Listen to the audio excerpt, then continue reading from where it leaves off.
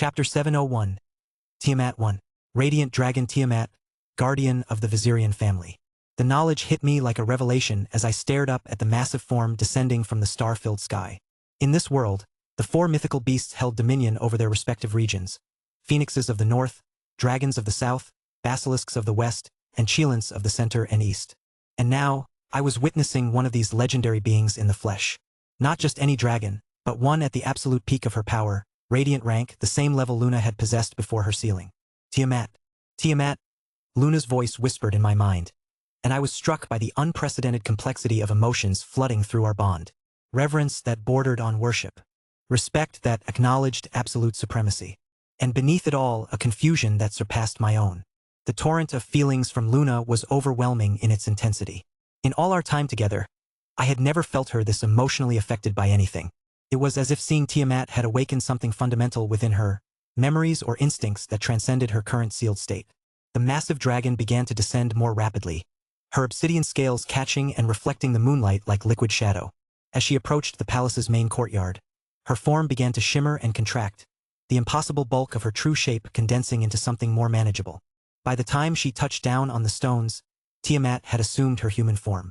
She stood perhaps 6 feet tall, with midnight black hair that seemed to absorb light rather than reflect it, and eyes that held the deep crimson of dragon fire. Her features were sharp and elegant, ageless in the way that only truly ancient beings could achieve. She wore a simple dress of dark silk that somehow managed to convey more majesty than any royal regalia could have accomplished. But it was the aura of power surrounding her that truly marked her as something beyond mortal comprehension. The very air seemed to bend around her presence, and I could feel the weight of centuries pressing down on the courtyard like a physical force. Every guard in sight immediately dropped to one knee, their heads bowed in absolute deference. The silence was profound, broken only by the distant sound of more footsteps approaching rapidly. Prince Ian burst through the courtyard entrance, his flame-red hair disheveled.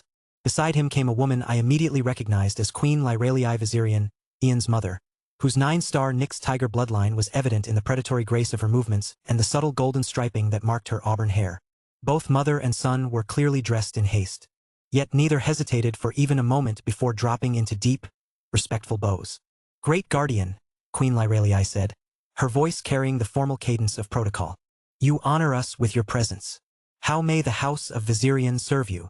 I found myself studying the dynamics at play with growing understanding. Tiamat's influence clearly superseded even that of King Marcus himself, Ian's father and ruler of the southern continent. For over 1,000 years, she had served as protector and guide to the beast bloodline families and the southern continent, her wisdom and power ensuring their survival through countless crises and conflicts, especially against the abyssal kin. This wasn't just respect for a powerful ally. This was the reverence owed to a being who had literally shaped the history of their civilization. What confused me, however, was the sensation I was picking up from Tiamat herself. Despite her awesome power and the fearful deference she commanded, there was something about her presence that felt warm, maternal even, like being in the presence of a protective mother rather than an ancient force of destruction. The contradiction between her overwhelming authority and this underlying gentleness left me uncertain how to interpret her sudden appearance. Tiamat's crimson eyes swept across the assembled figures before settling on me with an intensity that made my breath catch. When she spoke, her voice carried the same warmth I had sensed in her aura, though it was underlaid with power that could have shattered mountains. "Arthur Nightingale," she said, and my name on her lips sounded like both blessing and judgment. "I wish to speak with you privately." The courtyard fell into even deeper silence as everyone present processed the implications of her words. Even in human form, Tiamat commanded attention like a force of nature, and her specific interest in me was clearly significant beyond anything the Vizirians had anticipated. Luna's emotional turbulence intensified through our bond, and I could feel her struggling with recognition and longing that she couldn't quite articulate. Whatever connection existed between cheilants and dragons, it ran deeper than simple mythical beast kinship. "Of course, Great Guardian," I replied, offering the respectful bow that protocol demanded while trying to project calm confidence. "I am at your disposal." Tiamat's lips curved in what might have been a smile, though it held depths I couldn't fathom. Her gaze shifted momentarily to encompass Seraphina and Reka, and then toward the palace wing where Luna slept. "Come with me," she said as Mana moved around her like excited servants attending their queen. I felt myself lifted effortlessly by invisible forces, but instead of the crushing grip I might have expected, it felt like being wrapped in the softest blanket imaginable. It was a profoundly strange sensation, being completely at the mercy of overwhelming power that somehow felt protective rather than threatening. Let's go, Tiamat said as she launched into the sky in her human form with me floating beside her. After reaching a certain altitude, reality began to warp around us, space folding like origami until the familiar sensation of teleportation swept through my senses. I blinked and opened my eyes to find myself standing in what could only be described as a cathedral carved from living stone. Tiamat's dragon lair stretched before me in impossible grandeur. The cavern was vast enough to house several city blocks, its ceiling lost in shadows that seemed to move with their own inner light. Crystalline formations jutted from every surface, their faceted edges catching and amplifying light from sources I couldn't identify. Rivers of what appeared to be liquid starlight flowed through channels carved into the floor, their gentle babbling the only sound in the profound silence. Ancient tapestries hung from natural stone pillars, each one depicting scenes of historical significance that I recognized from legends and myths. Treasure didn't fill the space as dragon lairs were often portrayed. Instead, the lair felt more like a sanctuary, a place of meditation and ancient wisdom. At the center of it all stood a simple throne carved from a single massive crystal, its surface reflecting light in patterns that hurt to look at directly. "Welcome to my lair, Arthur Nightingale," Tiamat said, her voice echoing softly off the crystalline walls. "Only 4 humans have come here before you. Thalandrus Vizirian, Julius Slatemark." The names hit me like physical blows. Thalandrus Vizirian, the founder of the Vizirian family and first person to successfully integrate the blood of a mythical creature, allowing him to dominate the southern continent's beast bloodline families. Julius Slamark, the founder of the Slamark Empire in the central continent who had bonded with Luna 1,000 years ago. And Liam Kagu, the first hero who had slain the heavenly demon and committed genocide against vampires almost 200 years ago. But wait, she had said Arthur Nightingale was the 4th person, not that I was the 4th. The distinction sent chills down my spine. I felt Luna's overwhelming desire to manifest, so I allowed her to take physical form. She appeared in her familiar 5-year-old shape, her power constrained by my current ascendant rank limitations, her golden eyes wide with wonder as she took in the magnificent surroundings. "Dear, you have grown so much," Tiamat smiled warmly as she approached Luna and gently patted her head like she was greeting a beloved child. Luna typically despised being treated like a child, her ancient pride rebelled against such casual contact. But instead of her usual indignant protests, Luna simply tilted her head down, her cheeks reddening as she accepted Tiamat's affectionate gesture with something approaching shy pleasure. "I get it now," I thought, the pieces clicking into place. Tiamat was clearly a maternal figure to Luna, someone who had cared for her in ages past. But if Luna was over 1,000 years old, exactly how ancient was Tiamat? "It's rude to think about a lady's age," Tiamat said with gentle amusement, causing me to look away and scratch my cheek in embarrassment. "How do you find my lair?" she asked as I took in the breathtaking surroundings. "It's magnificent," I said honestly, my voice carrying genuine awe. "Nothing like the treasure hoards depicted in stories. This feels more like a temple than a dragon's den." "Wisdom is the greatest treasure," Tiamat replied, moving to stand beside her crystal throne. "Material wealth is fleeting, but knowledge endures across the ages."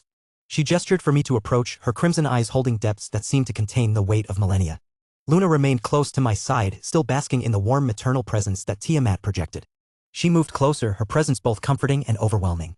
"You see, Arthur Nightingale, you are not the first person to bear that name and walk this path. The 4th visitor to my lair was another Arthur Nightingale, one who came here seeking answers in what you might call the previous timeline." Chapter 702, Tiamat 2.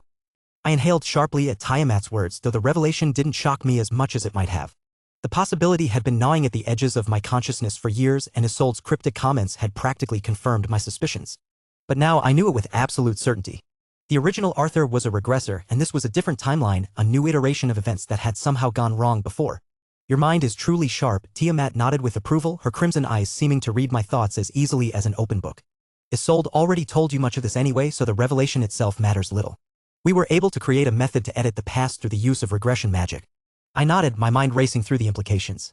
How many times had this cycle repeated? How many versions of Arthur Nightingale had walked this path before me?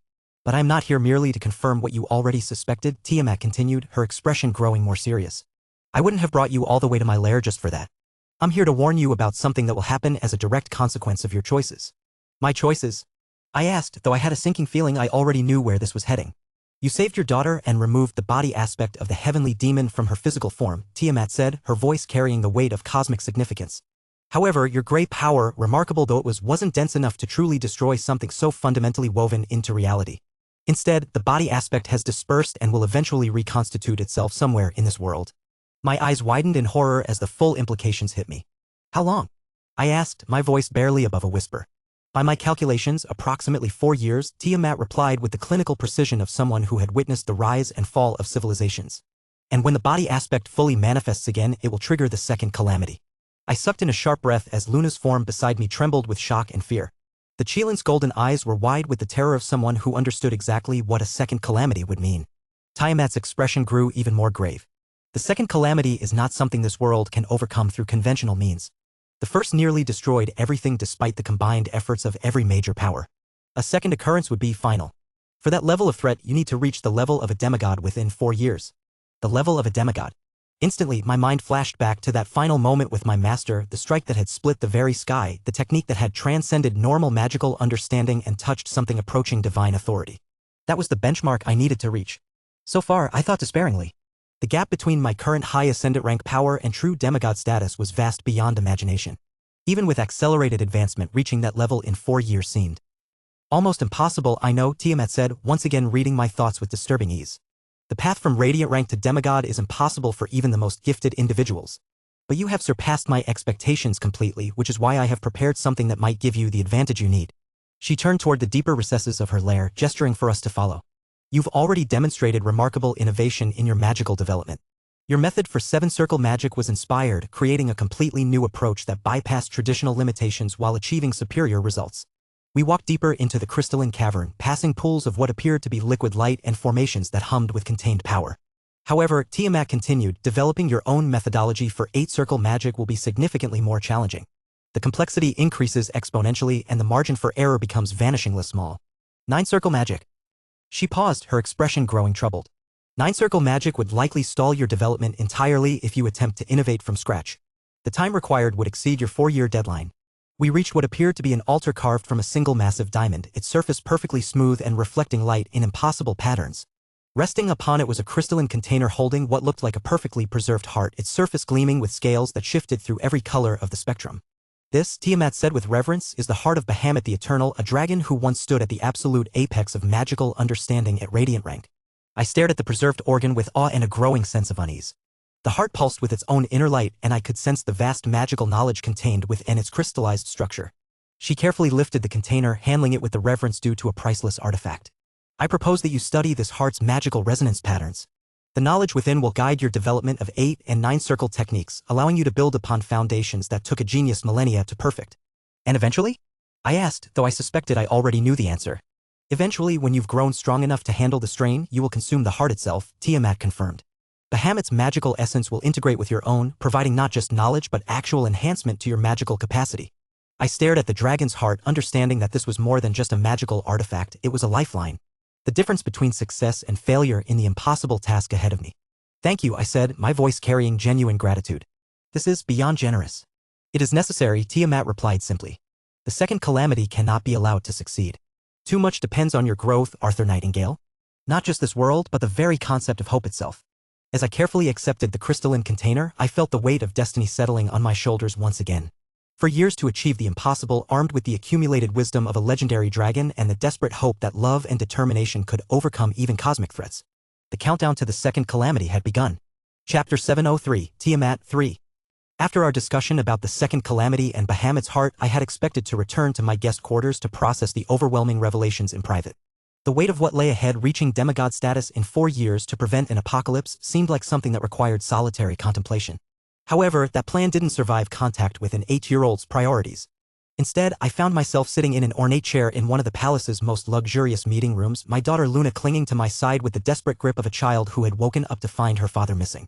Her dark hair was still mussed from sleep, and her butterfly pendant caught the room's soft lighting as she pressed against me like a particularly determined koala. "Daddy, where did you go?" she had asked when the palace staff brought her to us, her voice carrying the accusatory tone of someone who had discovered a grave injustice. "I woke up and you weren't there, and Reiko wasn't there, and even Princess Serafina wasn't there. I thought everyone abandoned me." "I'm sorry, sweetheart," I murmured, stroking her hair gently while trying not to laugh at her dramatic retelling. "I had to speak with someone very important. But I'm here now." "You should have woken me up," she declared with the absolute certainty that only children possessed. "I'm very good at important meetings. I can sit quietly and everything." Across from us, Tiamat sat with regal composure in her human form, though her attention was entirely focused on the small golden figure curled contentedly in her lap. Luna the Cheelin, my ancient, 1,000-year-old partner, was allowing herself to be petted like an oversized house cat, her usual dignity completely abandoned in favor of basking in Tiamat's maternal attention. "You know," I said through our mental link, watching the Cheelin's blissful expression, "for someone who's over 1,000 years old, you're acting remarkably like a child seeking mommy's attention." I am not a child, Luna huffed in my mind, though she made no move to leave Tiamat's lap. I am simply reconnecting with an old friend. Aha. Is that what we're calling it when you purr every time she scratches behind your ears? Cheelans do not purr, Luna replied with wounded dignity just as a distinctly purr-like sound escaped her throat when Tiamat found a particularly good spot. Right? Of course not. That was just Cheelan rumbling. Exactly. Cheelan rumbling. A completely different and much more dignified sound. Reika and Serafina flanked me on either side, both women maintaining polite alertness despite the late hour and unusual circumstances. Though I caught Reika hiding a smile as she observed the family dynamics playing out before us. Princess Serafina, my daughter Luna announced suddenly, you have really pretty hair. It's like moonlight. Thank you, little one, Serafina replied with one of her rare genuine smiles. Your hair is quite lovely as well. Very shiny. Daddy brushes it every morning, Luna said proudly. He's getting better at braids, but sometimes they're still lopsided. I'm learning, I protested mildly. Braiding is more complicated than magical theory. That's because magical theory doesn't wiggle, Reika observed with amusement. Or complain that you're pulling too tight. Or insist that the braid needs to be princess perfect for breakfast, I added, earning a giggle from my daughter. The reason for this impromptu gathering was simple. When it had come time to leave Tiamat's lair, Luna the Cheelan had been visibly reluctant to part from the ancient dragon. After centuries of separation, being reunited with what was clearly a cherished maternal figure had awakened emotions she rarely displayed. I may have missed her a little, Luna admitted in our mental link, her voice carrying unusual vulnerability. A little? You've been attached to her lap for 2 hours. I have not been attached. I have been strategically positioned for optimal conversation participation. From someone's lap. The lap is incidental to the positioning. Tiamat, for her part, had seemed equally reluctant to end their reunion. The night is young, she had said with gentle authority that brooked no argument. And it has been far too long since I've had the pleasure of Luna's company. Perhaps we might continue our conversation in more comfortable surroundings? The Viserians naturally had not dared to object. Prince Ian had personally overseen the preparation of one of the palace's grandest reception rooms, complete with comfortable seating, refreshments, and what appeared to be a carefully curated selection of Luna-appropriate snacks. Is that dragon really 1,000 years old? My daughter asked in a stage whisper that was absolutely audible to everyone in the room. Several thousand actually, Tiamat replied with amusement. Though it's impolite to ask a lady her age. Oh. Luna considered this seriously. Sorry. Daddy says I'm still learning manners. You're doing wonderfully, Tiamat assured her. Much better than most young humans I've met. Really? Even better than Daddy when he was little?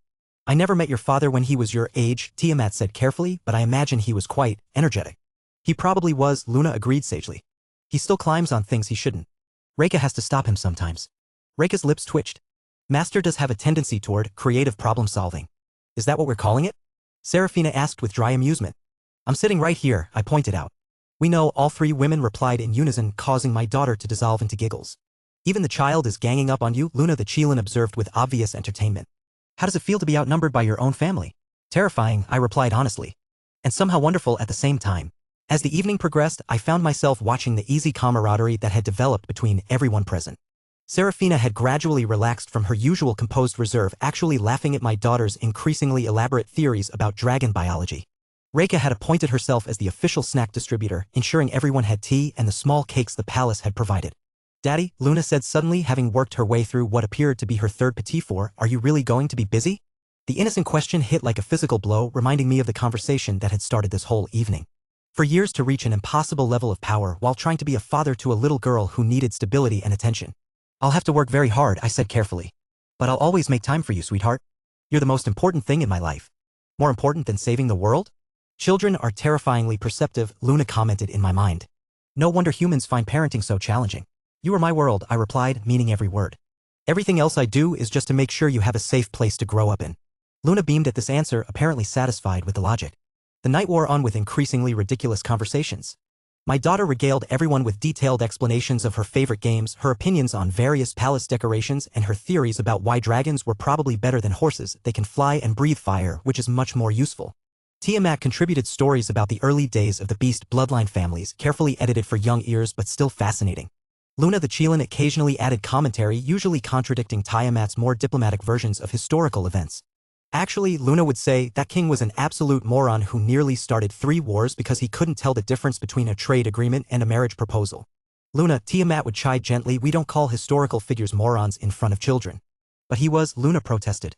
He tried to marry a shipping manifest. You know, I said thoughtfully, watching my daughter giggle at the historical banter, seeing you both together like this makes me realize something. What's that, Daddy? Luna asked, tilting her head up to look at me with curious eyes. Having two Lunas is going to be confusing as you get older, I said with what I hoped was a gentle smile. Maybe it's time for you to choose a different name that's just yours. The effect was immediate and devastating. My daughter's eyes went wide with shock, then filled with tears that began spilling down her cheeks. Her lower lip trembled as she processed what I just suggested. But Luna is my name, she whispered, her voice breaking. You gave it to me. It's the first thing that was really mine. Oh no, Luna, the Chilan said in my mind, her mental voice filled with sympathy. The little one is crying. I don't want a different name, my daughter continued, now crying in earnest. I chose Luna because I love the moon and it's beautiful and you said it was perfect for me. Reika immediately moved closer, offering a handkerchief while shooting me a look that clearly said, fix this right now. Serafina's expression was sympathetic but helpless, while Tiamat watched with the patient understanding of someone who had witnessed countless family dramas over the millennia. Sweetheart, I started, feeling panic rise as my daughter's tears increased. I didn't mean that. I don't want to be someone else. Luna wailed, clinging to my shirt with desperate hands. I want to be me. I want to be Luna. Fatherhood, I thought as I gathered my sobbing daughter closer and tried to figure out how to undo the emotional catastrophe I just created, is significantly harder than defeating ancient evils or running a guild or preventing apocalypses. Luna buried her face against my chest, her small body shaking with the force of her tears, while I sat there feeling like the worst father in existence and having absolutely no idea how to fix what I'd just broken. This was definitely not how I'd expected the evening to end. Chapter 704, What Makes Me Me 1. Why does Daddy want me to change my name? The thought kept spinning around in my head as I buried my face deeper into Daddy's shirt, feeling his warm hand stroking my hair. My chest hurt so much, like someone was squeezing my heart with cold fingers. The tears just kept coming no matter how hard I tried to stop them. He doesn't want me to be Luna anymore. Luna was the first thing that was really, truly mine. Not like the butterfly toy that Princess Serafina gave me, or the pretty clothes that Rose bought, or even the room at the palace that Princess Cecilia prepared. Those were gifts from people who loved Daddy, so they were nice to me too. But Luna was different. When Daddy asked me what I wanted to be called, I got to choose. Me. Little old me who had never been allowed to choose anything before. Not what I ate, not what I wore, not what I did, not even when I slept. Everything had always been decided by the doctors and the guards and the people in white coats who looked at me like I was a thing instead of a person. But Daddy asked what I wanted. I remembered that moment so clearly. When he asked me what name I wanted. Like my opinion mattered. Like I mattered. I had looked out the window at the night sky, at the beautiful moon hanging there like a silver coin, and I thought about how the moon was always there even when you couldn't see it during the day. Always watching, always gentle, always beautiful. I wanted to be like that. I wanted to be Luna. And now he wants to take it away. The scary thoughts started creeping in, the ones I tried really hard not to think about. Maybe Daddy was getting tired of me. Maybe he realized I wasn't special anymore now that I couldn't do magic or fight bad people or be useful. Maybe he was starting to think I was useless as a normal little girl who couldn't do anything important. Maybe he's going to send me away. I squeezed my eyes shut and hugged Daddy tighter, trying to make the terrible thoughts go away. But they kept coming anyway, like monsters under the bed that got bigger in the dark. Before Daddy found me, I was valuable because I was strong. The doctors always told me how important I was, how special my power made me, how much they needed me to be perfect. Even though they were mean and scary, at least I knew why they kept me around. But what if I'm not worth keeping without my power? I knew Daddy wasn't like the doctors. He was kind and gentle, and he read me stories and braided my hair even when he was bad at it. He never made me feel like a weapon or a tool. But what if he only started caring about me because he felt sorry for me? What if now that I was just a regular little girl, he didn't need me anymore? What if changing my name is the first step to making me disappear? I don't want to be someone else, I whispered into his shirt, my voice all wobbly from crying. I want to be me. I want to be Luna. The name felt so important, like it was holding all the pieces of who I was together. Without it, what would be left? Just a scared little girl who used to be strong but wasn't anymore. Just someone taking up space in Daddy's life when he had so many important things to do. I felt Daddy's arms tighten around me, pulling me closer. His voice was soft and sad when he spoke. Oh, sweetheart, he said, and I could hear that he was upset too. I'm sorry.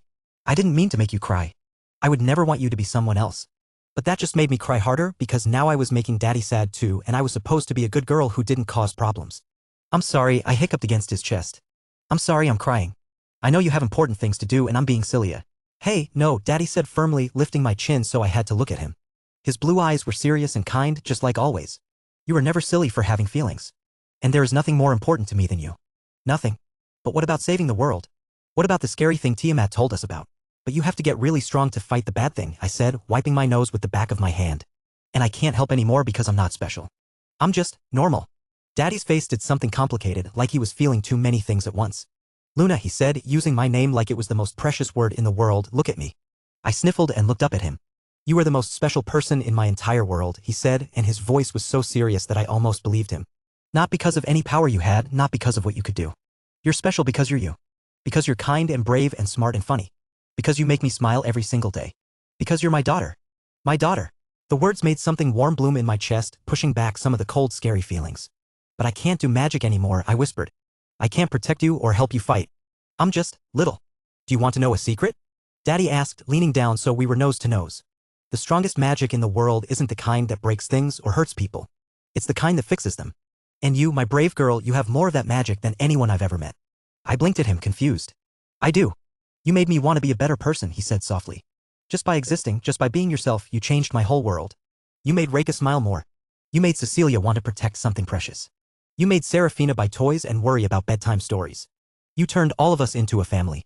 The warm feeling in my chest got bigger, like a little sun growing brighter. That's not magic, I said, but I didn't sound as sure anymore. It's the most powerful magic there is, Daddy insisted. It's love magic. And you're the strongest love magic user I've ever met. I giggled a little bit despite the tears still on my cheeks. Love magic sounds silly. Love magic, Daddy said with complete seriousness, is what makes people want to save the world in the first place. Without it, being strong is just being strong. But with it you can make people want to be heroes. I thought about that for a minute, curled up safe in Daddy's arms while everyone else watched with gentle faces. Maybe I couldn't fight monsters anymore, but I could make Daddy smile when he was tired.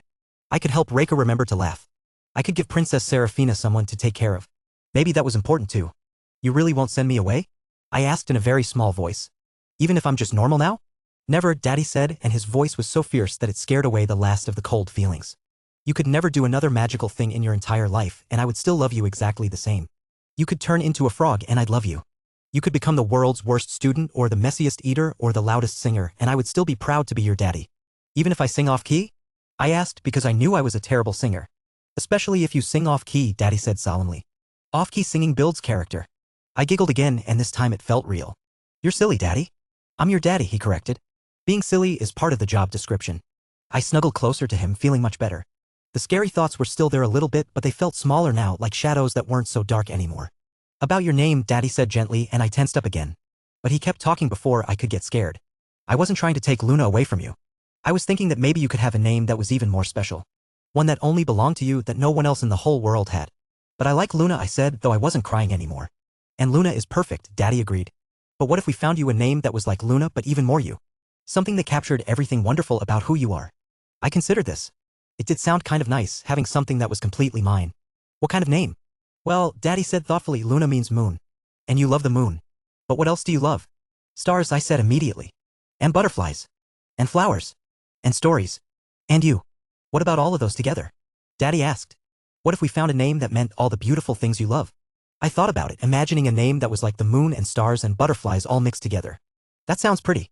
I know a name, Princess Serafina said softly, speaking up for the first time since I started crying. In the old Elvish language, there's a word, stellaria. It means starflower, a flower that only blooms under moonlight, and butterflies love it because it glows softly in the dark. Stellaria, I repeated, testing how it sounded. It was musical and pretty, like tinkling bells. It's long. But you could call yourself Stella for short, Daddy suggested. Stella Nightingale? Stella means star, the brightest star that guides people home safely. Stella. It felt different on my tongue than Luna, but not bad different. Like putting on a dress that was fancier but still comfortable. And Luna could still be part of it, Daddy continued. Maybe Stella Luna Nightingale. So you'd have both, the moon you chose and the star that's all yours. Stella Luna, I whispered, and something about it felt just right. Like finding the perfect puzzle piece. So I'd still be Luna, but also Stella? You'd be both, Daddy confirmed. Everything you were, plus everything you're becoming. I sat up straighter in his lap, thinking about it. Stella Luna Nightingale. It sounded like the name of someone in a fairy tale, someone who went on adventures and helped people and maybe sang to butterflies in moonlit gardens. Someone who was special just for being herself. Can I really be Stella Luna? I asked. You can be whatever you want to be, Daddy said, kissing my forehead. That's what makes you magnificent. I smiled, feeling the last of the scary feelings float away like dandelion seeds in the wind. Then I want to be Stella Luna Nightingale. Because stars are beautiful and the moon is beautiful, and I want to be beautiful too. You already are, Daddy said softly. Inside and Out. Chapter 705, Tiamat 4. I watched the tender scene unfold before me with a warmth in my chest that I hadn't felt in centuries. Little Stella Luna, what a perfect name for such a precious child, had finally stopped crying and was now chattering excitedly about her new identity while nestled safely in Arthur's arms. The love radiating from that small family unit was so pure, so genuine, that it reminded me why I had spent millennia protecting this world. Such beautiful innocence, I thought, my fingers continuing to stroke Luna's golden mane as she dozed contentedly in my lap. The ancient Chelan had fallen asleep during the emotional discussion, her usual dignity completely abandoned in favor of the comfort she found in my presence. Even in sleep, she unconsciously pressed closer to me, seeking the maternal warmth that had been absent from her life for far too long. My dear Luna. My precious, brave little light. A pang of guilt twisted through my heart as I gazed down at her peaceful face. For so many years I had kept the truth hidden from her, the real circumstances of her creation, the forces that had shaped her existence, the reason she had been sealed and scattered across time. I had told myself it was for her protection, that knowledge of her true nature would only bring her pain. But watching her now, seeing how she had found purpose and happiness despite not knowing her origins, I felt the weight of my deception like a stone in my chest. She deserved to know. She had always deserved to know. At least some of that burden had been lifted now. Part of the truth was out, painful as it had been to reveal. Luna understood what she was, how she had been created.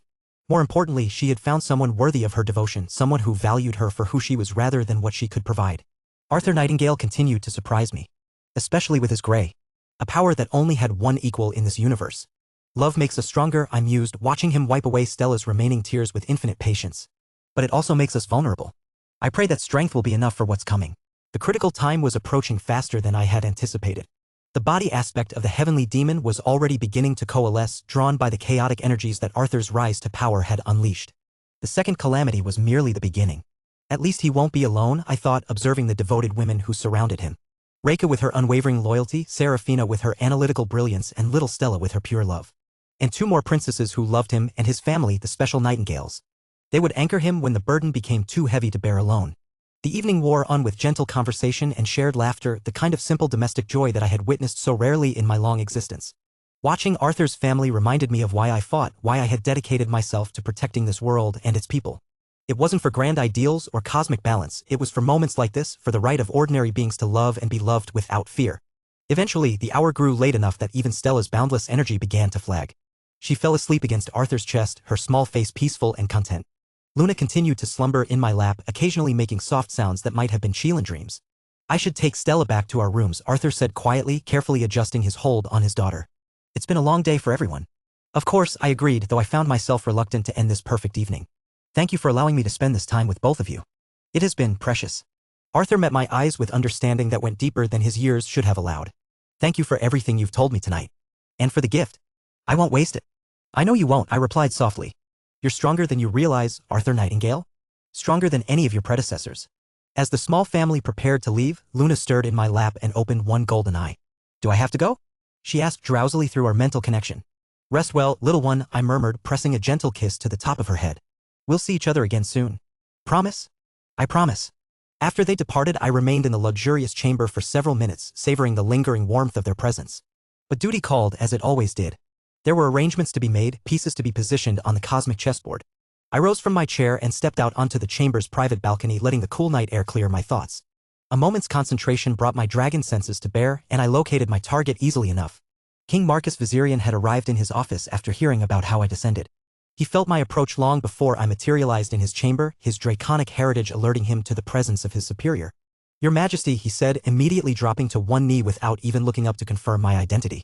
The gesture was automatic, ingrained by centuries of tradition and genuine respect. Marcus, I acknowledged, allowing a hint of warmth to color my voice. The Viserion bloodline had served me faithfully for generations, and this particular king had proven especially capable. Rise. We have matters to discuss. He stood but kept his head bowed respectfully. How may I serve you, great guardian? The contract with Ouroboros regarding etherite distribution, you will accept their terms. All of them. Marcus blinked, clearly surprised by the directness of my command. Your Majesty, while Arthur Nightingale's proposals are generous, some of my advisors have concerns about the long-term implications of such exclusive arrangements. The economic dependencies could prove problematic if Marcus, I interrupted gently, and he fell silent immediately. I am not making a suggestion. I am giving you a direct command. You will accept the Ouroboros contract in its entirety. The king's expression shifted to one of understanding.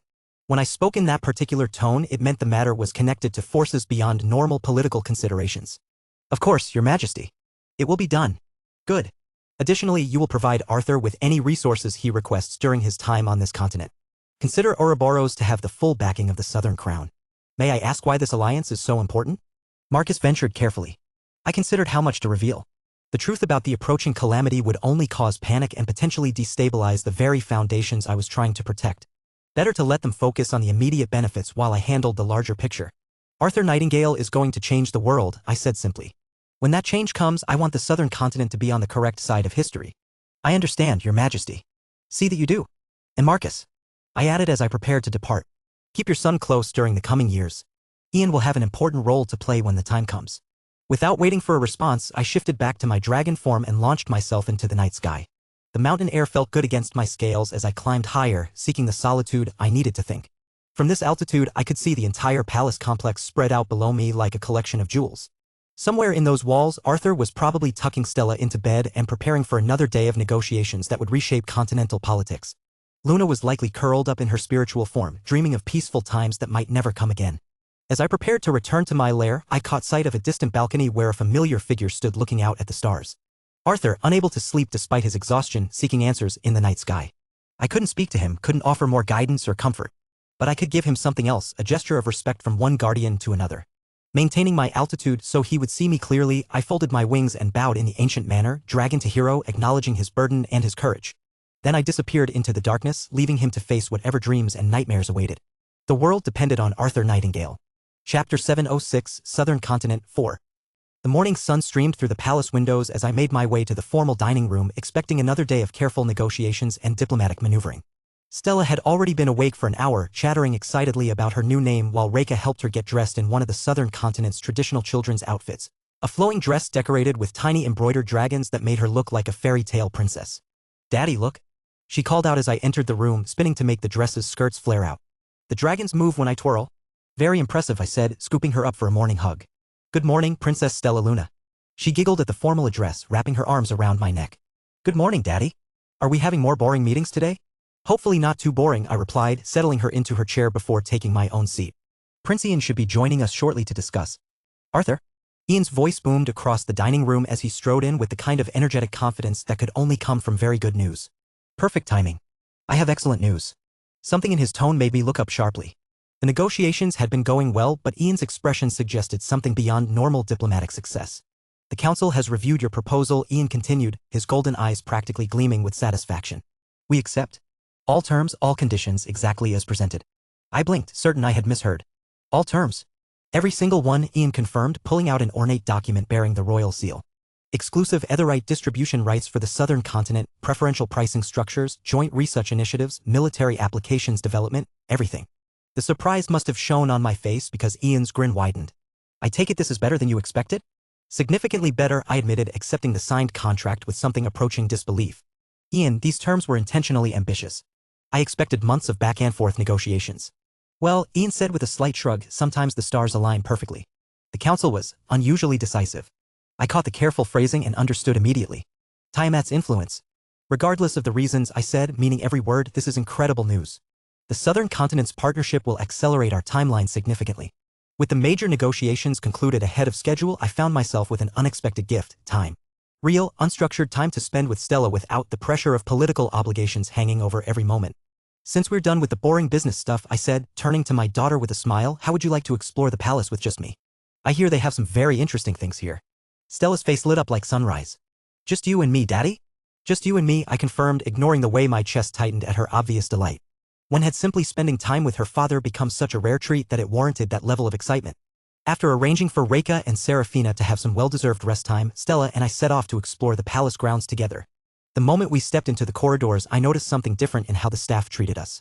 Guards bowed deeper than protocol required, servants stepped aside with obvious reverence, and even nobles we passed offered respectful nods rather than the casual acknowledgments typical between peers.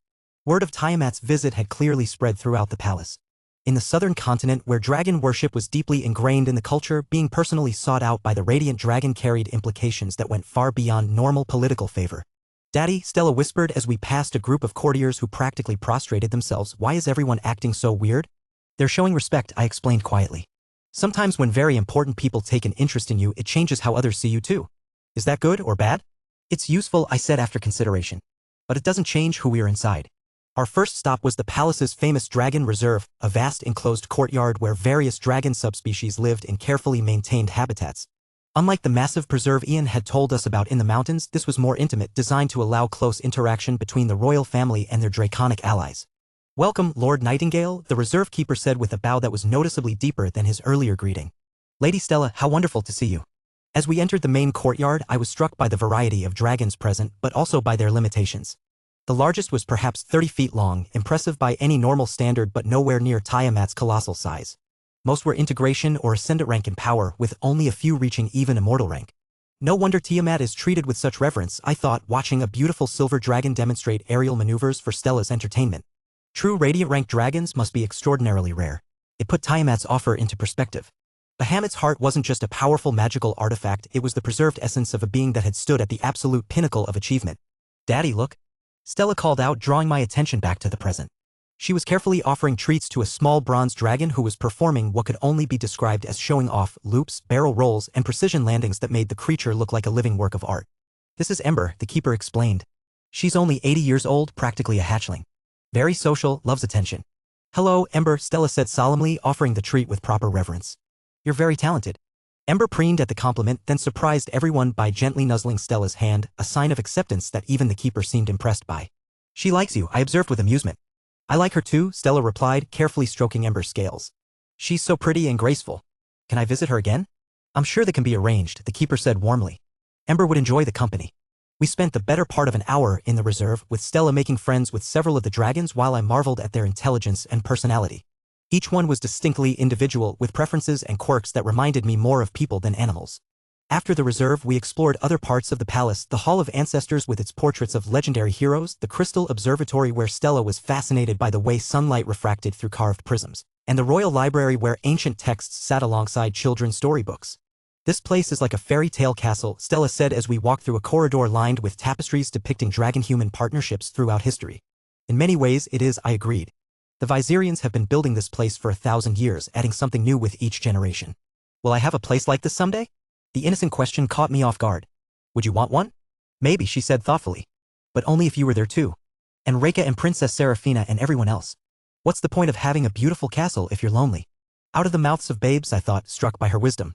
That's very wise, sweetheart. The best places are the ones filled with people you love. Exactly, she agreed with satisfaction. That's why our home is perfect even though it's just a penthouse. Because our family is there. Our exploration was interrupted by the arrival of Ian, who found us in the palace's famous butterfly garden, a controlled environment where rare species from across the continent flourished in perpetual spring. There you are, he said with a grin, watching Stella attempt to coax a particularly large butterfly to land on her finger. I've been looking for you too. I have a proposition. Oh, I asked, noting the excited gleam in his eyes. Well, since our business is concluded ahead of schedule and since I have a few days before I need to be back for classes, I was wondering. He paused dramatically.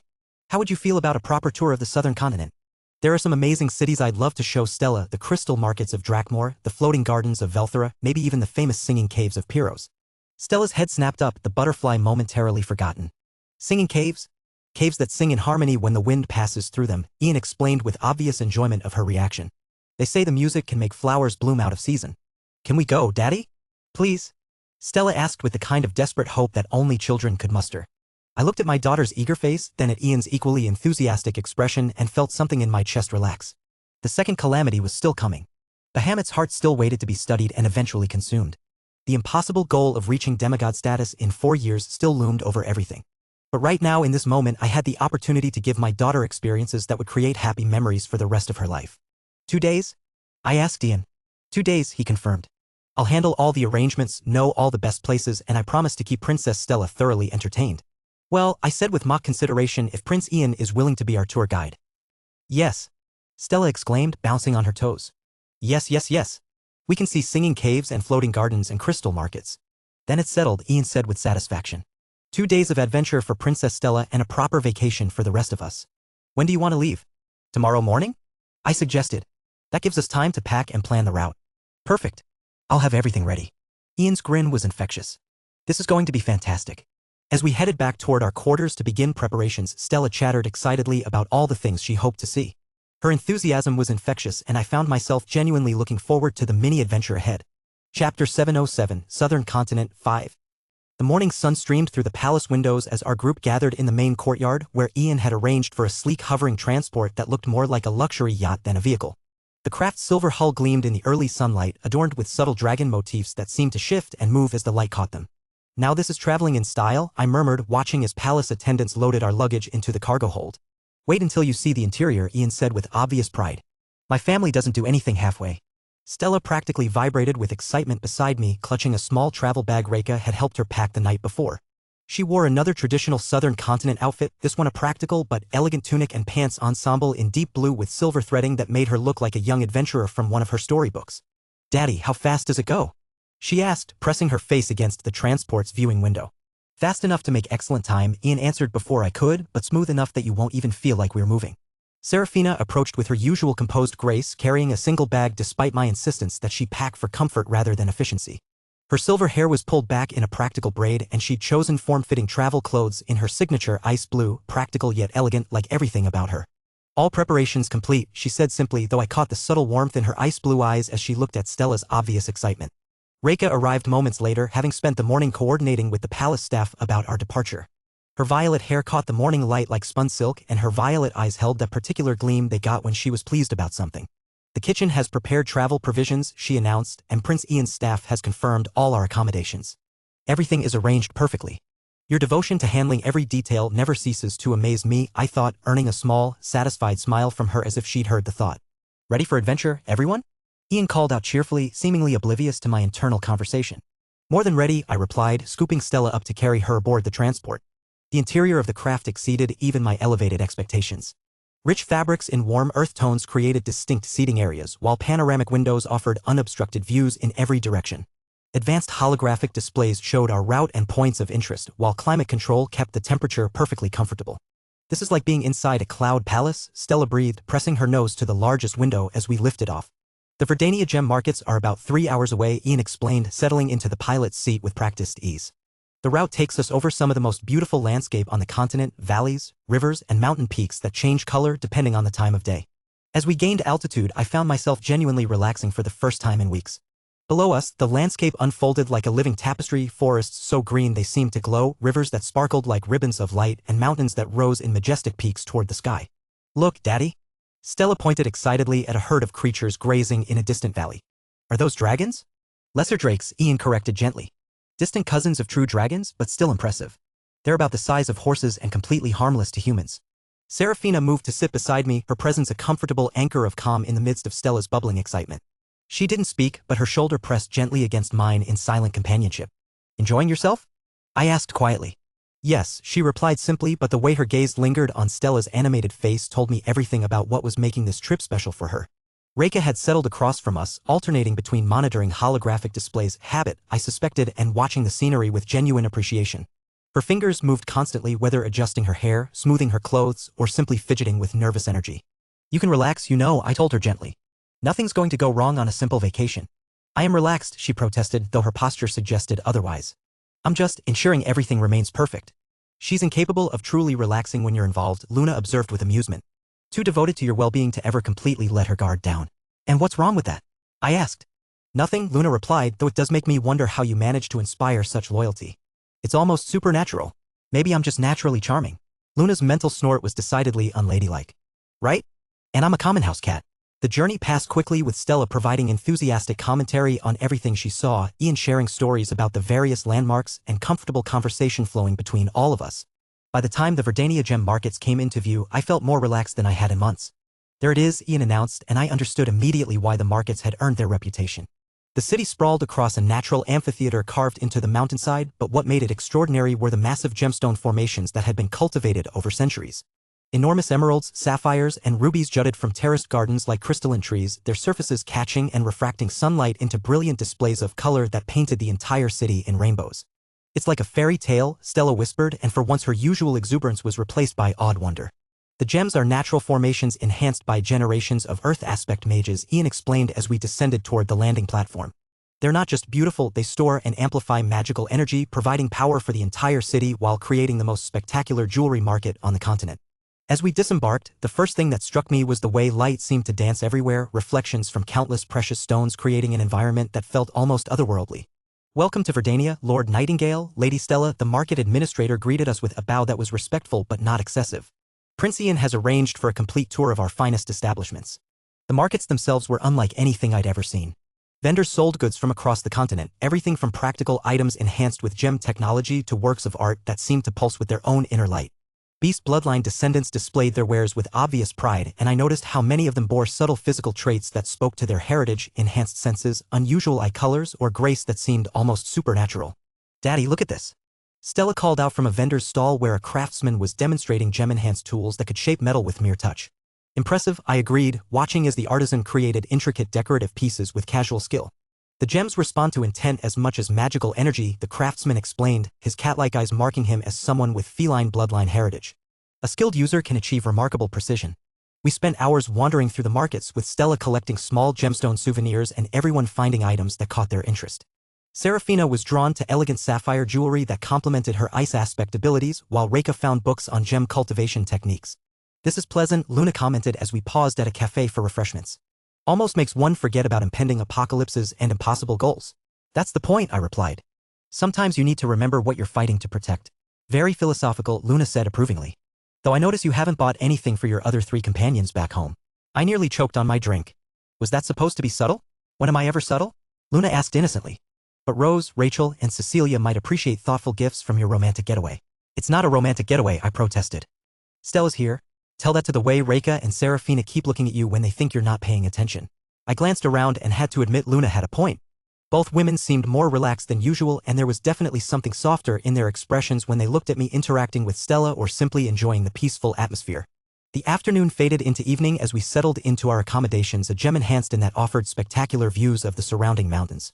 Stella fell asleep almost immediately after dinner, exhausted by the day's excitement, leaving the adults to enjoy quiet conversation on the inn's terrace. "Tomorrow we head to the singing caves of Pyros," Ian said, gesturing toward the distant horizon where the next city's lights were barely visible. "They're even more impressive than the gem markets, if you can believe that."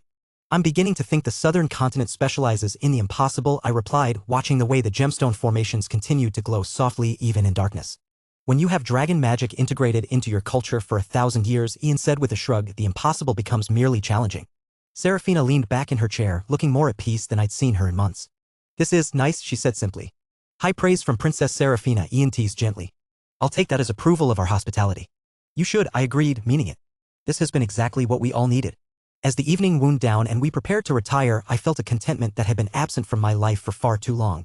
Tomorrow would bring new sights and experiences, and for once, the weight of future responsibilities felt manageable. "Careful," Luna warned with gentle amusement. "You're starting to sound dangerously close to happy." "Is that a problem?" "Not at all," she replied warmly. "You deserve happiness, Arthur. Just remember to enjoy it while it lasts." Chapter 708, Southern Continent 6. The next morning dawned clear and bright, with the gemstone formations of Verdania casting rainbow prisms across our breakfast table. Stella had recovered completely from yesterday's adventure-induced exhaustion and was already planning out loud everything she wanted to see at our next destination. "Prince Ian, do the caves really sing?" she asked for the 4th time, bouncing slightly in her chair as she worked her way through a plate of fruit that had been enhanced with subtle gem magic to taste impossibly fresh and sweet. "They absolutely do," Ian confirmed patiently, his golden eyes bright with amusement. "Different caves produce different notes depending on their size and shape. When the wind is just right, they create harmonies that can be heard for miles." "And flowers really bloom out of season because of the music?" "That's what they say," Ian replied. "Magic and music have always been closely connected, especially here in the southern continent." I found myself watching my daughter's excitement with a contentment that surprised me. When had I last been able to simply enjoy her wonder without calculating threats, analyzing political implications, or worrying about the next crisis demanding my attention? "You're thinking very loudly this morning," Luna observed with amusement. "All the contentment is making my teeth ache." "I thought Cheelans were supposed to appreciate peace and harmony," I shot back. "We do," Luna replied primly.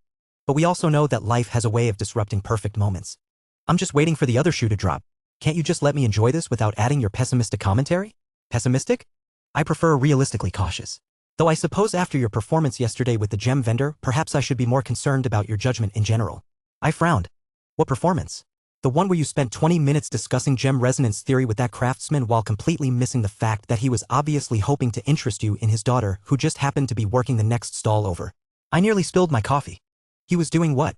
"Arthur," Luna said with the mental equivalent of an eye roll, "for someone who supposedly leads one of the most powerful organizations on the continent, you can be remarkably oblivious to personal interactions." "I was being polite and showing interest in local craftsmanship," I protested. "You were being charming without realizing it," which made both Reika and Serafina tense up until the poor man finally gave up and wandered away. Looking across the table, I caught Reika's violet eyes and saw something that might have been residual satisfaction in her expression. Serafina, as usual, revealed nothing in her composed features, but there was a subtle relaxation in her posture that suggested Luna might be onto something. I notice you're not denying it, Luna continued smugly. I notice you're being particularly chatty for someone who supposedly doesn't talk much, I replied. Maybe I should start calling you Luna the commentary Chilin. Just because I choose my words carefully doesn't mean I don't have opinions, Luna huffed. And at least I'm not the one who's. Daddy, you're making funny faces again, Stella interrupted, looking at me with curious eyes. Are you talking to Luna? How did you? I started, then caught myself. Stella had always been unusually perceptive about things she shouldn't be able to sense. You get a specific look when you're having mental conversations, Serafina observed quietly. Your expression becomes distant but amused. It's quite distinctive, Reika added with a small smile. We've learned to recognize it. Oh, wonderful, Luna said with mortification. Now they know when I'm talking to you. This is embarrassing. For you or for me? I asked. Both of us, clearly. Ian looked between us with obvious curiosity but was too polite to ask directly about private magical abilities. Instead, he clapped his hands together with renewed enthusiasm. Well, if everyone's finished breakfast, we should get moving. The singing caves are about 2 hours away and the wind conditions are supposed to be perfect for music today. The journey to Piros took us through some of the most spectacular countryside I'd ever seen. Where yesterday's landscape had been all gems and mountain grandeur, today's route wound through rolling hills covered in wildflowers that seemed to dance in the breeze. Occasionally, we passed herds of the lesser drakes Ian had mentioned, their scales glinting in the sunlight as they grazed peacefully. Look at all the colors, Stella breathed, her face pressed against the transport's window as we flew over a valley carpeted in flowers that ranged from deep purple to brilliant gold. Flower magic is another southern continent specialty, Ian explained. Many of our beast bloodline families have connections to plant growth and cultivation. That valley you're admiring is maintained by the Thornfield family. Their bloodline allows them to encourage blooming cycles year-round. As we approached Piros, the landscape began to change dramatically. Rolling hills gave way to dramatic cliff faces and deep canyons, with the city itself built into and around a series of natural cave openings that dotted the canyon walls like windows in a giant stone building. There, Ian pointed toward the largest cave opening where we could see people gathered on viewing platforms carved into the rock face. That's the main resonance chamber. When the wind hits it just right. As if summoned by his words, a low, haunting note echoed across the canyon, deep and pure, like the voice of the mountain itself. The sound was followed by higher notes from smaller caves, creating a harmony that seemed to make the very air shimmer. It's beautiful, Serafina said softly, and I realized it was the most emotional response I'd heard from her since we'd arrived in the southern continent. Wait until you hear the full symphony, Ian promised as we began our descent toward the landing platform. The city of Piros was built around the caves in a way that seemed to grow naturally from the rock itself. Walkways and platforms connected different levels, while the cave openings served as both natural amphitheaters and practical spaces for shops, restaurants, and homes. The whole city is designed to enhance the acoustic properties of the caves, our local guide explained as we disembarked.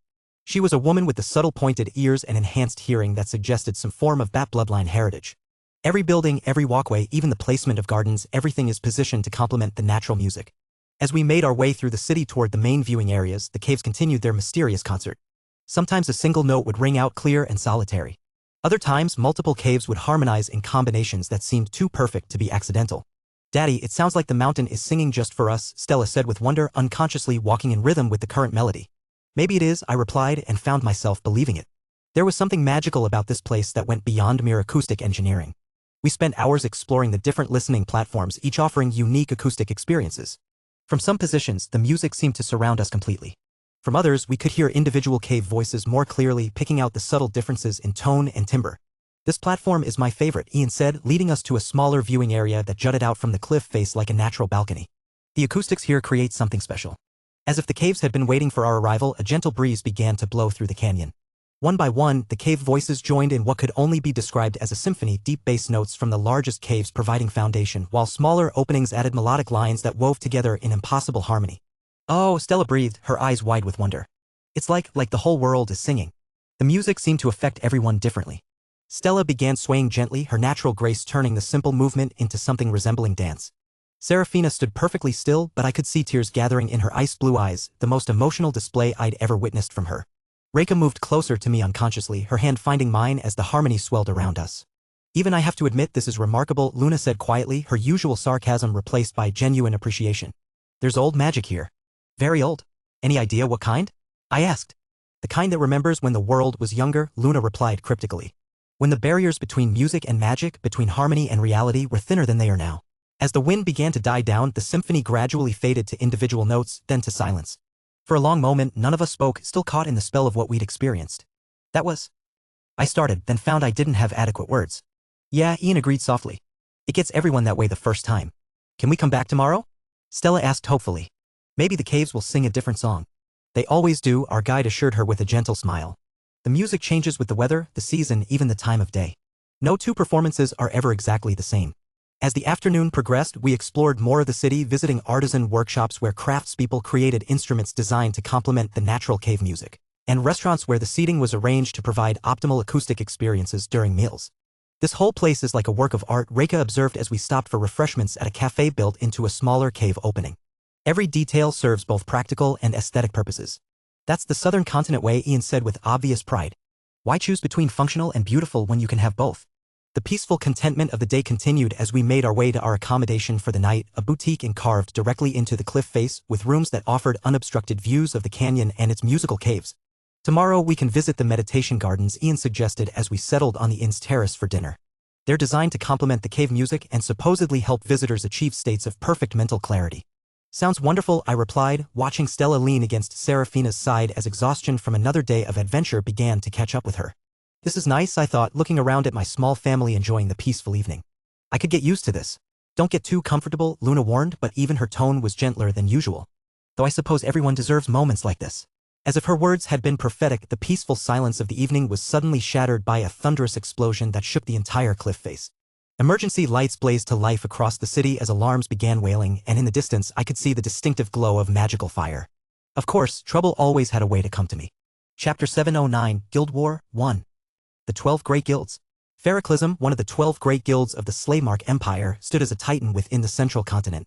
For decades its reach was unchallenged, its coffers endlessly filled, and its dominance unquestioned. At its helm was Maxwell von Pontes, a man whose name was whispered with reverence and fear alike. A revolutionary alchemist and engineer, Maxwell had shaped feroclism into an industrial colossus while climbing to the rank of mid-immortal ranker. His brilliance in crafting weapons and military technology was matched only by his ruthless efficiency in eliminating competition. But now Maxwell faced a crisis unlike any he had encountered since taking the reins of feroclism. A crisis he could not crush with intellect or sheer power alone. He exhaled deeply, letting the sound of his breath fill the opulent silence of his private office. His fingers trembled slightly as he touched the edge of the holographic letter projected before him. Closing his eyes, he counted to 5. When he opened them again, the contents remained unchanged, as immovable as stone. A decrease in orders. The words taunted him, mocked him. The Slaymark military, feroclism's largest and most lucrative client, had slashed its orders. Not by a small margin. No, this was a seismic shift, a gaping hole in their projections that would bleed the guild dry if not addressed swiftly. Worse yet, intelligence reports confirmed what Maxwell had feared. The military had redirected those same contracts to a newer guild. To Ouroboros. Maxwell's golden eyes narrowed, his jaw tightening as he leaned back in his chair. His mind churned, calculating, plotting, dissecting the implications. Feroclism's profits came predominantly from its ironclad contracts with the military, secured through decades of unparalleled service and unassailable innovation. This wasn't just a blow to their finances. It was an insult. A challenge. A declaration of war. The room was silent but for the faint hum of mana-powered devices. Maxwell's reflection glared back at him from the dark glass of the floor-to-ceiling windows. Behind him, the sprawling cityscape of the central continent's capital glittered, a testament to feroclism's contributions to the Empire's might. They can't be outsourcing, Maxwell thought, his mind racing through possibilities. Breaking a contract of this scale would require the Empire to pay feroclism penalties so astronomical that even their vast coffers would feel the pinch. The military wouldn't dare. Not unless they had found something superior. Something that made feroclism's weapons look obsolete. Ouroboros. The name surfaced in his mind like a shadowy specter. That upstart guild. That audacious newcomer led by Arthur Nightingale, barely 21 years old and already calling himself guildmaster. Maxwell had heard whispers of Etherite, of innovations that defied the known boundaries of mana and technology. But he dismissed them initially. A fledgling guild could hardly compete with feroclism's centuries of dominance. Now though, doubt seeped in like a poison, followed immediately by volcanic rage. They dare, Maxwell muttered, his voice low and venomous. His knuckles whitened as he clenched his fists. They dare attack us like this? His mind reeled at the sheer audacity. To challenge feroclism was to challenge one of the foundational pillars of the Empire itself. Etherite or not, Ouroboros had no business encroaching on feroclism's domain. Maxwell's lip curled into a snarl as he leaned forward, the glint of gold in his eyes turning to molten fury. But even through his rage, the calculating mind that had built an industrial empire continued working. If Arthur Nightingale thought he could simply waltz into feroclism's territory and steal their contracts without consequence, he would learn otherwise. The boy might be powerful, but he was young. Inexperienced. And right now, according to Maxwell's intelligence network, he was vulnerable. Maxwell activated his holographic display, pulling up real-time intelligence reports. His network of informants was vast, spanning continents and social circles. It had taken less than 6 hours to track Arthur's location after he'd made the mistake of traveling publicly to the southern continent. Piros, Maxwell read aloud, his golden eyes scanning the report. The singing caves. How quaint. The irony wasn't lost on him. Arthur Nightingale, the supposed strategic genius who had outmaneuvered Feroclism in the political arena, had made the classic mistake of mixing business with pleasure. He was vacationing with his family, including a young daughter, in one of the southern continent's most famous tourist destinations. Away from his power base. Away from his guild's defenses. Away from the political protections that had allowed him to steal Feroclism's contracts. Maxwell's dark grin widened as he continued reading. Traveling with minimal security. Staying at a civilian hotel. Taking his time to enjoy the local attractions. He laughed, a sound devoid of warmth. You've grown complacent, young Nightingale? Fatal mistake. Rising from his seat, Maxwell began pacing, his mind already formulating the attack. A guild war would be the perfect solution, legal under imperial law, justifiable given the economic assault Ouroboros had launched, and most importantly, it would send a message to the other 10 great guilds that Feroclism was not to be trifled with.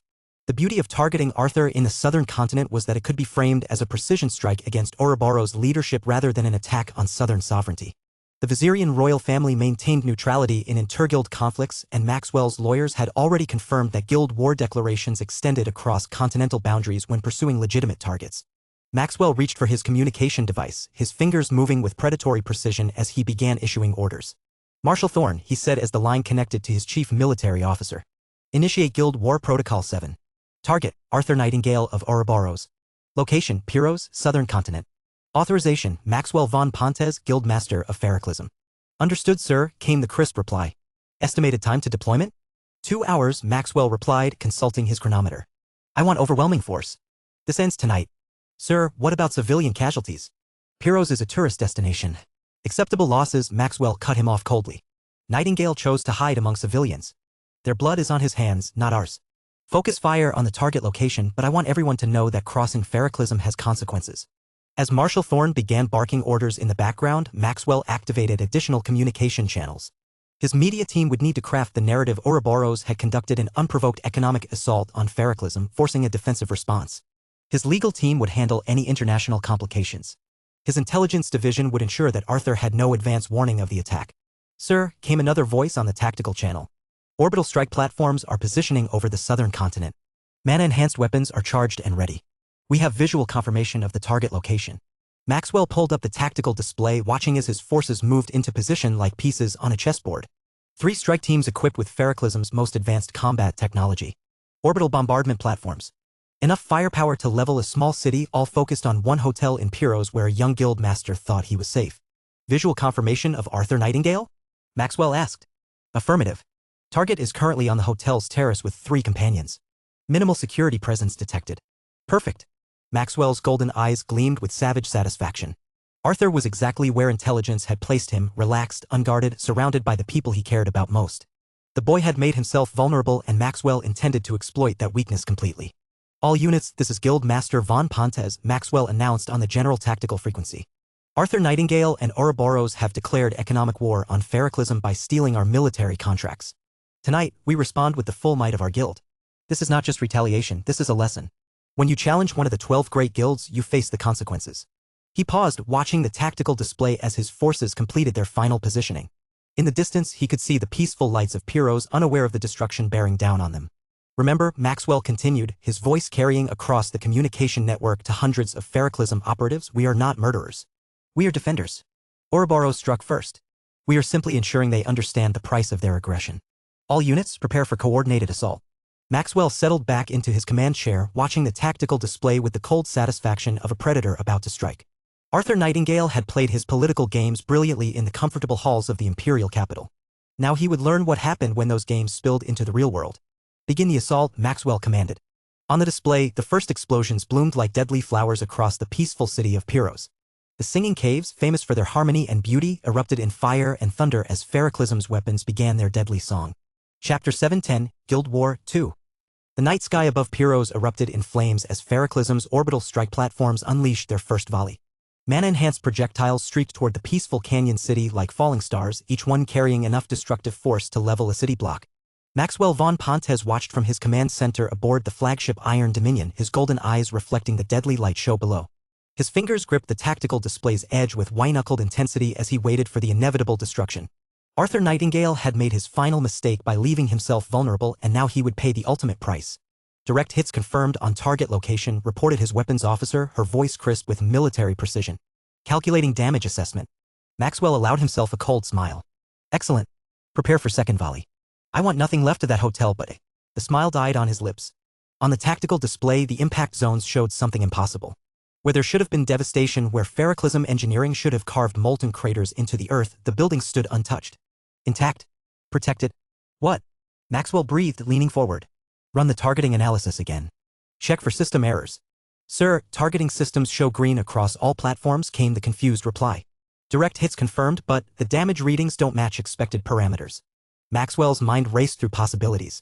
Defensive barriers were possible, but nothing should have been able to withstand that concentrated firepower. Unless... Sir. Another voice cut across the command deck. We're detecting massive energy signatures from the target area. Unknown technology, massive mana output. It's like nothing in our databases. Etherite. The word burned through Maxwell's consciousness like acid. He'd underestimated not just Arthur's strategic planning, but his technological capabilities. The boy hadn't just stolen ferroclasm's contracts, he'd made their weapons obsolete. Bring up the ground surveillance feeds, Maxwell commanded, his voice tight with barely controlled fury. I want visual confirmation of the target area. Multiple holographic displays activated around the command center, showing high-resolution feeds from reconnaissance drones circling Pyros. The canyon city spread below them, its famous cave openings now glowing with an eerie blue light that definitely wasn't natural. The hotel where Arthur had been staying stood at the center of a shimmering energy field that rippled like water made of starlight. Maxwell's golden eyes widened as he recognized the defensive formations. Impossible. The energy requirements alone should have been beyond any portable system, yet there it was, a barrier that made ferroclasm's most advanced weapons look like children's toys. Launch the second volley, he ordered grimly. Full power. Overcharge the mana cores if necessary. Sir, overcharging risks a... Do it. The orbital platforms hummed with increased energy as their weapon systems drew power beyond safe parameters. Warning lights flashed across the tactical displays as the weapons charged to levels that would have been considered suicidal under normal circumstances. The second volley launched with twice the destructive force of the first. Maxwell watched the projectiles streak toward their target, each one a miniature sun burning through the night sky. This time, surely, the barriers would fall. They didn't. The defensive field absorbed the enhanced bombardment without so much as a flicker. If anything, it seemed to grow brighter as if feeding on the energy directed against it. Maxwell's weapons, the pride of ferroclasm's engineering corps, the tools that had maintained the guild's dominance for decades, might as well have been throwing stones. Impossible, Maxwell whispered, his complexion paling as the implications hit him. How could he have developed something this advanced without our intelligence networks detecting it? Before anyone could answer, every screen in the command center suddenly went dark. The silence that followed was deafening.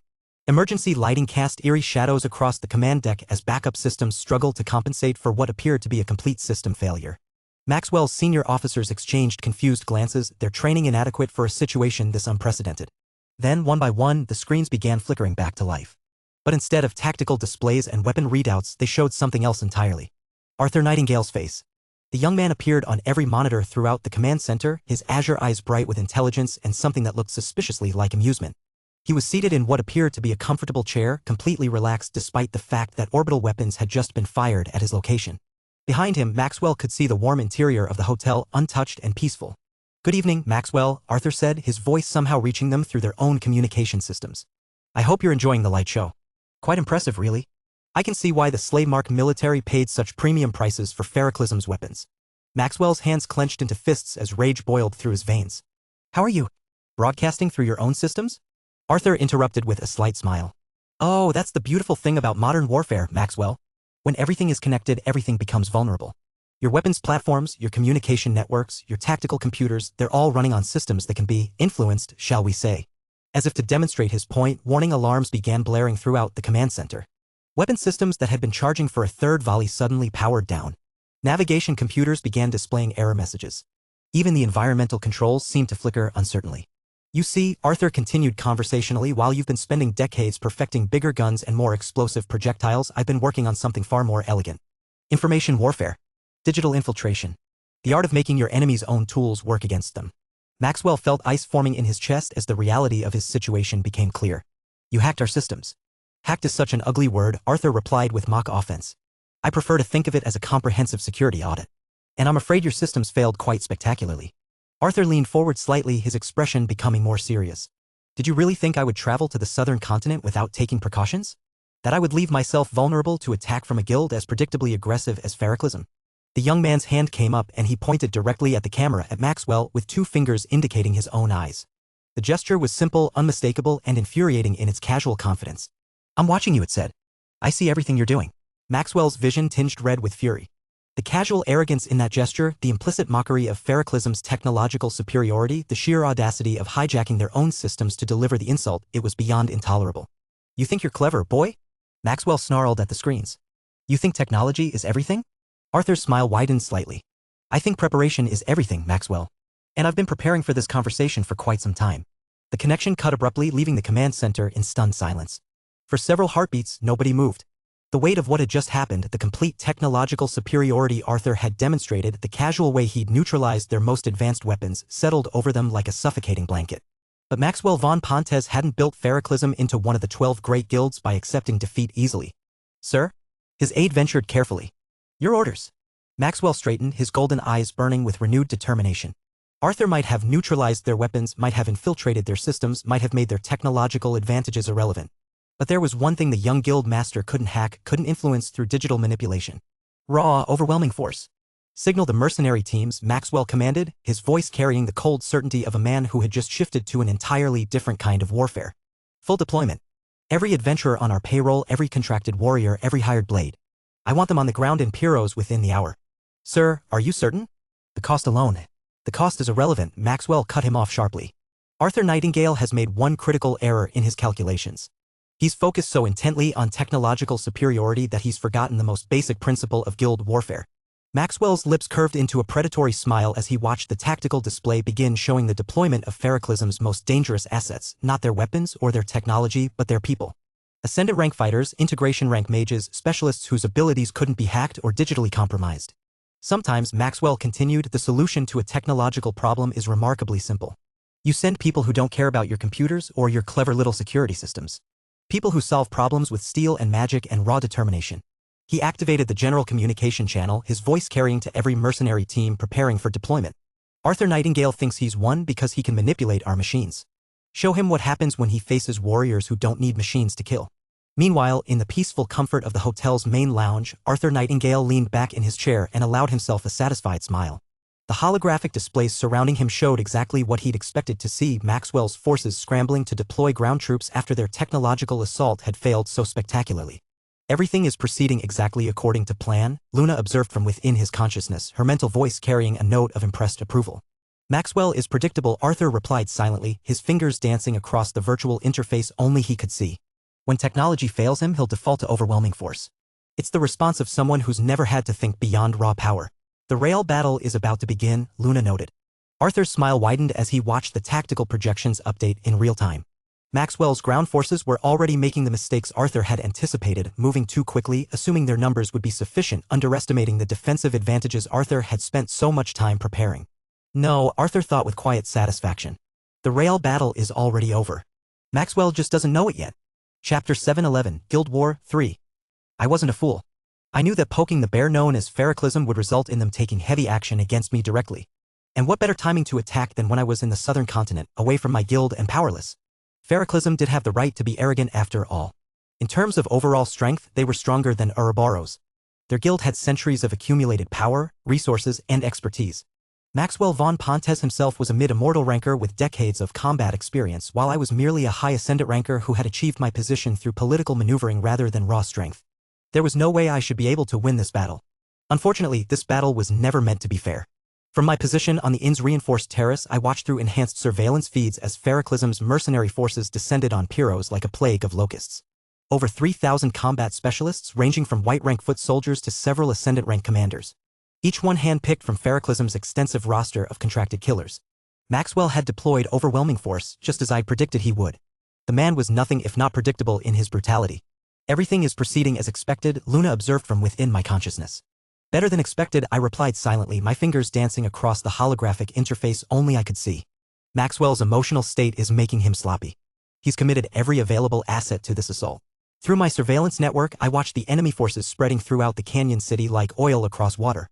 They moved with professional efficiency, securing landing zones and establishing perimeters with the kind of precision that came from extensive combat experience. They had no idea they were walking into a carefully prepared killing ground. I activated my communication array, sending coded signals to assets positioned throughout Pyros. Assets that had been in place for weeks, waiting for exactly this moment. Phase 2 is now active, I announced quietly. All units execute. The response was immediate and devastating. From concealed positions throughout the canyon, Arthur's true forces emerged like shadows given form. These weren't hired mercenaries or temporary allies, they were elite operatives from Ouroboros, Mount Hua, and the southern continent's own intelligence services. Each one personally selected and positioned by Arthur during the weeks of apparent vacation planning. Serafina materialized from what had appeared to be empty air, her ice-blue eyes cold as winter storms as she surveyed the battlefield below. Her silver hair flowed like liquid mercury as she raised her hands, and the very air around her began to crystallize. "I was beginning to think you'd never call for backup," she said with characteristic understatement, though there was warmth in her voice that spoke of genuine relief at finally being able to act. "I wanted to see how far Maxwell would commit himself," I replied, watching my surveillance. "The deeper he digs this hole, the harder it becomes for him to climb out." Reika appeared beside us with the fluid grace of flowing shadow, her violet eyes bright with anticipation and barely contained violence. "Master," she said simply, though the single word carried volumes of devotion and readiness for battle. "Reika, coordinate with our embedded teams. I want Feroclism's command structure disrupted before they realize what's happening." I paused, bringing up additional tactical displays. "Serafina, the eastern approach needs your particular talents. Those caves would benefit from some climate control." Both women nodded and vanished back into the night, moving to execute their assigned roles with the kind of precision that came from absolute trust and extensive preparation. Meanwhile, I turned my attention to a more delicate task. My fingers moved across virtual keyboards that existed only in my enhanced perception, diving deep into Feroclism's communication networks. Maxwell's emotional state had made him careless. Security protocols that should have been ironclad were left with glaring vulnerabilities as he prioritized speed over caution. Within minutes, I had complete access to the Iron Dominion systems. The flagship was a marvel of Feroclism engineering, bristling with enough firepower to level a city and protected by defensive systems that had never been breached in decades of service. Unfortunately for Maxwell, all of that technology depended on computer systems that were now under my control. I began my work with surgical precision, planting logic bombs in critical systems while simultaneously mapping the ship's structural weaknesses. The Iron Dominion was Maxwell's pride and joy, a symbol of Feroclism's technological superiority that he brought to intimidate me. It was about to become his greatest humiliation. "Sir," came a panicked voice from my surveillance intercept of the flagship's communications. "We're detecting massive system intrusions across all networks. Someone's in our computers." Maxwell's response was a roar of pure fury that could be heard even through the electronic filter. "Find them. Cut all external connections. Isolate the core systems." "Too late, Maxwell. Far too late." With a thought, I triggered the cascade failure I'd been preparing. The Iron Dominion's mighty engines suddenly reversed thrust while its maneuvering systems executed a series of impossible commands. Warning alarms screamed across the flagship as its own navigation computers began steering it toward an uncontrolled descent. But I wasn't finished. Through the ship's own surveillance cameras, I watched Maxwell frantically trying to regain control of his vessel. The man's golden eyes were wide with disbelief as century-old Feroclism technology betrayed him at the most critical moment. I opened a communication channel, broadcasting my voice directly through the flagship's internal speakers. "Hello again, Maxwell," I said pleasantly. "I hope you're enjoying the flight. I took the liberty of updating your navigation software. Consider it a gift." On the screen, I watched Maxwell's face contort with rage as he realized the source of his technological betrayal. "Nightingale?" he screamed, his voice echoing through the Iron Dominion's corridors. "I'll kill you myself." "You're welcome to try," I replied, watching with satisfaction as his flagship continued its inexorable descent toward the canyon floor. "Though I should mention that you'll want to handle the landing first. Your ship seems to be experiencing some technical difficulties." I cut the connection and turned my attention back to the ground battle where my allies were systematically dismantling Feroclism's assault force. Serafina had transformed the eastern cave system into a frozen hell cape. Her movements were poetry in motion as she danced between enemy attacks. Reika flowed through the shadows like liquid death, appearing behind enemy commanders just long enough to eliminate them before vanishing again. And throughout it all, Prince Ian's voice could be heard coordinating the evacuation of civilians while his family's elite guards secured Stella and the other noncombatants. Stella secure in the mountain bunkers, Ian's voice came through my communication array. "Royal Guard escorts have her surrounded by enough protective magic to stop an army. She's probably safer there than anywhere else on the continent." "Good." With Stella protected, I could focus entirely on the task at hand. I vaulted from the terrace, my body enhanced not by magical artifacts but by the natural strength that had allowed me to reach high ascendant rank despite my youth. The gap between my power and Maxwell's mid-immortal rank was substantial, but raw mana levels had never been the only measure of combat effectiveness. I landed in the midst of a group of integration-ranked mercenaries who had been advancing on the inn. Their weapons turned toward me with professional efficiency, but they moved like they were underwater compared to my enhanced reflexes.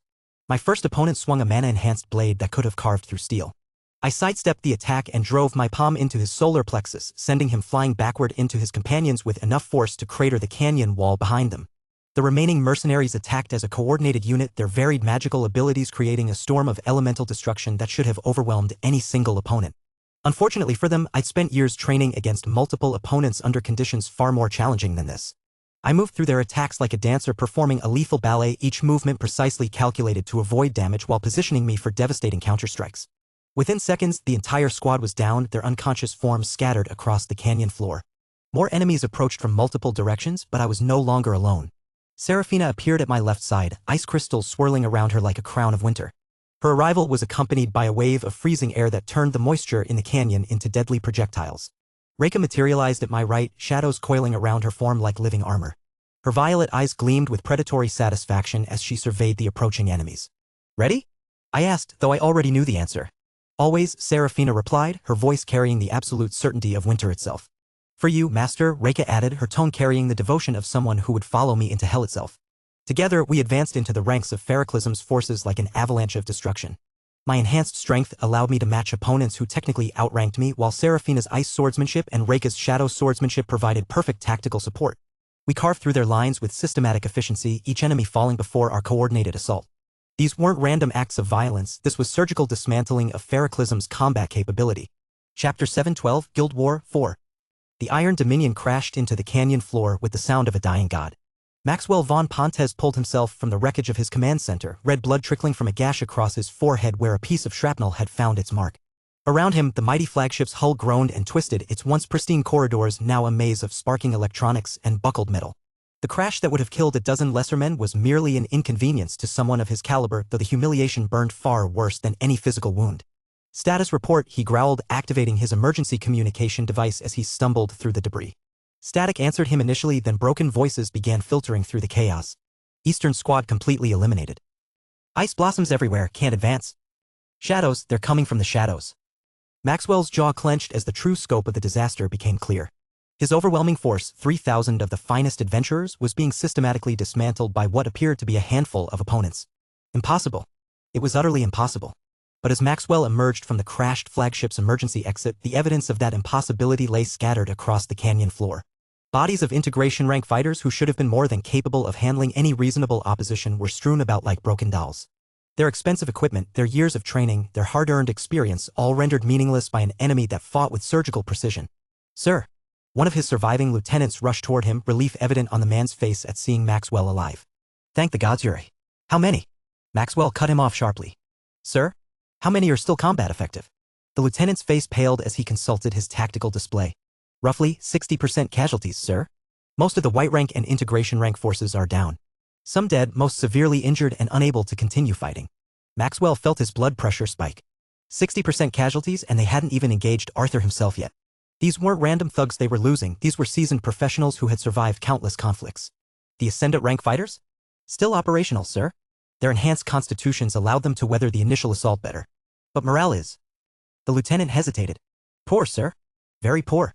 Maxwell surveyed the battlefield with his enhanced vision, picking out the forms of his stronger mercenaries as they regrouped among the canyon rocks. These were the elite, the cream of Feroclism's fighters. Men and women who had reached the same basic rank as Arthur himself, each one a walking weapon capable of devastating destruction. They would have to be enough. "Signal full retreat for all integration rank and below," Maxwell commanded. "This fight is beyond their capabilities. Ascendant rank and above only from this point forward." As his lieutenant relayed the orders, Maxwell took stock of his remaining assets. 12 Ascendant rank fighters, 3 approaching the threshold of Immortal rank themselves. Plus Maxwell's own mid-Immortal rank power. Against a single high Ascendant rank opponent, it should have been overwhelming. Should have been. But Arthur Nightingale had already proven that conventional tactical thinking meant nothing in this conflict. Maxwell was preparing to advance toward the main battle when the air around them suddenly grew thick with mana. The atmosphere itself seemed to shimmer as massive amounts of magical energy coalesced into recognizable patterns. 7 circle spells. Multiple ones, all forming simultaneously. Defensive positions. Maxwell roared, his own mana flaring to life around him like golden fire. The spells materialized with devastating beauty, pillars of flame that could melt steel, lances of ice that could pierce mountain stone, bolts of pure lightning that turned night into day. 7 circle magic, the domain of master mages and ascendant rank specialists, rained down on them with the fury of a magical apocalypse. Maxwell's hands moved in complex patterns as he began weaving his counterspell. Eight-circle magic flowed from him like liquid starlight, his immortal rank mana reserves allowing him to reach heights of magical complexity that few beings on the continent could match. Aegis Imperialis Maxima, he intoned, his voice carrying the weight of absolute authority. A dome of golden energy erupted around him and his surviving forces, its surface rippling like liquid metal as it intercepted the incoming 7-circle spells. Fire, ice, and lightning crashed against his barrier like waves against a cliff, each impact sending cascades of magical sparks across the canyon walls. Maxwell's defense held firm. His 8-circle magic was simply superior, more complex, more powerful, more refined than anything a 7-circle caster could produce. The attacking spells dissipated harmlessly against his golden aegis, their energy absorbed and redirected into the canyon floor. "Is that the best you can do, Nightingale?" Maxwell called out, his voice amplified by his magical aura. 7-circle spells against an immortal ranker? I expected better from the boy genius who thinks he can challenge Feroclism. The magical bombardment ceased, leaving an eerie silence broken only by the crackling of residual energy. Maxwell maintained his defensive spell while scanning the surrounding terrain for signs of his opponents. His enhanced senses picked up traces of mana signatures moving through the canyon, but nothing concrete enough to target. Then he saw it, a flicker of movement at the edge of his peripheral vision. Maxwell spun toward the disturbance, his 8-circle barrier shifting to intercept whatever attack was coming. His golden dome of energy was impenetrable, a masterwork of defensive magic that had never been breached in all his years of it. The blade came through the barrier like it was made of mist. Not around it. Not over it. Through it as if the 8-circle magic simply didn't exist. Maxwell's eyes widened in shock as he found himself staring at 3 feet of dark steel protruding through what should have been an impregnable defense. The sword moved with liquid grace, tracing a perfect arc that carved through his barrier like paper, leaving a trail of what looked like liquid shadow in its wake. The magical dome collapsed instantly, its complex patterns unraveling as the blade's passage disrupted the fundamental structure of the spell. 8-circle magic, the pride of immortal rank casters, fell apart like a child's toy. Behind the sword stood a figure that seemed to emerge from the darkness itself. Reika's violet hair flowed like silk in the canyon breeze, but it was her skin that drew Maxwell's stunned attention. Dark ink patterns covered her exposed arms and face, not tattoos, but something far more profound. The markings moved and shifted across her flesh like living things, pulsing with a rhythm that matched her heartbeat. They seemed to drink in the ambient light, creating an aura of absolute darkness around her form. Her violet eyes held no mercy, no hesitation, only the cold certainty of someone who had found their target. "I will kill you for my master," she said simply, her voice carrying the quiet finality of a death sentence. Maxwell stumbled backward, his mind struggling to process what he'd just witnessed. His 8-circle barrier had been one of his greatest achievements, a defensive spell that had taken him decades to perfect. For someone to simply cut through it with a sword. She moved toward him with predatory grace, each step leaving brief impressions of absolute darkness on the stone beneath her feet. The ink patterns on her skin pulsed brighter, and Maxwell realized with growing horror that they weren't just decorative, they were conduits, channels for power that he couldn't even begin to comprehend. "Sir." One of his ascendant rank fighters called out, moving to intercept the approaching assassin. "I'll handle it." The words died in the man's throat as darkness erupted around them like a living thing. It wasn't normal shadow, this was darkness given substance, darkness with weight and presence that pressed against Maxwell's enhanced senses like a physical force. The very air seemed to thicken, becoming viscous and oppressive as reality itself began to warp. Through the expanding darkness, Maxwell caught glimpses of architectural impossibilities, crumbling towers that reached toward a starless sky, ancient ruins carved from black stone, corridors that led to places that shouldn't exist. The canyon floor was transforming, overlaying itself with something far older and infinitely more terrible. The necropolis of forgotten wisdom. Arthur Nightingale emerged from the heart of the darkness, but he was no longer entirely human. Massive wings had unfurled from his back, not the feathered appendages of birds, but something far more magnificent and terrible. Each wing was easily 12 feet in span, covered in feathers so dark they seemed to absorb light itself. They moved with impossible grace, stirring air that carried the scent of ancient tombs and forgotten knowledge. His azure eyes now held depths that seemed to contain entire universes of shadow and starlight. When he spoke, his voice carried harmonics that resonated in frequencies beyond human hearing, creating an almost hypnotic effect that made Maxwell's bones vibrate. "Welcome to my domain," Arthur said, his transformed presence radiating power that made Maxwell's immortal rank aura seem pale by comparison. "Here, the rules are different. Here, death and knowledge are the same thing." The darkness completed its transformation of the battlefield, revealing the true nature of Arthur's power. They were no longer standing in the singing caves of Pyros, they were standing in a necropolis that existed somewhere beyond the normal boundaries of reality. Ancient mausoleums rose from the transformed ground like silent sentinels, their surfaces covered in hieroglyphs that hurt to look at directly. Between them wandered shapes that might once have been human, their forms wrapped in shadows and carrying scrolls that whispered secrets in languages that predated civilization. Arthur's dark wings stretched wider, each feather catching light that came from no visible source. Chapter 713, Guild War 5. Maxwell's golden eyes glinted with desperate calculation as he felt the oppressive weight of Arthur's necropolis pressing down on reality itself. The impossible architecture surrounding them defied every law of magic he understood, but Maxwell von Pontes hadn't reached mid-immortal rank by accepting defeat easily. A domain, he realized, his mind racing through tactical options. The boy has manifested a domain despite not reaching immortal rank. A domain born out of a gift. Domains were the ultimate expression of magical mastery, personal realities imposed upon the world through sheer force of will and mana. They were supposed to be the exclusive province of immortal rankers, beings who had transcended mortal limitations to touch something approaching divinity. Yet Arthur Nightingale was able to create a supernatural domain through the use of a gift. Maxwell's hands began moving in the complex patterns required for his own domain manifestation. If Arthur wanted to play with ultimate techniques, Maxwell would show him what centuries of experience could accomplish. His personal domain, the Forge of Golden Supremacy, would overlay this necropolis with pure immortal rank authority, crushing the upstart's borrowed power through sheer superiority. But he didn't get the chance. Reika struck like liquid shadow made manifest, her dark blade carving through the air with lethal precision. Maxwell's enhanced reflexes allowed him to react, golden mana flaring around him as he raised a barrier of pure energy to intercept her attack. Not heavy, Maxwell thought, as her sword met his magical defense. The impact carried force, certainly, but nothing approaching what an immortal ranker should fear. Her strength was merely that of a mid-ascendant ranker, perhaps enhanced by whatever supernatural abilities she possessed, but fundamentally limited by mortal constraints. So then why had she cut through his 8-circle barrier as if it were made of paper? The question nagged at him, but Maxwell pushed it aside. He had more pressing concerns than understanding the mechanics of her unusual abilities. He needed to establish his domain before Arthur's necropolis could fully solidify its hold on reality. Maxwell began weaving the intricate spell patterns required for domain manifestation, his hands moving with the precision of decades of practice. Golden circles of light began forming in the air around him, each one inscribed with formulae that represented fundamental aspects of reality itself. Power, authority, supremacy, the core concepts that defined his personal approach to magic. Reika pressed her attack, her blade whistling through the air in patterns that seemed to drink light from the very atmosphere. But Maxwell was an immortal ranker. Even while casting, his defensive capabilities far exceeded what any ascendant ranker could overcome.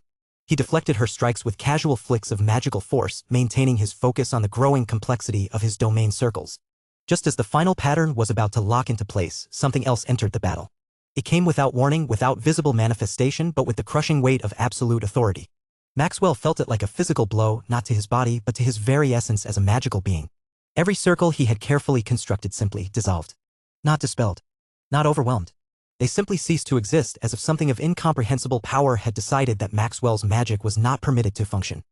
Maxwell's thoughts scattered as he felt the full weight of what was happening to him. This wasn't magic. This was something far more fundamental. This was authority, the kind of power that didn't need to overcome his defenses because it operated on a level where his defenses simply didn't matter. And he knew exactly what it was. Tiamat. The radiant dragon's presence pressed down on him like the weight of mountains, though she was nowhere to be seen. This was her authority reaching across vast distances, declaring that Maxwell's magic would not function as long as she willed it otherwise. Dragons didn't need to be physically present to exert their influence, not when they reached the level of a radiant ranker. Impossible, Maxwell gasped, staggering as Reika's next attack carved through his hastily erected barriers like they were made of mist. But even as he denied it, Maxwell knew the truth.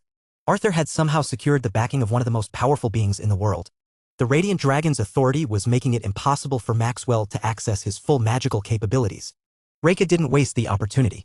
Her blade danced through the air with renewed aggression, each strike carrying the weight of absolute dedication. But more than that, Maxwell began to notice changes in her physical capabilities that defied explanation. The dark ink patterns covering her skin pulsed with increasing intensity, and with each pulse, her speed increased, her strength grew, her reflexes sharpened. Her gift, Maxwell realized with growing alarm. Those markings aren't decorative, they're a supernatural enhancement system. Reika's gift appeared to be some form of progressive enhancement tied to the ink patterns on her skin. Each marking that darkened brought her closer to Maxwell's level of capability, closing the vast gulf that should have existed between an ascendant ranker and an immortal ranker. Combined with Tiamat's authority crushing his magical abilities, Maxwell found himself facing an opponent who could actually threaten him. Reika's blade found its mark, carving a shallow cut across Maxwell's cheek. Golden blood welled from the wound, proof that his supposedly impenetrable defenses were failing under the combined pressure of draconic authority and supernatural enhancement. Impossible, Maxwell snarled, touching the wound with disbelief. I am immortal rank. You cannot, eh? I can, and I will, Reika interrupted, her violet eyes burning with fanatic devotion. For my master, I will surpass any limitation. The ink patterns on her skin flared brighter, and Maxwell felt her next attack coming with the force of a natural disaster. He barely managed to deflect the blow, his crude energy manipulation techniques straining under the pressure of her enhanced abilities. Meanwhile, throughout the necropolis, Arthur was demonstrating exactly why domains were considered the ultimate expression of magical mastery. His wings of eclipse spread wider, each dark feather seeming to exist in multiple places simultaneously. As the feathers drifted through the impossible architecture of his necropolis, they carried with them extensions of Arthur's consciousness, thousands of points of awareness that allowed him to perceive every corner of his domain with perfect clarity. The surviving Ascendant rank fighters from Feroclism found themselves trapped in a maze where their opponent knew their every move before they made it. Arthur appeared behind one fighter, materializing from the shadow of a falling feather with his technique called Featherstep, his sword glowing with astral energy as he struck the man from behind, collapsing him in one strike. Another attacker tried to flank Arthur from above, leaping between the twisted spires of the necropolis with enhanced agility. But Arthur was already gone, stepping through shadow to emerge from a different feather's darkness. His counterattack sent the would-be assassin crashing through an ancient mausoleum wall, the impact strong enough to crack stone that had endured for millennia. A group of 3 fighters tried to coordinate their assault, combining their abilities in a technique that should have overwhelmed any single opponent. Fire, lightning, and ice converged on Arthur's position with devastating precision. They struck empty air. Arthur emerged from their own shadows, his dark wings folding around him like a cloak of living darkness. "You're fighting the domain itself," he explained with academic precision as his hand touched each attacker in turn. "Every shadow, every whisper of wind, every grain of dust, they're all extensions of my will here." The 3 fighters collapsed in sequence, their consciousness torn from their bodies and absorbed into the necropolis itself. They weren't dead. Arthur had no need for such crude solutions, but they would remain trapped in his domain until he chose to release them. One by one, the elite forces that Maxwell had deployed with such confidence fell to Arthur's overwhelming tactical superiority. In his own domain, enhanced by the wings of eclipse and the feather-step technique, Arthur was effectively omnipresent and omniscient. No strategy could succeed against an opponent who could be everywhere at once and see every possible angle of attack. Within minutes, only Maxwell remained conscious among Feroclism's forces. And Maxwell was discovering that fighting without his full magical abilities was a far more challenging proposition than he had anticipated. Reika's blade carved another line across his armor, the dark steel somehow finding gaps in defenses that should have been absolute. The ink patterns on her skin now covered nearly her entire visible form, pulsing with a rhythm that matched her heartbeat and seemed to draw power from the necropolis itself. "You cannot win," she said with quiet certainty, her enhanced speed allowing her to press attacks that Maxwell could barely counter. "My master has prepared for every possibility. Your defeat was inevitable from the moment you chose to attack." Maxwell roared in frustration, pouring more energy into his crude defensive techniques. Without access to his sophisticated magical abilities, he was reduced to the kind of raw power applications that he hadn't used since his early days as an integration ranker. It was like trying to perform surgery with a sledgehammer, possible in theory, but inefficient beyond measure. "I am Maxwell von Pontes," he declared, golden energy flaring around him like a miniature sun. "Guild Master of Feroclism. I will not be defeated by some upstart servant." But even as he spoke the words, Maxwell could feel his situation deteriorating. Tiamat's authority continued to suppress his magical sophistication while Reika's gift-enhanced abilities grew stronger with each passing moment. The combination was slowly but inevitably overwhelming his defenses. Chapter 714, Guild War 6. The ancient mausoleums of Arthur's necropolis echoed with the sound of steel meeting magical energy as Reika pressed her relentless assault against Maxwell. Each clash sent sparks of dark and golden light cascading through the impossible architecture, illuminating hieroglyphs that seemed to shift and change when observed directly. Maxwell was beginning to understand the true scope of his predicament. Stripped of his sophisticated magical techniques by Tiamat's overwhelming authority, he was fighting like a common integration ranker, powerful but crude. Meanwhile, Reika's supernatural gift continued to enhance her capabilities, the ink patterns on her skin now forming intricate mandalas that pulsed with borrowed power from the necropolis itself. "Yield," Reika commanded, her violet eyes burning with fanatic devotion as her blade traced arcs through the air that left brief afterimages of absolute darkness. "My master has already won. Your forces are defeated, your technology subverted, your reputation destroyed. What purpose does continued resistance serve? I would rather die than yield to that arrogant child," Maxwell snarled, marshalling his remaining energy for a desperate counterattack. Golden mana erupted from his form like liquid fire, crude but overwhelming in its raw intensity. The explosion of power sent Reika skidding backward across the necropolis floor, her enhanced reflexes barely allowing her to maintain her footing. For a moment, the fundamental difference in their base power levels became apparent. Maxwell was still an immortal ranker even if he couldn't access his full capabilities. But before Maxwell could press his temporary advantage, the temperature around them began to plummet. Ice crystals formed in the air itself, creating geometric patterns of impossible beauty that refracted the necropolis's eldritch light into prismatic rainbows. The moisture in Maxwell's breath began to freeze even as he exhaled, and frost began spreading across the ancient stone beneath their feet with the sound of breaking glass. From the shadows between 2 massive tomb monuments, Seraphina emerged like winter given form. The half-elven princess of Mount Hua moved with the fluid grace of falling snow, her silver hair flowing behind her like liquid mercury as ice magic swirled around her form in patterns that resembled blooming flowers. Her ice-blue eyes held depths that spoke of mountain peaks and eternal winter, while her elegant robes seemed to be cut from crystallized moonlight itself. The plum blossom blooms even in winter's harshest embrace, Serafina said, her voice carrying the musical quality of wind through pine forests. Maxwell von Pontes, your spring has ended. She raised her hands, and the very air began to crystallize around them. Not crude ice magic like some common mage might wield, but something far more refined, a manipulation of thermal energy so precise that it bordered on artistry. Delicate flowers of ice began forming throughout the space, each one a perfect replica of the plum blossoms that were Mount Hua's symbol. But these were not mere decorations. Each crystalline flower was a focus point for Serafina's magic, a node in a complex array that began to exert influence over the battlefield itself. The temperature continued to drop, but selectively the air around Maxwell grew thick and sluggish, while the space around Reika remained perfectly comfortable. 2 against 1, Maxwell observed with bitter humor, his golden blood slowly freezing where Reika's blade had marked him. How very practical of Arthur to arrange such overwhelming odds. This is not about fairness, Serafina replied, her elegant features remaining composed even as devastating magical energies swirled around her. This is about consequences. You chose to attack civilians. You chose to threaten a child. You chose to bring war to our peaceful gathering. Her hands moved in patterns that seemed to echo the movements of dancers in some ancient court ceremony, each gesture causing more ice flowers to bloom throughout the space. The crystalline blossoms began to resonate with each other, creating a harmony that was felt rather than heard, a vibration that seemed to penetrate to the very core of Maxwell's being. Now you will learn what happens when you threaten what we protect, Serafina continued, her voice carrying the absolute certainty of avalanches and glacier movements. Maxwell found himself facing a coordinated assault that operated on multiple levels simultaneously. Reika attacked with her enhanced physical capabilities, her dark blade carving patterns through the air that seemed to follow mathematical principles beyond normal comprehension. Meanwhile, Serafina's ice magic created an ever-changing battlefield where Maxwell's mobility was constantly restricted while his opponents moved with perfect freedom. The plum blossom ice flowers weren't merely decorative, they were tactical instruments. Each bloom could redirect the path of Reika's attacks, allowing her to strike from impossible angles. They could create barriers that channeled Maxwell's movements into predetermined patterns. Most insidiously, they began to slowly drain the heat from his body, reducing his reaction speed and making his crude magical techniques even more unwieldy. Impossible, Maxwell gasped as Reika's blade found another gap in his defenses, this time carving a deep furrow across his ribs. 2 ascendant rankers cannot defeat an immortal ranker, even with external assistance. But even as he spoke, Maxwell knew his words were becoming less true with each passing moment. Reika's gift-enhanced abilities had elevated her to near-immortal levels of capability, while Serafina's ice magic was creating environmental conditions that negated many of his advantages. Combined with Tiamat's authority suppressing his magical sophistication, the fight was becoming increasingly one-sided. The coordinated assault from Reika and Serafina had evolved into something approaching artistic perfection. Reika's enhanced swordsmanship carved patterns through the air that seemed to follow the same geometric principles as Serafina's ice flowers, creating a harmony of movement that was beautiful to observe and devastating to experience. Maxwell's immortal rank constitution allowed him to survive wounds that would have killed lesser beings, but the accumulated damage was beginning to tell.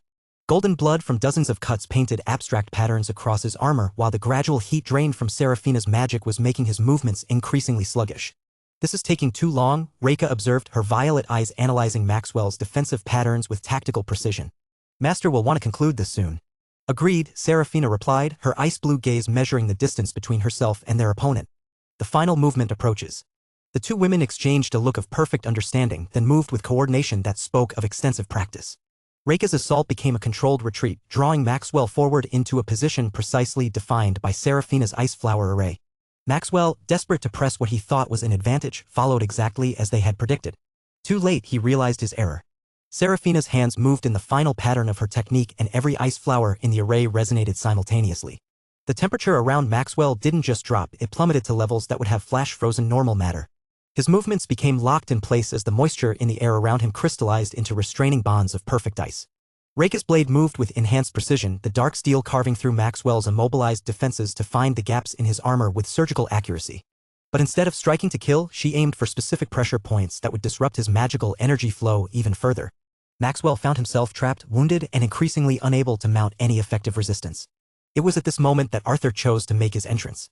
The guild master of Ouroboros emerged from the shadow cast by the largest mausoleum in his necropolis, his wings of eclipse folding around him like a cloak woven from midnight itself. His azure eyes held depths that seemed to contain the wisdom of ages, while his transformed presence radiated authority that made reality itself bend in his vicinity. In his hand, he carried a blade that seemed to be forged from crystallized darkness, not merely black, but actively consuming light in a way that hurt to observe directly. The weapon hummed with power that resonated with the necropolis itself, as if it were less a tool and more an extension of Arthur's will given physical form. Maxwell von Pontes, Arthur said, his voice carrying harmonics that echoed through dimensions beyond the merely physical. Guildmaster of Feroclism. You came to my sanctuary seeking to destroy what I protect. Maxwell struggled against Seraphina's ice restraints, his golden eyes burning with rage and frustration. You, upstart, this isn't over. Feroclism will never. Feroclism is finished, Arthur interrupted with calm certainty. Your guild, your reputation, your power, all of it ends tonight. But you have one final role to play. Arthur approached with measured steps, his dark blade singing with anticipation. Maxwell's immortal rank constitution meant that simple death would not be sufficient, his body could regenerate from wounds that would destroy lesser beings. But Arthur's weapon was designed for more than mere physical destruction. With surgical precision, Arthur drove the dark blade through Maxwell's heart. The Guildmaster of Feroclism gasped, golden blood spilling from his lips as the weapon's supernatural properties began to take effect. His immortal rank regeneration attempted to heal the wound, but the blade's magic prevented the damaged tissue from repairing itself. Maxwell von Pontes, one of the most powerful individuals on the continent, found himself facing the one thing his enhanced constitution couldn't overcome, a wound that would not heal, delivered by an opponent who understood death itself as a fundamental force of reality. As darkness began to close around the edges of his vision, Maxwell's final thought was a recognition of the completeness of his defeat. Arthur Nightingale hadn't just won the battle, he had orchestrated every aspect of the conflict from beginning to end, turning Maxwell's own strengths against him with surgical precision. The Guild War was over, and with it, the age of Feroclism's dominance had come to an end. Chapter 715, Guild War 7. The morning sun cast long shadows across the ruins of what had once been Feroclism's pride. The iron dominion lay broken against the canyon floor like the carcass of some technological beast. Around it, the cleanup crews from both Ouroboros and the southern continent's emergency services worked with methodical efficiency, cataloging the wreckage and ensuring that no sensitive materials fell into unauthorized hands. Arthur stood on the hotel's reconstructed terrace. The necropolis had faded with the dawn, leaving behind only the peaceful singing caves of Pyros and the memory of supernatural terror that had consumed Maxwell's forces. In his hand, he held a holographic document that represented the formal conclusion of their conflict. The Guild Council has reached its decision, Arthur read aloud for the benefit of his assembled advisors. Due to Feroclism's unprovoked assault on civilian territory and the subsequent defeat of their forces, all Guild assets, territories, and contractual obligations are hereby transferred to Ouroboros under the right of conquest. Reika stood beside him, her violet eyes bright with satisfaction as she reviewed additional legal documents on her own display. The darking patterns on her skin had faded back to their normal subtle markings, her gift dormant now that the immediate threat had passed. The paperwork is remarkably straightforward, Master. Feroclism's lawyers seem eager to finalize the transfer before additional penalties can be assessed. Self-preservation, Arthur observed with dry amusement. They recognized that further resistance would only make their situation worse. Maxwell's defeat was so complete that even his own board of directors is abandoning his legacy to save what they can. The implications were staggering. Overnight, Ouroboros had essentially doubled in size, absorbing one of the 12 great guilds along with all their resources, research facilities, and technological assets. Arthur was no longer merely the guild master of a rising organization, he was now the controller of what amounted to a significant portion of the central continent's military-industrial complex. The integration process will take months, Reika continued, scrolling through the seemingly endless list of assets now under Arthur's control. Feroclism had operations all over the empire, with over 50,000 employees and contractors.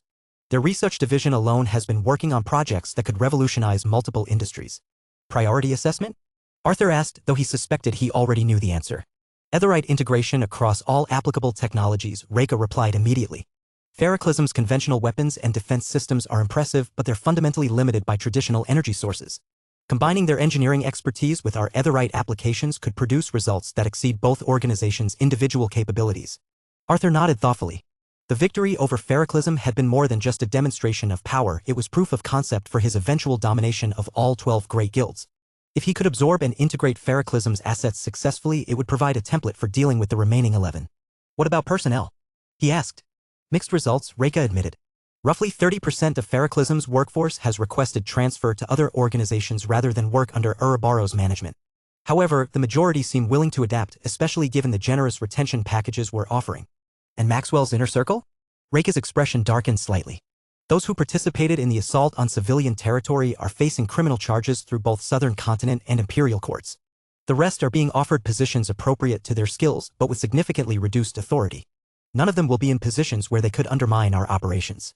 The conversation was interrupted by the arrival of Prince Ian, whose red hair caught the morning sunlight as he approached with his characteristic energetic stride. Behind him walked a group that made Arthur's heart skip a beat, his daughter Stella flanked by two of the southern continent's elite royal guards who had kept her safe during the night's violence. "Daddy!" Stella called out, breaking free from her escorts to run toward Arthur with the kind of desperate relief that only came from a child who had been genuinely frightened for her parents' safety. Arthur caught her in his arms, lifting her off the ground in a fierce embrace that spoke to fears he hadn't allowed himself to fully acknowledge during the battle. Holding his daughter safe against his chest, feeling her small hands grip his shirt with desperate strength, Arthur was reminded of exactly what he had been fighting to protect. "I was so scared," Stella whispered against his shoulder. "The ground shook so much and there were all those loud noises, and Prince Ian said you were fighting bad people who wanted to hurt us." "It's over now," Arthur murmured, stroking her dark hair with gentle fingers. "The bad people are gone and they won't be coming back. You're safe, sweetheart. We're all safe." He held her for a long moment, letting the simple comfort of her presence wash away the residual darkness from the night's supernatural violence. In his arms, Stella represented everything pure and innocent in the world, everything worth fighting for, everything worth protecting against the ambitions of men like Maxwell von Pontes. "Are we going home now?" Stella asked, finally pulling back to look at him with eyes that held too much understanding for someone her age. "Yes," Arthur replied, smoothing down her rumpled hair. "It's time to go home." As if summoned by his words, Serafina appeared from the direction of the guest quarters, her silver hair flowing like liquid silk in the morning breeze. She moved with her characteristic composed grace, but Arthur could see the subtle signs of emotional strain around her ice-blue eyes. The battle had affected all of them, even someone as seemingly unflappable as the half-elven princess. "The transportation arrangements are complete," she reported, though her gaze lingered on Arthur with an intensity that spoke to concerns beyond mere logistics. "Your private aircraft is prepared for departure whenever you're ready." Arthur gently set Stella down, keeping one hand on her shoulder as he turned to face Serafina fully. "Thank you. For everything. Last night could have gone very differently without your assistance." "It was my pleasure," Serafina replied, though the slight hesitation in her voice suggested there were things she wanted to say that couldn't be expressed in front of others. "Will you be very busy when you return home?" she asked after a moment, her tone carefully neutral despite the obvious personal interest behind the question. Arthur considered the question seriously. With Ferroclism's absorption into Ouroboros, his responsibilities had expanded exponentially. There would be integration meetings, personnel assessments, technology evaluations, and strategic planning sessions that could easily consume every waking hour for the next several months. "Somewhat," he admitted. "Absorbing Ferroclism is only the beginning. There are still 11 other diamond-rank guilds that need to be addressed. Each one will require different approaches, different strategies." Serafina nodded with understanding, though Arthur caught a flicker of something that might have been disappointment in her expression. The path to Guild Grandmaster was never going to be simple. They stood in comfortable silence for a moment, both aware that their time together was drawing to a close. Around them, the bustle of departure preparations continued, luggage being loaded, final security sweeps being conducted, transportation schedules being coordinated. "Arthur," Serafina said quietly, stepping closer so that their conversation wouldn't be overheard. "Before you leave." She moved with fluid grace, closing the distance between them until she was near enough that he could smell the subtle fragrance of winter flowers that always seemed to surround her. Her ice-blue eyes held depths of emotion that her normally composed demeanor rarely revealed. "I want you to know," she continued, her voice carrying the musical quality that made every word sound like poetry, "that whatever challenges await you, whatever obstacles the other guilds present, you don't have to face them alone." Before Arthur could respond, Serafina rose on her toes and pressed her lips to his in a kiss that was both tender and fierce. It lasted only a moment, but in that brief contact, Arthur felt the full depth of her feelings, concern for his safety, pride in his accomplishments, and an underlying current of affection that had grown stronger with each shared experience. When they separated, Serafina's cheeks held a faint flush that made her ethereal beauty seem more vibrantly human. "Feel free to ask for my help whenever you need it," she said, her voice slightly breathless. "Manhua's resources are at your disposal, as am I." "I'll remember that," Arthur replied, his own voice rough with emotion. "More than you know." They shared another moment of silent understanding before the practical demands of departure forced them apart. Serafina stepped back, her composed mask sliding back into place though warmth remained in her eyes. "Travel safely," she said, the simple words carrying weight beyond their literal meaning. "You as well," Arthur replied. "The Eastern continent is fortunate to have you." The farewells that followed were efficient but tinged with genuine affection. Prince Ian embraced Arthur with the enthusiasm of someone who had thoroughly enjoyed their shared adventure, already making plans for future visits and potential collaborations between their respective territories. "This won't be the last time our paths cross," Ian declared with his characteristic confidence. "The southern continent has gained a valuable ally in Ouroboros, and I intend to make sure that relationship continues to benefit both our peoples." Reika supervised the final loading of their luggage with her usual meticulous attention to detail, ensuring that every piece of equipment and every sensitive document was properly secured for the journey home. Her efficiency was comforting in its familiarity. Some things never changed, regardless of how dramatically the political landscape shifted. As their aircraft lifted off from the southern continent's crystal-enhanced landing platform, Arthur found himself reflecting on everything that had changed in just a few short days. He had arrived as the guildmaster of a rising organization seeking to establish trade relationships. He was leaving as the controller of 2 major guilds and the effective ruler of a significant portion of the continent's economic infrastructure. Through the aircraft's panoramic windows, he watched the southern continent's landscape fall away beneath them, the crystal spires of Verdania gleaming in the distance, the peaceful canyon of Pyros already returning to its normal tourist activities, the vast mountain ranges that housed ancient secrets and powerful allies. Stella had fallen asleep in her seat, exhausted by the emotional strain of the past day. Arthur gently adjusted her blanket, marveling again at the simple trust she placed in him to keep her safe from the dangers that seemed to follow his ambitions. Beside him, Reika was already deep in preliminary planning documents, her violet eyes bright with anticipation as she began mapping out the integration process that would transform 2 separate organizations into a unified whole. The other guilds will have taken notice, she observed quietly, not looking up from her work. Word of Feroclism's defeat will spread quickly through the diplomatic networks. Good, Arthur replied, settling back in his seat as the aircraft turned toward the central continent. Let them take notice. Let them understand what happens to those who threaten what I protect. Below them, the vast ocean stretched endlessly toward the horizon, its surface reflecting the afternoon sun like a mirror made of liquid gold. The guild war with Feroclism was over, but the larger war for supremacy among the 12 great guilds was just beginning. And Arthur Nightingale intended to win. Chapter 716, Price of Victory 1. 2 weeks had passed since the destruction of Feroclism, and the skyline of Avalon stretched before me like a testament to ambition made manifest. From my penthouse office atop the Ouroboros Tower, I could see the entire capital city of the central continent spread below, a sprawling metropolis of gleaming spires, maglev transit lines, and holographic displays that painted the evening sky in brilliant colors. The integration of Feroclism's assets had proceeded exactly according to my calculations. What had once been 2 separate organizations was rapidly becoming a unified empire of technological innovation and economic power. Overnight, Ouroboros had gained manufacturing facilities on 4 continents, research laboratories housing some of the brightest minds in applied magic, and contracts that would ensure steady revenue streams for the next decade. Targeting Feroclism first had been the logical choice. They were the strongest of the diamond-rank guilds in terms of pure combat capability. If I had allowed them to remain while systematically dismantling weaker organizations, they would have inevitably become a rallying point for resistance. Better to eliminate the greatest threat early before the others could fully comprehend what they were facing. But the victory had come with complications I was still managing. Not all of Feroclism's personnel had chosen integration with Ouroboros. Intelligence reports indicated that roughly 20% of their former workforce had simply disappeared from the industry entirely, either retiring early or relocating to other continents to avoid association with the defeated guild. These were acceptable losses. More concerning were the defections. Another 15% had been recruited by the remaining diamond-rank guilds, taking their expertise and inside knowledge of Feroclism's operations with them. Luminalise had gained several key energy researchers, Skyvale had absorbed most of Feroclism's logistics specialists, and Auristrade had welcomed their financial analysts with open arms. In the short term, this exodus had strengthened my enemies. They now possessed detailed intelligence about Feroclism's capabilities and, by extension, some insight into how Ouroboros operated. But in the long term, I viewed it as another calculated advantage. These defectors carried with them the psychological impact of Feroclism's total defeat, a constant reminder to their new employers of what awaited organizations that opposed me too directly. You're being unusually reflective, Luna observed from within my consciousness, her mental voice carrying a note of curiosity. Second thoughts about the campaign ahead? Not second thoughts, I replied silently, watching as the latest group of former Feroclism engineers concluded their orientation tour of the Ouroboros headquarters. But I'm not fool enough to believe our victory was entirely due to superior strategy. It was an uncomfortable truth I hadn't shared with anyone, not even my closest advisors.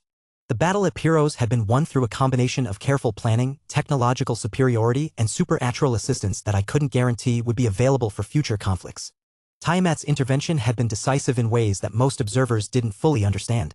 Her draconic authority hadn't just suppressed Maxwell's magical abilities, it had fundamentally altered the nature of the battlefield itself. Without that intervention, Maxwell's immortal rank capabilities might have allowed him to escape even after his defeat, regrouping with Feroclism's broader assets to wage a prolonged campaign of resistance. More troubling was the intelligence I'd received after the battle. Maxwell had deployed only 60% of Feroclism's total military assets to Pyros. The remaining 40% had been held in reserve, apparently as part of a broader strategic deployment that my attack had disrupted. If he had brought his full force to bear, if he had been more patient and methodical in his approach, the outcome might have been very different, Luna finished, reading the direction of my thoughts. Exactly, I acknowledged. We won because Maxwell was emotional, because he underestimated us, and because we had advantages he couldn't predict or counter. None of those factors are likely to apply to the remaining 11 guilds. The other diamond-rank guilds had watched Feroclysm's destruction with the kind of analytical attention that would make them far more dangerous opponents. They would study every aspect of the battle, identify every weakness in Maxwell's approach, and adapt their strategies accordingly. They wouldn't make the same mistakes he had, which meant I needed to evolve as well. I turned from the window as my office's security system announced an incoming visitor. The familiar pattern of chimes told me it was Stella, right on schedule for our evening conversation. "Daddy," she said as the doors slid open, her small form framed by the corridor's ambient lighting. She carried her usual mug of hot chocolate, but her expression was more serious than usual. "Are you planning another war?" The directness of her question never failed to catch me off guard. Stella had always been perceptive beyond her years, but her experiences in the southern continent seemed to have accelerated that development in ways I wasn't entirely comfortable with. "What makes you ask that, sweetheart?" I replied, moving to my desk and gesturing for her to take her usual seat in the comfortable chair I'd had specially designed for our evening conversations. "Reika has been making a lot of phone calls," Stella explained matter-of-factly, settling into her chair with the mug cradled carefully in both hands. "And Rose keeps talking about market positioning and competitive advantages. And Rachel has been praying a lot more than usual." I sank into my own chair, marveling once again at my daughter's ability to read the emotional currents around her with frightening accuracy. "You're very observant." "That's not an answer," Stella pointed out with the kind of logical precision that reminded me uncomfortably of myself at that age. I leaned back in my chair, studying my daughter's earnest face. She deserved honesty, but how much truth could an 8-year-old handle about the realities of guild warfare and political maneuvering? "There are 11 other organizations like Feroclysm," I said carefully. "They've seen what happened in the southern continent and they're not happy about it. Some of them might try to challenge us." "Challenge us like Maxwell did?" Stella asked, her dark eyes reflecting an understanding that made my protective instincts flare. "Possibly," I admitted. "But they'll be smarter about it. They won't make the same mistakes Maxwell made." Stella sipped her hot chocolate thoughtfully. "What mistakes did he make?" The question surprised me with its sophistication. "He acted out of anger instead of thinking clearly. He attacked when and where we wanted him to instead of choosing his own time and place. And he underestimated how much help we had." "Help from who?" I hesitated, considering how much to reveal. "Remember the pretty dragon lady who visited us? Tiamat?" Stella's eyes lit up with recognition. "She was really nice. She gave me that butterfly necklace. She also helped us during the fight," I said carefully. "Her authority made it harder for Maxwell to use his most powerful abilities. Without her help, the battle might have gone very differently." "Will she help us again?" It was the question I'd been avoiding asking myself. Tiamat's assistance had come at a price. I was still paying regular shipments of refined etherite for her research along with detailed reports on our technological developments. The arrangement was mutually beneficial, but it also meant I couldn't rely on her intervention without considering her own interests. "Maybe," I said honestly. "But we can't count on it. Which is why I'm making arrangements to keep you safe." I activated a holographic display that showed architectural plans for what appeared to be an underground facility of considerable size and complexity. "Remember how Prince Ian's guards took you to those mountain bunkers during the attack? I'm having something similar built here, but much more advanced." The hologram rotated slowly, revealing multiple levels of defensive installations, living quarters that could house dozens of people, and technological systems that would make the facility completely self-sufficient for months if necessary. "It's like a secret underground city," Stella observed with the kind of fascination that only children could muster for elaborate hiding places. "Exactly," I confirmed. "With entertainment systems, a fully equipped kitchen, a library, and even a small playground. If anything dangerous happens, you'll be able to stay there with Reika and the security team until it's safe to come out." "Will you be there too?" Stella asked, though her tone suggested she already suspected the answer. "Sometimes," I said honestly. "But when there's fighting to be done, I need to be where I can protect everyone best. That means being out here, making sure the bad people can't hurt our family." Stella nodded with the grave acceptance of someone who had learned too young that the world contained people who would hurt children to achieve their goals. "Like how you protected us from Maxwell." "Exactly like that," I agreed, though privately I wondered if the next challenges would be as manageable as Maxwell had proven to be. "But Daddy," Stella continued, her voice taking on a note of concern that made my chest tighten, "if the other bad people are smarter than Maxwell, and if the dragon lady might not help us again, how will you win?" It was the same question that had been keeping me awake at night for the past 2 weeks. The honest answer was that I wasn't entirely certain. Maxwell's defeat had been decisive, but it had also revealed the limitations of my current approach. Raw power and supernatural assistance wouldn't be sufficient against enemies who learned from his mistakes. "By being smarter than they are," I said, though the words felt inadequate even as I spoke them. "By planning ahead, by understanding what they want, and by making sure we're always one step ahead of their expectations." "Like a chess game?" I smiled at the comparison. "Exactly like a chess game. Except the pieces are real people and the stakes are much higher." We sat in comfortable silence for a moment, father and daughter sharing an understanding that transcended our age difference. Outside the windows, Avalon's evening traffic flowed in orderly streams of light, the city continuing its daily rhythm despite the political earthquakes reshaping the continent's power structure. But beneath the peaceful surface I could sense the tension building. Intelligence reports suggested that at least 3 of the remaining guilds were already coordinating their responses to Ferroclism's absorption. They were calling it market stabilization, but I recognized the signs of coalition building when I saw them. The next phase would be more complex than anything I had faced so far. The defectors from Ferroclism had given my enemies insight into my methods, making direct confrontation less viable. I would need to adapt to find new approaches that couldn't be predicted or countered by conventional thinking. "Daddy?" Stella said eventually, breaking me out of my strategic reverie. "When you're done with all the fighting, can we go somewhere peaceful again? Like the singing caves, but without the explosions?" I felt my heart clench at the simple request. "I promise," I said, meaning every word. "When this is all over, we'll take a real vacation. Somewhere beautiful and safe where the only excitement is whatever adventure you want to go on." Stella smiled, the first truly carefree expression I had seen from her since our return from the southern continent. "I'd like that." As I watched my daughter's face light up with hope for a peaceful future, I made a silent vow. Whatever it took, whatever sacrifices were required, I would ensure that future became reality. The remaining 11 guilds could adapt all they wanted, could learn from Maxwell's mistakes and prepare their defenses. It wouldn't matter. I had something they didn't understand, something that no amount of strategic planning could replicate, a reason to fight that transcended mere ambition or greed. They were protecting business interests and political positions. I was protecting my family. Chapter 717, Price of Victory 2. After tucking Stella into bed with an extra story and an additional security sweep of her room, I returned to my office to find that the rest of my inner circle had assembled for their evening strategic planning session. The transition from loving father to guild master was becoming easier with practice, though I sometimes wondered if that adaptability was something to be proud of or concerned about. Rose sat at the conference table with her characteristic poise, her auburn hair catching the room's ambient lighting as she reviewed financial projections on her personal display.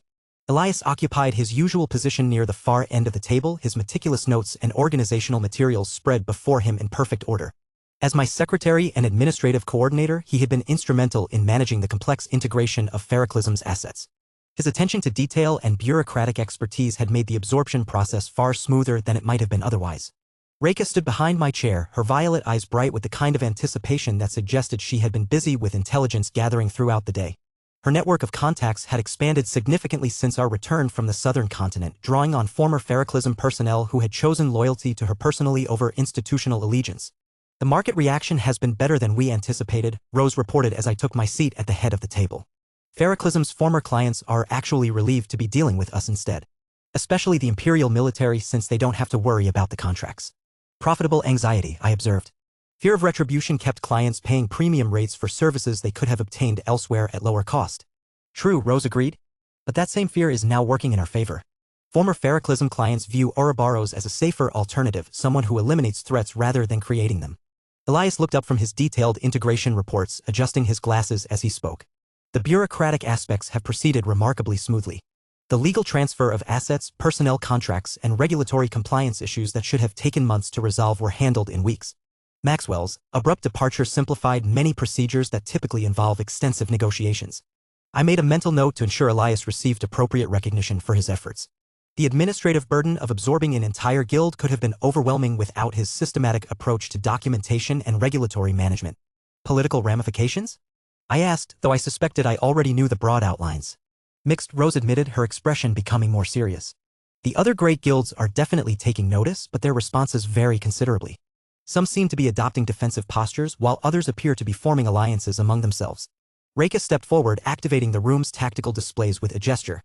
"Intelligence suggests that at least 3 of the remaining guilds are already coordinating their responses to our expansion.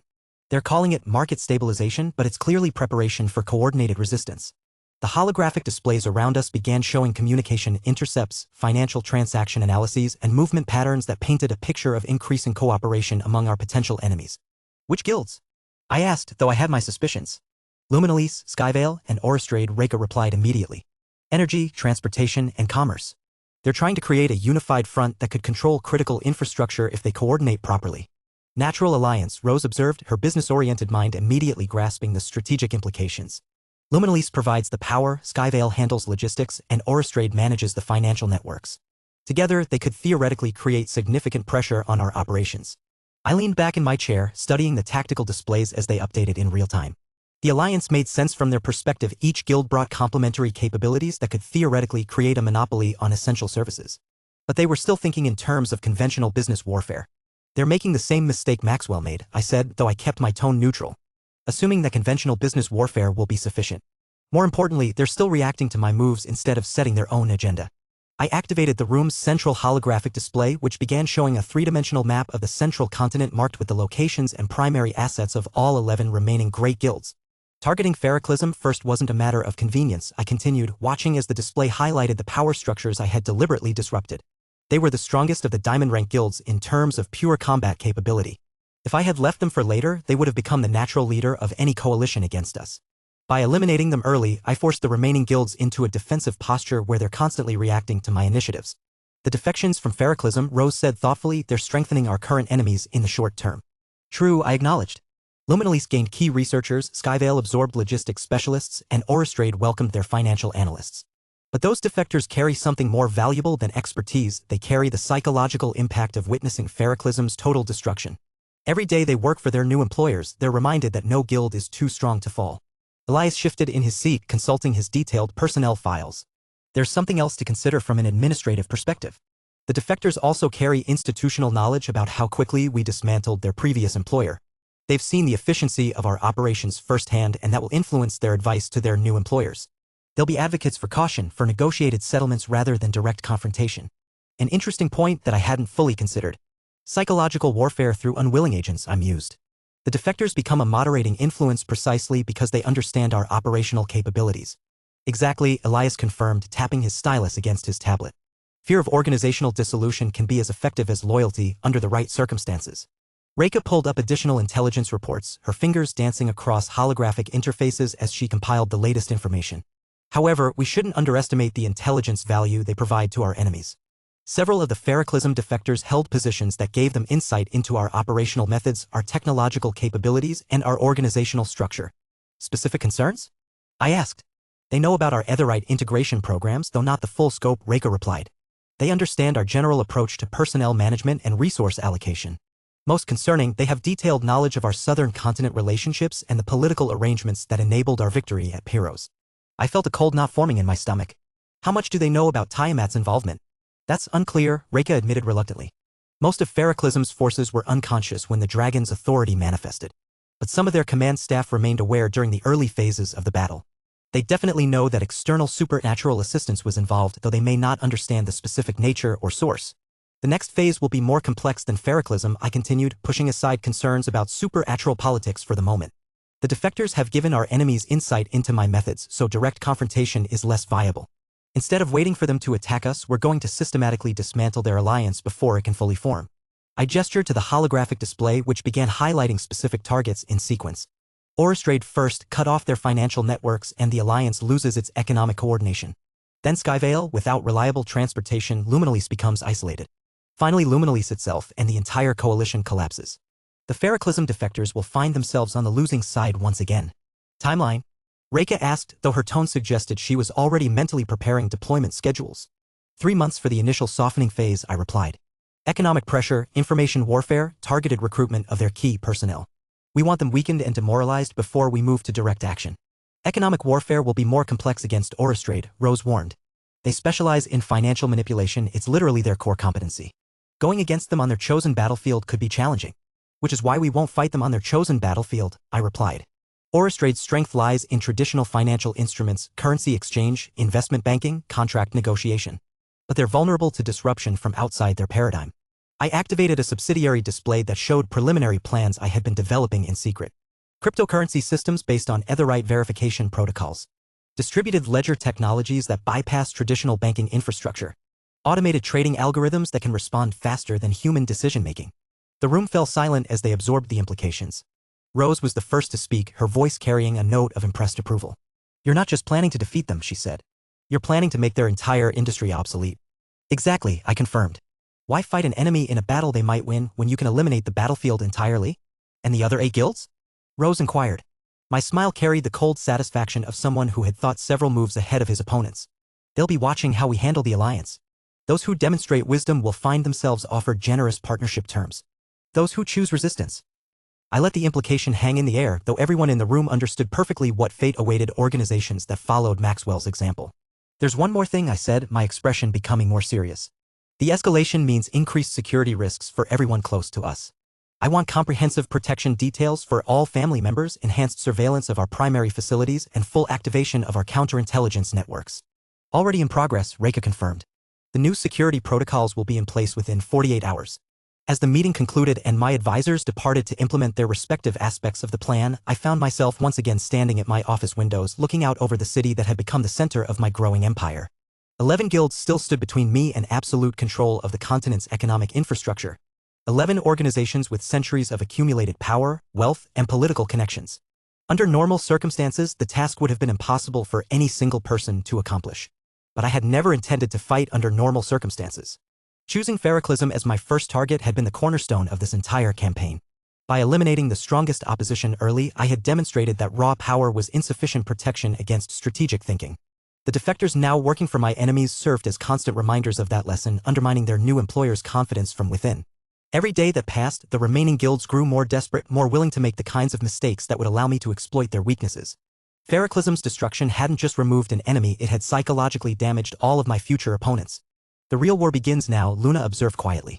No, I corrected silently, watching the city lights flicker like stars in the gathering darkness. The real war began the moment I decided that the old system had to change. Everything else is just the inevitable conclusion. Tomorrow would bring new challenges, new enemies, and new opportunities to reshape the world according to my vision. But tonight, my daughter was safe in her bed, my allies were prepared for the battles ahead, and the pieces were in position for the next phase of my campaign. The Guild Grandmaster position was within reach. I just had to be willing to take it. Chapter 7:18, Extra Story, Stella Luna. The house is really quiet when I tiptoed down the hallway, my bare feet making soft whisper sounds on the wooden floor. Usually around this time, Daddy is reading in his study or maybe making me a snack, but today everything feels different. Sleepy different, like the whole house is taking a nap. Maybe Daddy is tired, I think, clutching my stuffed butterfly, the one Princess Serafina gave me, a little tighter against my chest. He's been working really hard lately. I've noticed things even though grown-ups think little kids don't pay attention. I've seen the way Daddy's shoulders get all tense when he thinks I'm not looking, and how sometimes he rubs his forehead like his head hurts. And last night, I woke up because I heard him talking in his study really late, his voice all serious and worried about things I don't understand. Important grown-up things that keep him awake. The scary part of my brain, the part that remembers the white rooms and the doctors who never smiled, starts whispering mean thoughts. What if he's getting sick of taking care of you? What if you're too much trouble? What if he's so tired because having a little girl is harder than he thought? I shake my head hard, making my hair swish. Daddy always tells me that the mean voice in my head is wrong, that it's just leftover scared feelings from the bad place. He says love doesn't get tired even when people do. And I know it's true because I've seen how much everyone loves him. Daddy has so many people who love him, I remind myself, thinking about all the wonderful ladies who are part of our big, strange family. Princess Cecilia always makes sure he eats proper meals and doesn't work too late. Princess Serafina sings to him when he's stressed, and she always brings me the prettiest toys. Princess Rachel teaches him new magic things and makes him laugh with her funny stories about her experiments. Then there's Rose, who isn't a princess but is just as important. She's the one who helped design my room and always knows exactly what books I might like. She has the kindest eyes and gives the best hugs, almost as good as Daddy's. But my favorite after Daddy is Reika. She was there the night Daddy saved me, fighting the scary people who wanted to take me back to the White Rooms. I remember how fierce she looked, protecting me and Daddy both, like a warrior from one of my storybooks. Now she visits almost every day and she always asks about my drawings and listens to all my stories, even the silly ones. Reika understands about being scared, I think, because she's told me stories about when she was little and afraid sometimes too. She knows how to make the scared feeling smaller. All of these wonderful ladies love Daddy so much, and they love me too because I'm his. Sometimes I see them looking at him with soft, worried expressions when they think he's working too hard or not sleeping enough. They take care of him in different ways, bringing him tea, organizing his papers, making sure he remembers to rest. But they're not here right now, I realize with a little frown. Princess Cecilia is at some important meeting, and Princess Serafina is practicing for a concert. Rose is visiting her family, and Princess Rachel is doing magic research. Reika is helping with something in town. So it's just me and Daddy today, and he's so tired he fell asleep in the afternoon. I pause outside his bedroom door, which is slightly open. I can hear soft breathing inside, the kind that means someone is really, truly asleep. Not the fake sleep the guards used to do at the facility where they were always watching even with their eyes closed. This is the peaceful kind of sleep that happens when people feel safe. Daddy feels safe here, I realize with a warm feeling in my chest. Just like I do. Carefully, I peek around the door. Daddy is lying on top of the covers, still wearing his day clothes like he just laid down for a minute and fell asleep by accident. His dark hair is all messy and there are little worry lines around his eyes even in sleep. He looks younger when he's sleeping, less like the powerful person everyone says he is and more like just Daddy. He really is tired, I think sadly. All this grown-up stuff is making him sleepy in the daytime. I remember when I first came home with him how I was scared to sleep by myself because I kept thinking the doctors would come take me back. Daddy slept in the chair next to my bed for weeks, even though it made his neck hurt just so I wouldn't be afraid. He said families take care of each other, especially when someone is scared or tired. Maybe it's my turn to take care of him. I think about what each of his girlfriends would do if they were here. Princess Cecilia would probably tuck a blanket around him and make sure the room was the perfect temperature. Princess Serafina would hum a soft lullaby to help him sleep deeper. Princess Rachel would check to make sure he wasn't having nightmares with some kind of magic. Rose would bring him a cup of his favorite tea for when he wakes up. And Reika would just sit quietly nearby, keeping watch to make sure nothing disturbed his rest. I can't do magic or make tea or sing like they can, I think, but I can keep him company. I can make sure he's not alone. Very quietly, I slip into the room. The afternoon sunlight is streaming through the windows, making everything golden and warm. It's the kind of light that makes you want to curl up like a cat and just be cozy. I remember Reika telling me once that sometimes the best way to take care of someone is just to be near them, to let them know they're loved and safe. I climb onto the big bed as carefully as I can, trying not to bounce or make the mattress move too much. Daddy doesn't wake up, just keeps breathing that slow, peaceful way. Up close, I can see how long his eyelashes are and the little scar on his chin that Princess Serafina says he got from being young and foolish. He takes such good care of everyone else, I think, settling down next to him with my butterfly clutched in my arms. But who takes care of him when his girlfriends are busy? In the facility, no one ever took care of me when I was tired or scared. If I cried, they gave me medicine that made me feel fuzzy and strange. If I was sick, they just adjusted the machines and told me to be stronger. But Daddy brings me warm milk when I can't sleep and reads me stories when I'm sad and holds me when the nightmares come.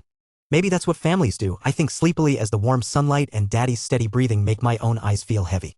Maybe we take turns being the one who needs taking care of. I think about how Princess Cecilia always checks on me before bedtime, making sure I have everything I need. How Princess Serafina teaches me new songs and tells me I have a pretty voice even when I sing off-key. How Princess Rachel shows me her magic butterflies and lets me help with the safe experiments. How Rose reads me stories and helps me pick out clothes that make me feel like a real little girl instead of a scary science project. How Reika sits with me when I have bad dreams and tells me I'm brave and strong. They all love me because I'm Daddy's daughter, I realize. And they love Daddy so much. We're all one big family that takes care of each other. I scoot a little closer, close enough that I can feel the warmth from his body but not touching in case it wakes him up. He smells like the safe smell that means home, a little like the soap he uses, a little like the coffee he drinks in the mornings, and underneath it all, just the smell that's purely Daddy. This is nice, I think drowsily. Just being close to him. Knowing he's safe and I'm safe and we're together. My eyelids are getting really heavy now. The afternoon light is so golden and sleepy and Daddy's breathing is like the most peaceful lullaby in the world. All the worry feelings from earlier are melting away, replaced by the warm, fuzzy feeling I get when I'm exactly where I belong. Maybe when we wake up, I'll make him a picture I plan sleepily. Something happy to make him smile. Maybe all of us together, me and Daddy and Princess Cecilia and Princess Serafina and Princess Rachel and Rose and Reika, all having a picnic in a garden with butterflies. Just before I drift off completely, I feel Daddy's arm move slightly, settling gently around me even in his sleep. Like his body knows I'm there and wants to keep me safe even when he's dreaming. He really does love me, I think, with a smile, snuggling closer to his warmth. Even when he's asleep, he wants to protect me. The mean voice in my head tries one more time to whisper scary things, but it's getting quieter now, drowned out by the steady beat of Daddy's heart and the feeling of being completely, totally safe. This is what love feels like, I think, as sleep pulls me down into soft, golden dreams. It feels like always having someone who wants you close even when they're tired. It feels like having a whole family of people who choose to take care of each other. And as I fall asleep in the warm afternoon light, surrounded by the safe smell of home and the gentle rhythm of Daddy's breathing, I know that tomorrow when we wake up we'll still be together. Still be a family. And maybe Princess Cecilia will come visit and bring cookies, or Reika will take me to the garden to look for real butterflies. Always and forever, I whisper in my dreams the words Daddy always says when he tucks me in at night. Always and forever. Chapter 719, Digital Gold, 1. The morning after our strategic planning session, I stood in the primary development laboratory of Ouroboros watching as our finest engineers made the final adjustments to what would revolutionize the Empire's existing financial infrastructure. The Etherite-enhanced Imperial cryptocurrency security system hummed with barely contained energy, its crystalline processing cores glowing with the distinctive blue light that had become synonymous with technological revolution. Final diagnostics complete, reported Dr. Sarah Chin, our lead cryptographic engineer. Her hands danced across holographic interfaces as streams of data flowed around us like living mathematics. The Etherite verification protocols are operating at 99.7% efficiency. Transaction security is now absolute and processing speed has increased by a factor of 10,000 over current Imperial systems. I nodded approvingly, though my mind was already racing ahead to the broader implications. What we had created would transform Imperial coin from a successful digital currency into the backbone of continental commerce. Every traditional bank, every trading house, every financial institution that had built their power on controlling payment processing was about to discover that their intermediary services were no longer necessary. This is going to shake the foundations of how business is conducted, Luna observed from within my consciousness, her mental voice carrying anticipation. That's the point, I replied silently. Audistrade controls 60% of continental financial infrastructure. Time to make that infrastructure obsolete. Helena Voss, the legendary guild master of Audistrade, wouldn't see this coming. She had spent decades building relationships with traditional banking systems, never imagining that the entire paradigm could be bypassed overnight. Sir, my phone chimed with an incoming priority call from the Imperial Palace. Cecilia appeared on the phone, her regal bearing somehow making even the casual clothes she wore seem formal. Her blonde hair was pulled back in an elegant style that emphasized her natural authority, while her crimson eyes held the kind of political intelligence that had made her such a valuable ally. Arthur, she said with the warm smile she reserved for private moments, the council session went exactly as planned. Chancellor Amelia presented your security enhancements as critical infrastructure improvements for imperial financial systems. The vote was unanimous in favor of official adoption. Perfect. With imperial backing, Audistrade's traditional advantages would become liabilities. Thank you, I said, meaning it. Your support and Chancellor Amelia's expertise made this possible. Our pleasure, Cecilia replied. Though I suspect Helena Voss won't appreciate the implications when she realizes what's happening. After Cecilia ended the call, I activated our secure Western Continent link. Prince Jean Ashbluff and Callie materialized as holographic projections, their first joint operation about to begin. Status report, I requested, noting how naturally they stood together, Jin's black hair impeccably styled and his black eyes reflecting strategic intelligence, while Callie's dark hair and focused expression spoke to operational readiness. Western financial networks are prepared for integration, Jean reported. I've coordinated with 12 major noble houses to serve as early adopters. The moment your enhanced imperial cryptocurrency launches, we'll have immediate legitimacy across the entire Western continent. Security protocols are in place, Callie added, her tone professional but carrying an undertone that suggested she was impressed by Jin's thorough preparation. Any attempt by Audistrade to interfere with Western operations will meet immediate resistance. Their coordination was flawless, and I noticed the subtle glances they exchanged, professional respect beginning to develop into something deeper. Execute the Western integration, I commanded. Helena Voss is about to discover that her traditional banking relationships can't compete with imperial mandate and technological superiority. Dr. Chen, initiate the global launch sequence. The enhanced imperial cryptocurrency went live across all Ouroboros and former Ferroclism facilities simultaneously. Within hours, transaction volumes exceeded what most traditional banks processed in a month. But the real shock came when major corporations began adopting the system, drawn by the combination of absolute security and imperial endorsement. 6 hours later, Helena Voss called.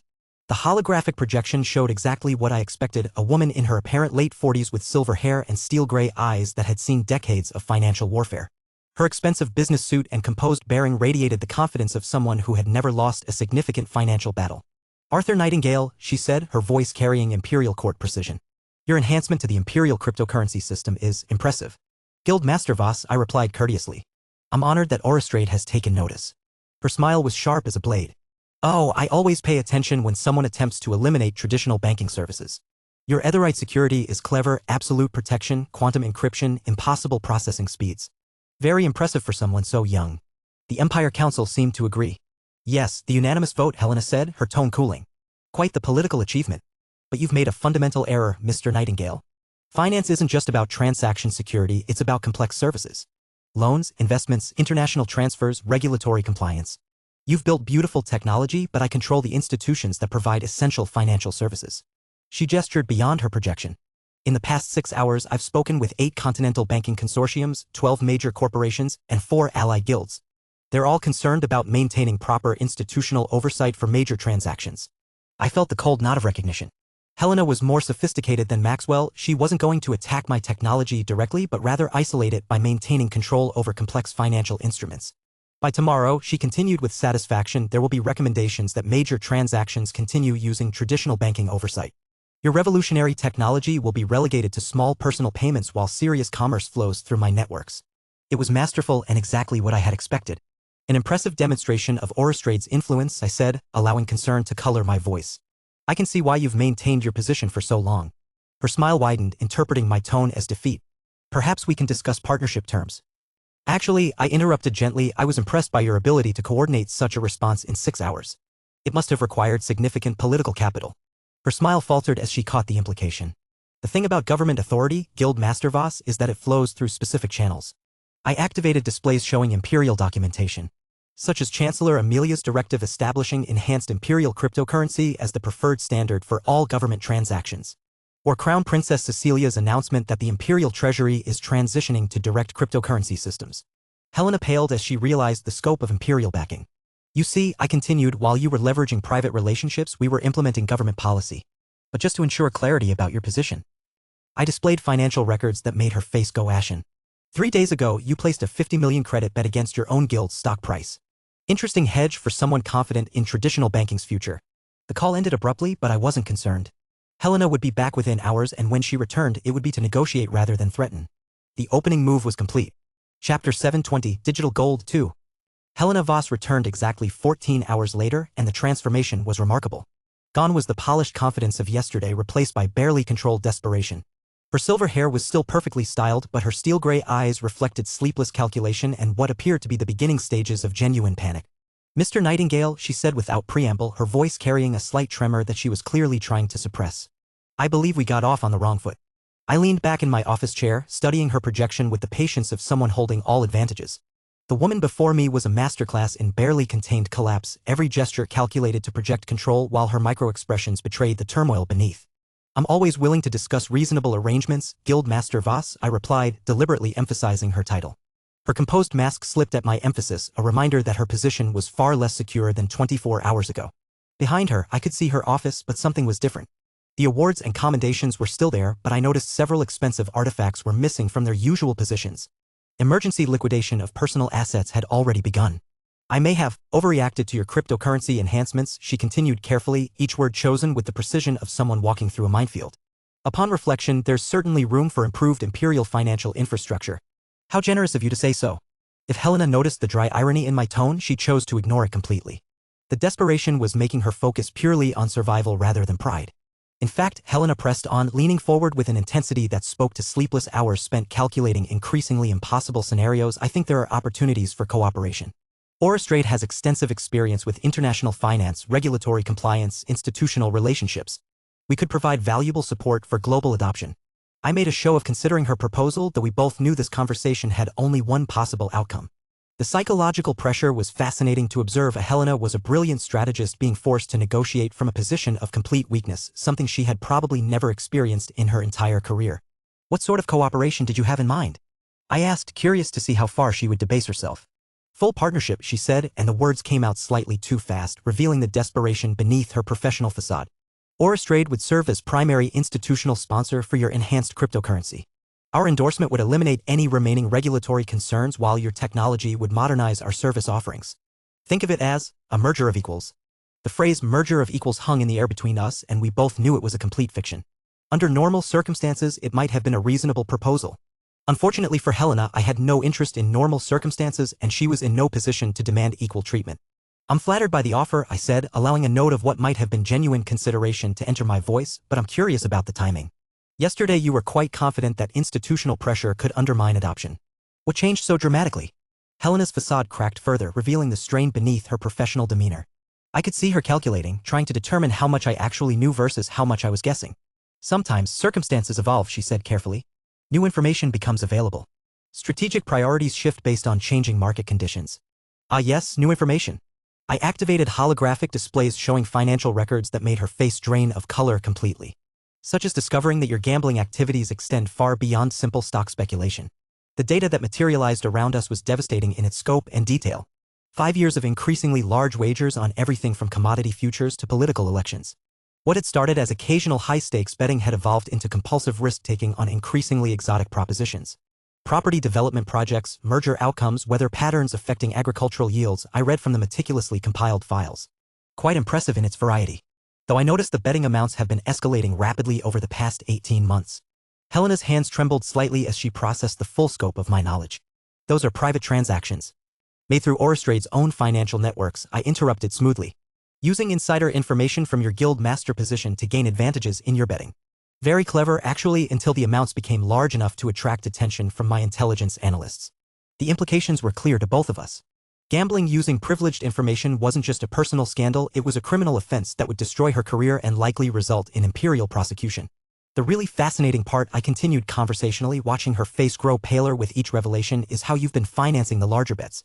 Did you think no one would notice that Audistrade's discretionary investment funds have been consistently underperforming market benchmarks? Or that certain high-value assets have been quietly liquidated to cover your mounting losses? Helena's professional mask collapsed entirely, revealing the raw panic beneath. You can't prove a. Actually, I can. Additional displays materialized, showing forensic financial analysis that laid out her embezzlement in meticulous detail. Reika's people are quite thorough when they set their minds to it. We have transaction records, communication intercepts, even security footage of you accessing restricted accounts during non-business hours. The evidence was overwhelming and irrefutable. Helena had been systematically embezzling from her own guild to fund an increasingly destructive gambling addiction. The amounts involved were staggering, enough to destabilize Audistrade's operational capacity if the truth became public. Helena slumped in her chair, the weight of complete exposure finally crushing her shoulders. What do you want? I want Audistrade, I replied simply. Complete transfer of all assets, personnel, and operational control to Ouroboros. In exchange, your gambling activities and their funding sources remain a private matter between us.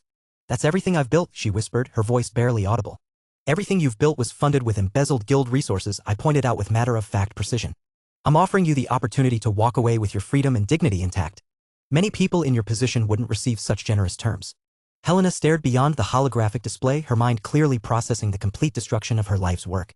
The silence stretched between us for several long minutes as she contemplated a future that no longer included the empire she had spent decades constructing. If I refuse? She asked eventually, though her tone suggested she already knew the answer. Then by tomorrow morning, detailed financial records will be delivered to the Imperial Financial Crimes Commission, the media, and every major financial institution on the continent, I replied with matter-of-fact certainty. Your gambling addiction will become public knowledge, along with evidence of embezzlement and insider trading spanning multiple years. I continued, after which Audistrade will collapse within weeks as clients flee and regulatory authorities freeze all accounts pending investigation. You'll face criminal prosecution, personal bankruptcy, and complete professional ruin. And I'll still acquire Audistrade's assets, though probably at a significant discount through the Imperial receivership courts. Helena closed her eyes, her breathing shallow as she confronted the reality of her situation. When she opened them again, hollow resignation had replaced everything else. How long do I have to decide? You've already decided, I said gently. You called me because you know there's only one choice that preserves anything of your legacy.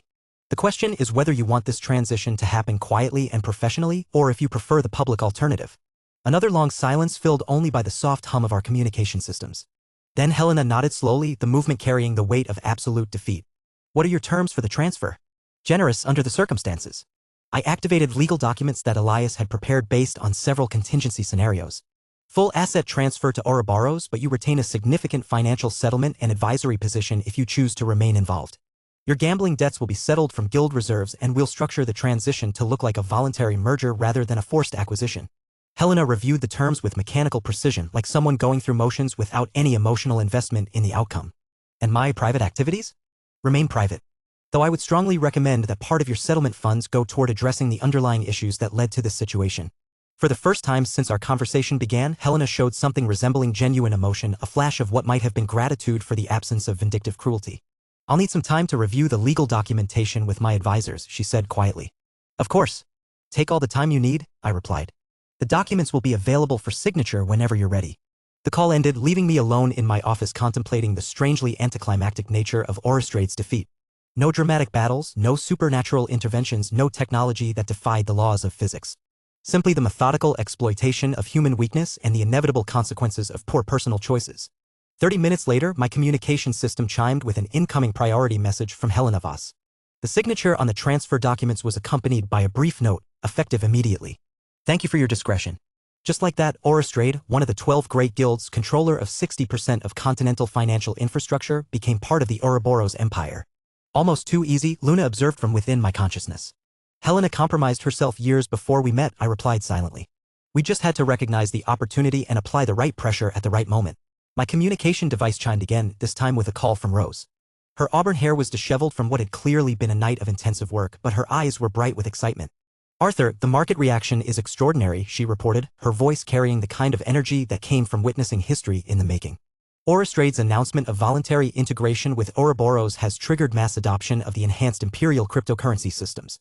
Major institutions are scrambling to establish relationships rather than risk being left behind by the transition. And the remaining great guilds? Rose's expression became more serious as she consulted additional reports. Panic across the board. Emergency conferences between all remaining guild leadership.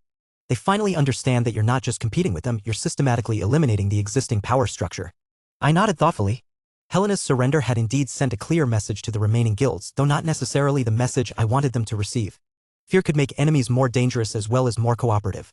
Prepare for rapid escalation, I instructed. The remaining guild masters are all competent strategists who won't make Helena's mistakes. They'll coordinate their responses and probably attempt to force a confrontation before we can fully consolidate Oristrade's resources. Already in progress, Rose confirmed. Though I have to say, having absorbed 2 of the 12 great guilds is going to change everything about how the remaining 10 approach their planning. After Rose ended the call, I stood at my office windows looking out over Avalon as the city continued its evening routines. Somewhere in those glittering lights, millions of people were going about their daily lives completely unaware that the fundamental structure of continental finance had just shifted beneath their feet. 2 of the 12 great guilds down, 10 to go. But Helena's personal weaknesses had made this easier than it should have been. The remaining guilds would be more careful, more disciplined, and infinitely more dangerous. The real test was coming. Chapter 721, Digital Gold 3. The aftermath of Oristrade's absorption sent shockwaves through every level of continental power, rippling outward like an earthquake whose tremors would be felt for generations. I stood in our expanded command center, a facility that had grown from a simple guild headquarters into something resembling a war room for economic conquest. Holographic displays painted the space in shifting blues and golds, tracking real-time market reactions as the implications of absorbing 2 of the 12 great guilds became apparent to everyone from street merchants to imperial ministers. The scale of change was staggering. Within hours of Helena's surrender, financial markets had begun restructuring themselves around the new reality. Traditional banking stocks were in free fall while technology investments soared. Currency exchanges were scrambling to accommodate the sudden surge in enhanced imperial cryptocurrency transactions. Even the weather seemed to reflect the momentous shift, storm clouds gathering over Avalon as if the very atmosphere sensed the coming upheaval. Integration proceeding ahead of our most optimistic projections, Elias reported, his usually meticulous demeanor showing signs of strain as he coordinated what amounted to merging 3 economic empires. His desk was covered with holographic displays showing personnel transfers, asset consolidations, and regulatory filings that would normally take months to process. Oristrade's client base is transitioning with minimal resistance. Helena's personal endorsement of the merger eliminated most institutional concerns about stability and continuity. I nodded approvingly, though my attention was focused on more troubling indicators scattered across the intelligence displays. While our integration proceeded smoothly, the reaction from the remaining great guilds was anything but passive acceptance. What about the remaining guild responses? I asked, though I suspected I already knew the answer would be concerning. Reika stepped forward, activating a series of intelligence displays that painted the command center in urgent reds and yellows. Her violet eyes reflected the data streams as she compiled reports from across the continent. Emergency sessions across all 10 remaining great guilds began immediately after our announcement. The pattern is clear, they're no longer treating this as normal business competition. 2 distinct alliance structures are emerging from the chaos. She gestured to the central display where a 3-dimensional map of the continent showed guild territories and influence networks in real time.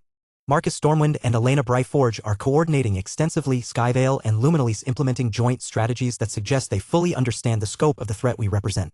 The Trinity Alliance was forming exactly as I had anticipated, though perhaps with more urgency than I had expected. The rapid elimination of Ferroclism and now Oristrade had forced the remaining organizations to choose between immediate cooperation or individual destruction. Fear, as Luna often observed, was an excellent motivator for previously impossible alliances. Marcus has placed Skyvale's entire transport network on elevated alert status, Reika continued, her fingers dancing across control interfaces to bring up additional intelligence reports. Flight patterns have shifted from normal commercial operations to what appears to be strategic positioning. Elena, meanwhile, is implementing continental energy grid manipulation protocols on a scale we've never observed before. They're preparing for coordinated economic warfare. I studied the tactical displays as they updated with real-time intelligence, feeling a familiar mixture of anticipation and respect for my opponents. Marcus Stormwind was a former military ace who had transformed Skyvale from a regional carrier service to a continental monopoly through strategic brilliance and operational efficiency. His military background meant he understood the value of decisive action over prolonged negotiation, a dangerous quality in an enemy. Elena Bryforge represented an entirely different kind of threat. Her immortal rank energy manipulation abilities were legendary across the continent, but what made her truly dangerous was her reputation for systematic thinking and long-term planning. She had spent decades building Luminalise into an organization that was genuinely essential to continental civilization. Energy wasn't just a commodity to her, it was the lifeblood of modern society, and she controlled its flow with the precision of a master surgeon.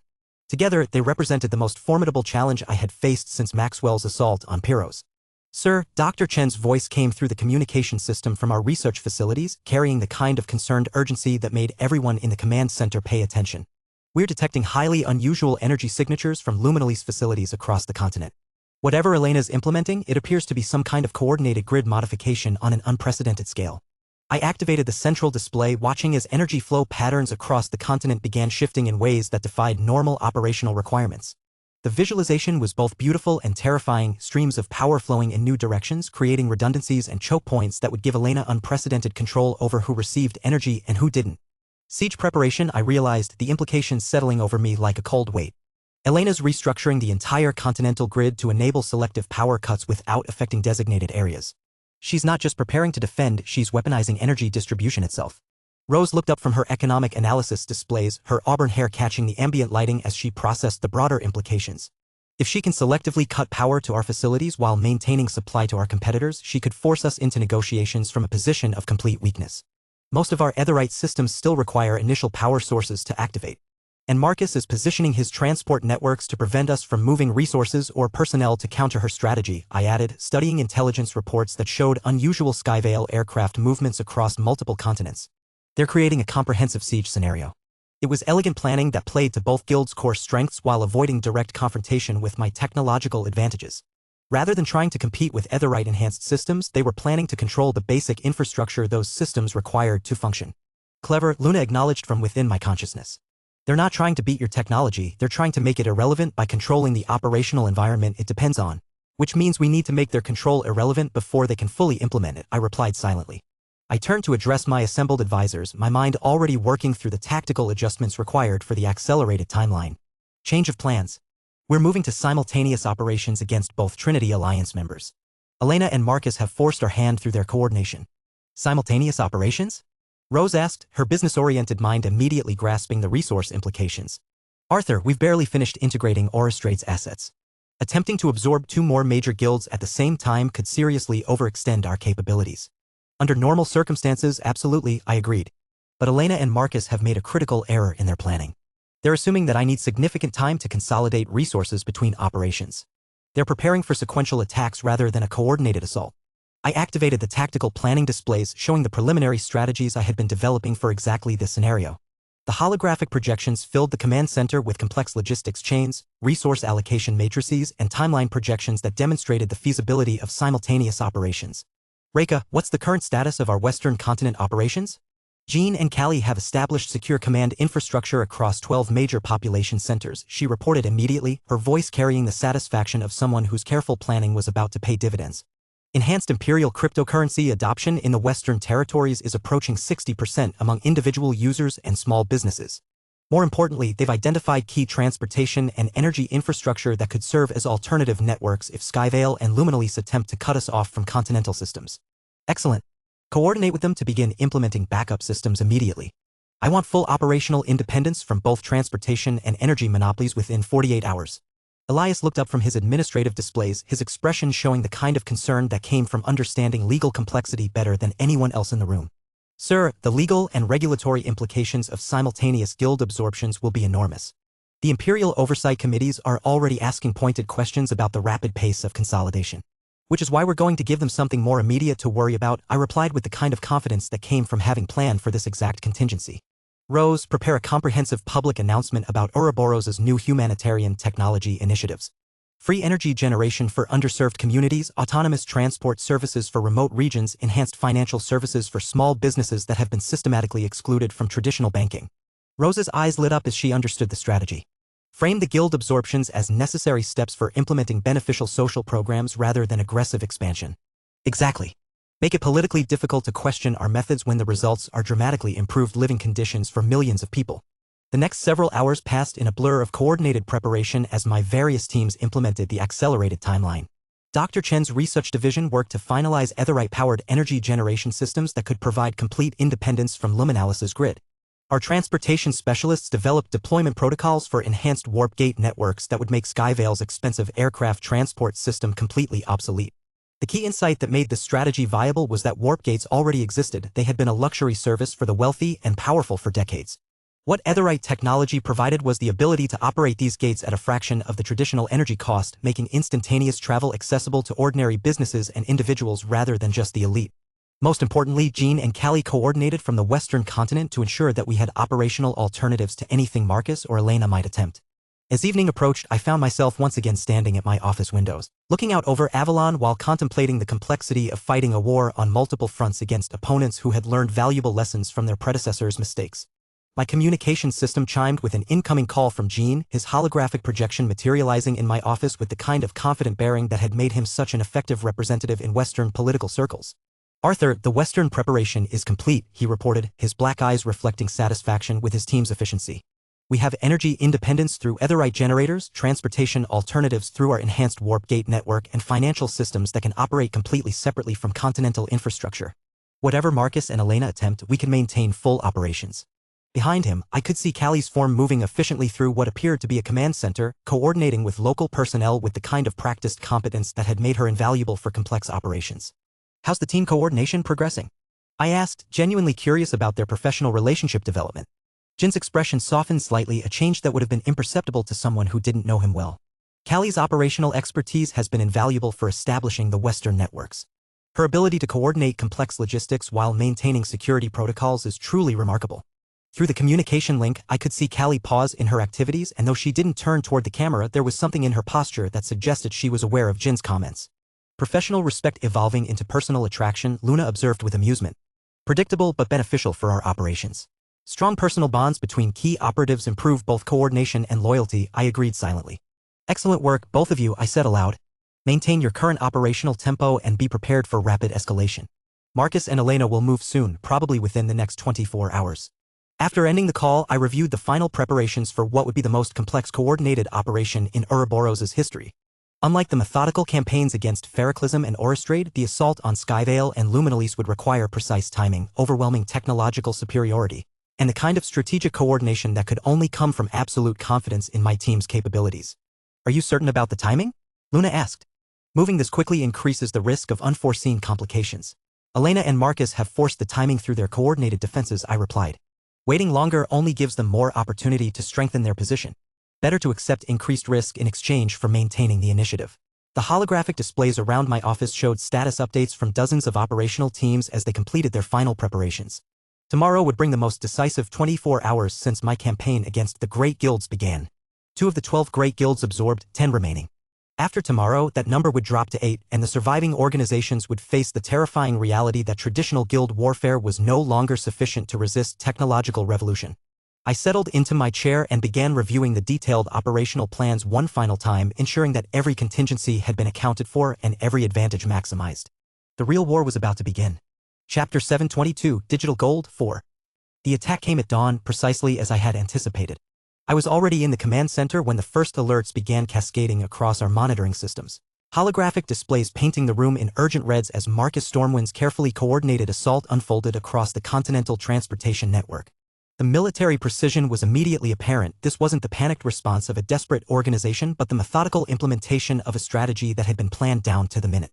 Simultaneous disruptions at 47 major transport hubs, Reika reported, her violet eyes reflecting the glow of tactical displays as she tracked the scope of Marcus's opening move.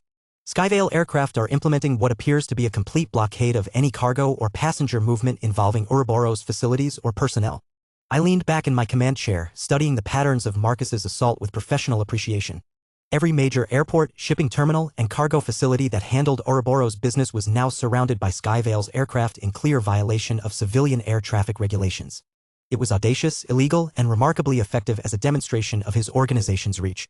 "Bold opening move," Luna observed from within my consciousness.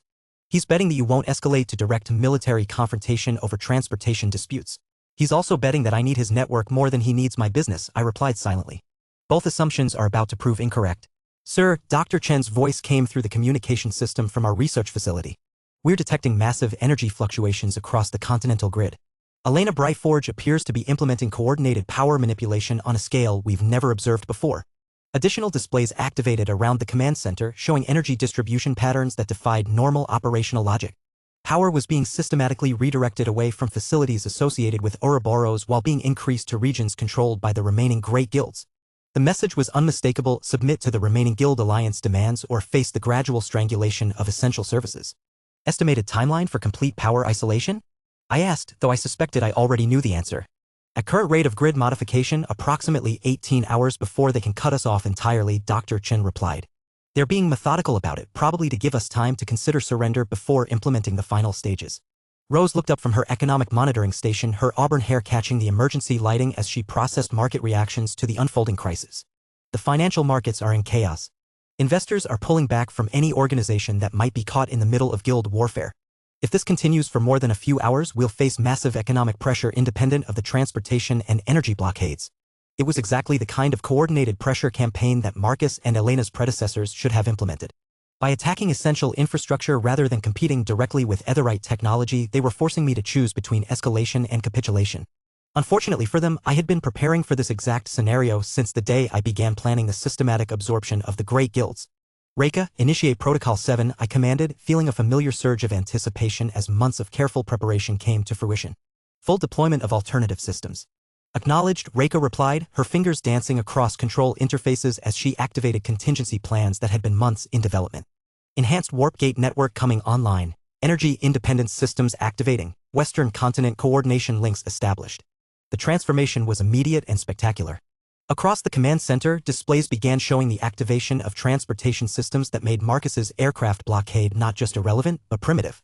Etherite-powered warp gates materialized in secure locations throughout our facility network, enabling instantaneous movement of personnel and cargo across vast distances at a fraction of traditional cost. What had been a devastating blockade became merely an inconvenience as our operations shifted to technology that existed outside Marcus's ability to control. Simultaneously, Etherite energy generators came online across our major facilities, providing complete independence from Elena's continental grid. Rather than fighting for access to their controlled infrastructure, we simply abandoned it in favor of superior alternatives. But the real masterstroke was yet to come. Jean, Callie, execute the Western demonstration, I commanded through our secure communication link. The holographic projections of my two key Western operatives materialized in the command center, their images transmitted from what appeared to be a converted aircraft hangar filled with gleaming technological equipment. Demonstration commencing, Jean reported with the kind of confident smile that suggested he was thoroughly enjoying the opportunity to participate in making history. Behind him, Callie moved with practiced efficiency as she coordinated with technical personnel to prepare what would effectively be the first public demonstration of affordable warp gate technology, transforming what had been an exclusive luxury for the ultra-wealthy into accessible commercial transport. The main display shifted to show a live feed from the Western continent as the first public demonstration of commercially viable warp gate travel began. A simple cargo container, clearly labeled with Ouroboros markings, disappeared from the hangar in Jin's location and instantaneously reappeared at a facility on the eastern continent, a journey that had always been possible through warp gate technology, but until now had cost more than most businesses earned in a year. The implications were staggering, and not just for the current conflict with Skyvale and Luminalise. Public reaction is.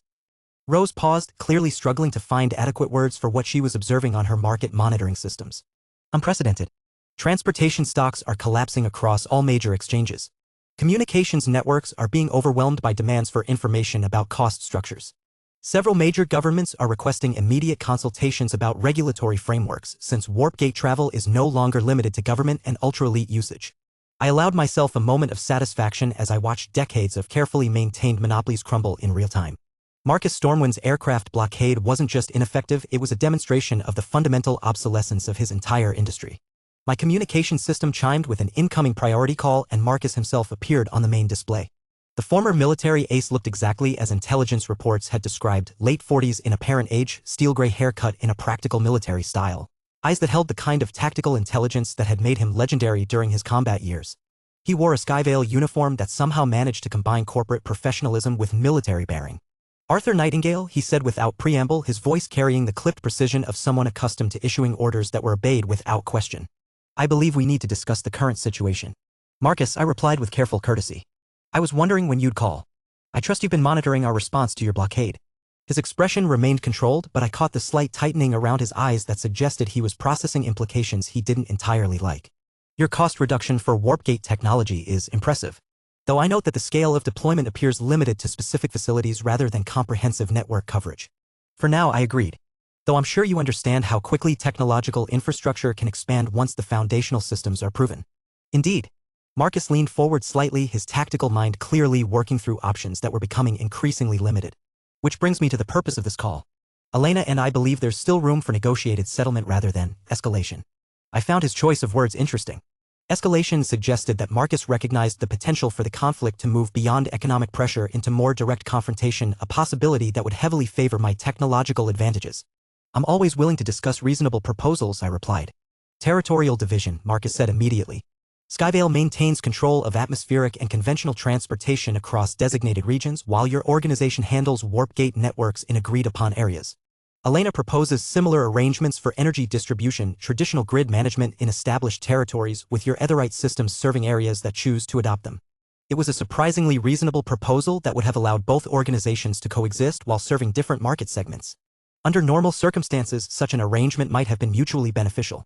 But I hadn't spent months systematically dismantling the guild system to settle for peaceful coexistence with the fragments. An interesting proposal, I acknowledged. But it assumes that territorial division is more beneficial than integrated systems. Tell me, Marcus, what happens when clients in your designated territories demand access to superior technology? What happens when conventional transport becomes uncompetitive with instantaneous alternatives? Marcus was quiet for several seconds, his strategic mind working through the long-term implications of my question. You're not interested in coexistence. I'm interested in progress, I corrected. Artificial preservation of inferior technology serves no one's interests except those who profit from maintaining artificial scarcity. And if we refuse your progress? I gestured to the tactical displays showing the continued expansion of Etherite systems across the continent. Then you'll discover that fighting technological evolution is like fighting gravity, initially possible with sufficient effort but ultimately futile. The call ended as Marcus cut the connection, but I wasn't concerned. He would be back, probably within hours, and when he returned it would be with Elena Brightforge and terms that reflected their deteriorating position. They're going to coordinate one final push, Luna observed. Marcus isn't the type to surrender without demonstrating his full capabilities. Good, I replied. Let them show their strength. It will make their inevitable defeat more convincing to the remaining guilds. Reika stepped forward with updated intelligence reports, her expression carrying the particular intensity she displayed when tracking dangerous developments. Sir, we're detecting massive energy buildups at both Skyvale and Luminalise facilities. Whatever they're planning, it's going to be significantly more dramatic than the current blockade. I nodded thoughtfully. Marcus and Elena were both competent enough to recognize that half measures would be insufficient against technological superiority. Their next move would likely represent the full scope of their combined capabilities, a final demonstration of traditional guild power before acknowledging the new reality. Prepare for maximum escalation, I commanded. Full deployment of all available systems. If Marcus and Elena want to make this a test of absolute capabilities, let's show them what technological revolution actually looks like. The storm clouds were gathering, but I was ready for the tempest that would follow. Tomorrow would bring the kind of decisive confrontation that would reshape not just the guild system, but the fundamental nature of power itself on the central continent. Marcus Stormwind and Elena Brightforge were about to learn why fighting the future was a battle that could never be won. Chapter 723, Quantum Leap 1. The declaration of war came not through explosions or dramatic confrontations, but through the quiet hum of Etherite-powered warp gates activating across the continental network. What Marcus Stormwind had intended as a strangling blockade became the catalyst for the most comprehensive transportation revolution in human history. I stood in the command center watching real-time deployment statistics as our enhanced warp gate network expanded exponentially. Each activation sent ripples through Skyvale's carefully maintained monopoly, turning decades of strategic positioning into expensive, obsolete infrastructure. Network expansion proceeding ahead of all projections, Dr. Chin reported, her voice carrying the excitement of someone witnessing the practical application of theoretical breakthrough. Etherite power consumption is running at 12% of traditional warp gate operations. We can maintain continental coverage indefinitely. The implications were staggering. Traditional warp gates had been limited to government facilities and the ultra-wealthy precisely because of their enormous energy requirements. A single intercontinental transfer cost more than most businesses earned in months. By reducing operational costs to a fraction of traditional levels, we had transformed instantaneous travel from exclusive luxury to everyday commercial tool. Sir, Reika's voice cut through the technical discussions, her violet eyes reflecting the urgency of incoming intelligence. Marcus is moving to direct confrontation. Skyvale aircraft are converging on our major facilities with what appears to be attack formation. I studied the tactical displays showing Skyvale's response to our network activation. Unlike Feroclism's emotional assault, this was controlled escalation, Marcus testing our defenses while maintaining plausible deniability about aggressive intent. He's being smart about it, Luna observed from within my consciousness. Not the kind of suicidal charge Maxwell attempted. Smart but ultimately futile, I replied silently. He still doesn't understand the scope of what he's facing.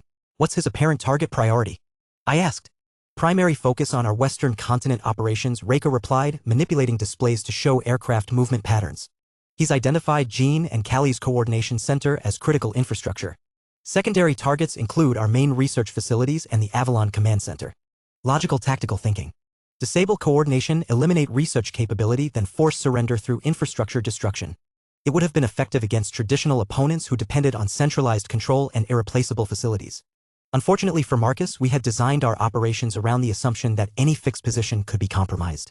Activate distributed command protocols, I instructed. Full authority delegation to regional coordinators. Jean and Callie are authorized for independent tactical decisions. My communication system chimed with an incoming call from the Western continent. Jin's holographic projection materialized with Callie visible beside him, both reviewing tactical displays in what appeared to be a mobile command center. Arthur, we're tracking 12 Skyvale heavy transports approaching our position, Jean reported, his black eyes reflecting the kind of tactical focus that had made him invaluable despite his youth. Estimated arrival in 40 minutes. Defensive preparations? I asked. Callie stepped into view, her expression carrying the controlled intensity of someone who had spent years preparing for exactly this scenario. All critical personnel and equipment have been evacuated through our warp gate network.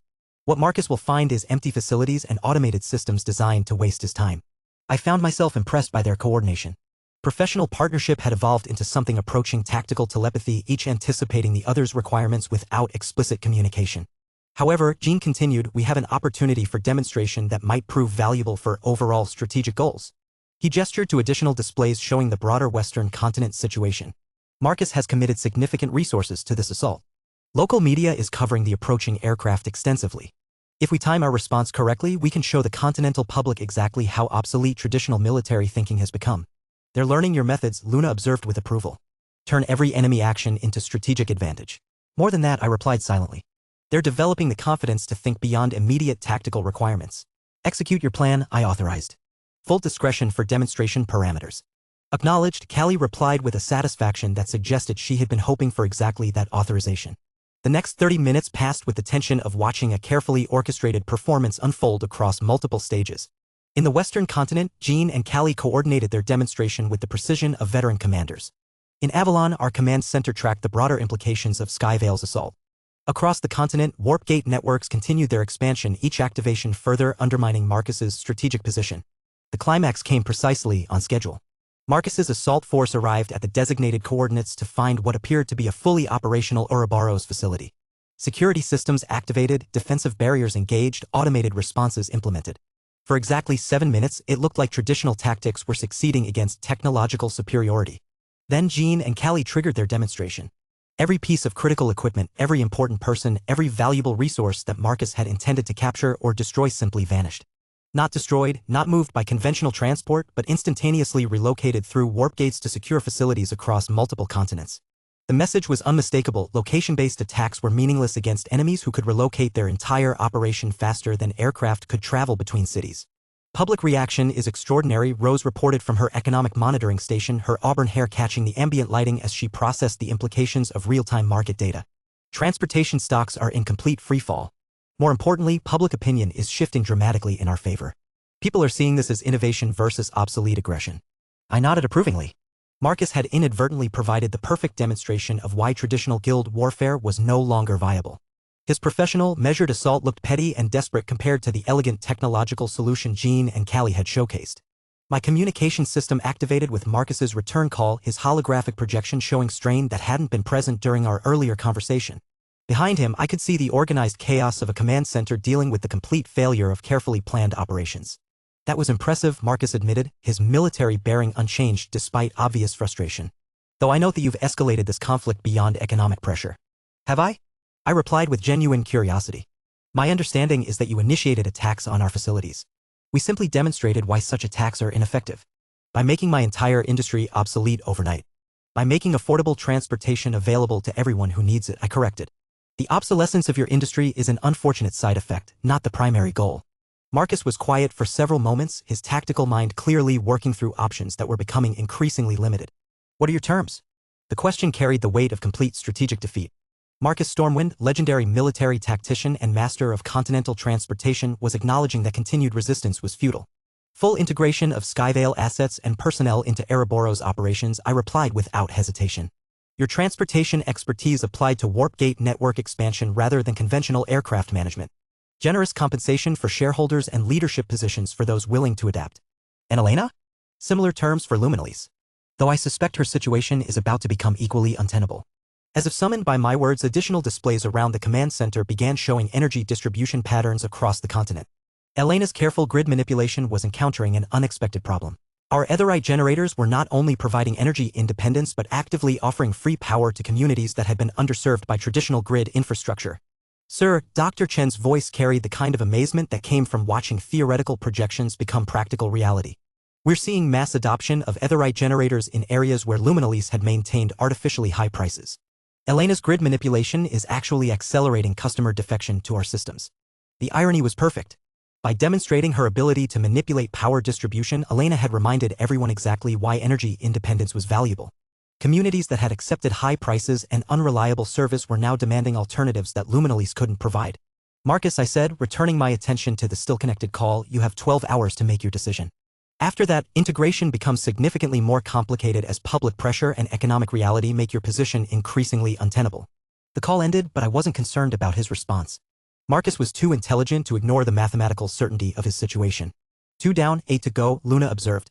2 in the process of surrendering, I corrected. Elena will reach the same conclusion within hours once she realizes the scope of her customer defection. Reika approached with updated intelligence reports, her expression carrying satisfaction with successful operations. Jean and Callie report complete success with their demonstration. No casualties, minimal property damage, maximum public relations impact. More importantly, they've established tactical coordination protocols that could serve as templates for future operations. I found myself smiling at that last observation. Jean and Callie weren't just executing assigned tasks anymore, they were innovating within their operational parameters, developing capabilities that enhanced overall strategic effectiveness. What's their current status? Coordinating warp gate expansion throughout the western continent while monitoring Skyvale's response to Marcus's likely surrender. They've also begun preliminary assessment of Luminalese infrastructure for potential integration.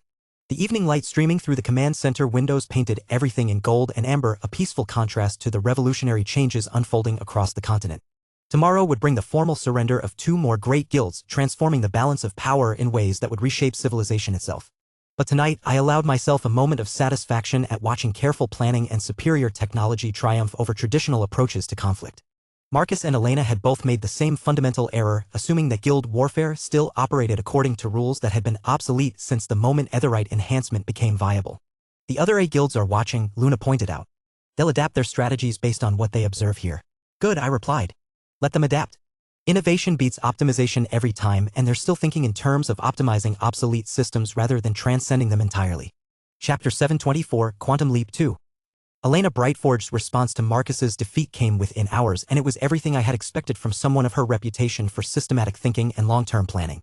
Unlike Marcus's direct assault, Elena's strategy was subtle, comprehensive, and potentially devastating if she had been facing a conventional opponent. I stood before the central display in our command center, watching as energy distribution patterns across the continent shifted in ways that defied normal operational logic.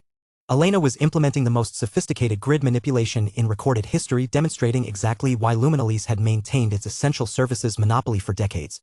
She's incredible, Dr. Chen admitted with professional admiration, her fingers dancing across control interfaces as she tracked the scope of Elena's operation.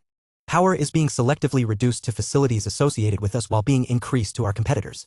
Energy costs for our allies are spiking to unsustainable levels while our enemies receive preferential rates. It's surgical precision on a continental scale. The implications were staggering. Elena controlled the literal lifeblood of modern civilization. Without reliable energy, everything from manufacturing to communication would grind to a halt. She was betting that technological superiority meant nothing if the basic infrastructure required to operate that technology was systematically denied. Elegant strategy, Luna observed from within my consciousness. Much more sophisticated than Marcus's direct approach. Indeed, I agreed silently. But she's made the same fundamental error they all make. Sir, Reika's voice cut through the technical analysis, her violet eyes reflecting concern as she compiled intelligence reports. Elena's manipulation is having immediate economic impact. Several major corporations are requesting emergency meetings to discuss energy supply alternatives. The stock market is responding to speculation about Luminalise's ability to control industrial operations. It was exactly the kind of coordinated pressure campaign that should have forced immediate negotiations. Elena was demonstrating that energy independence was an illusion when a single organization controlled continental distribution infrastructure.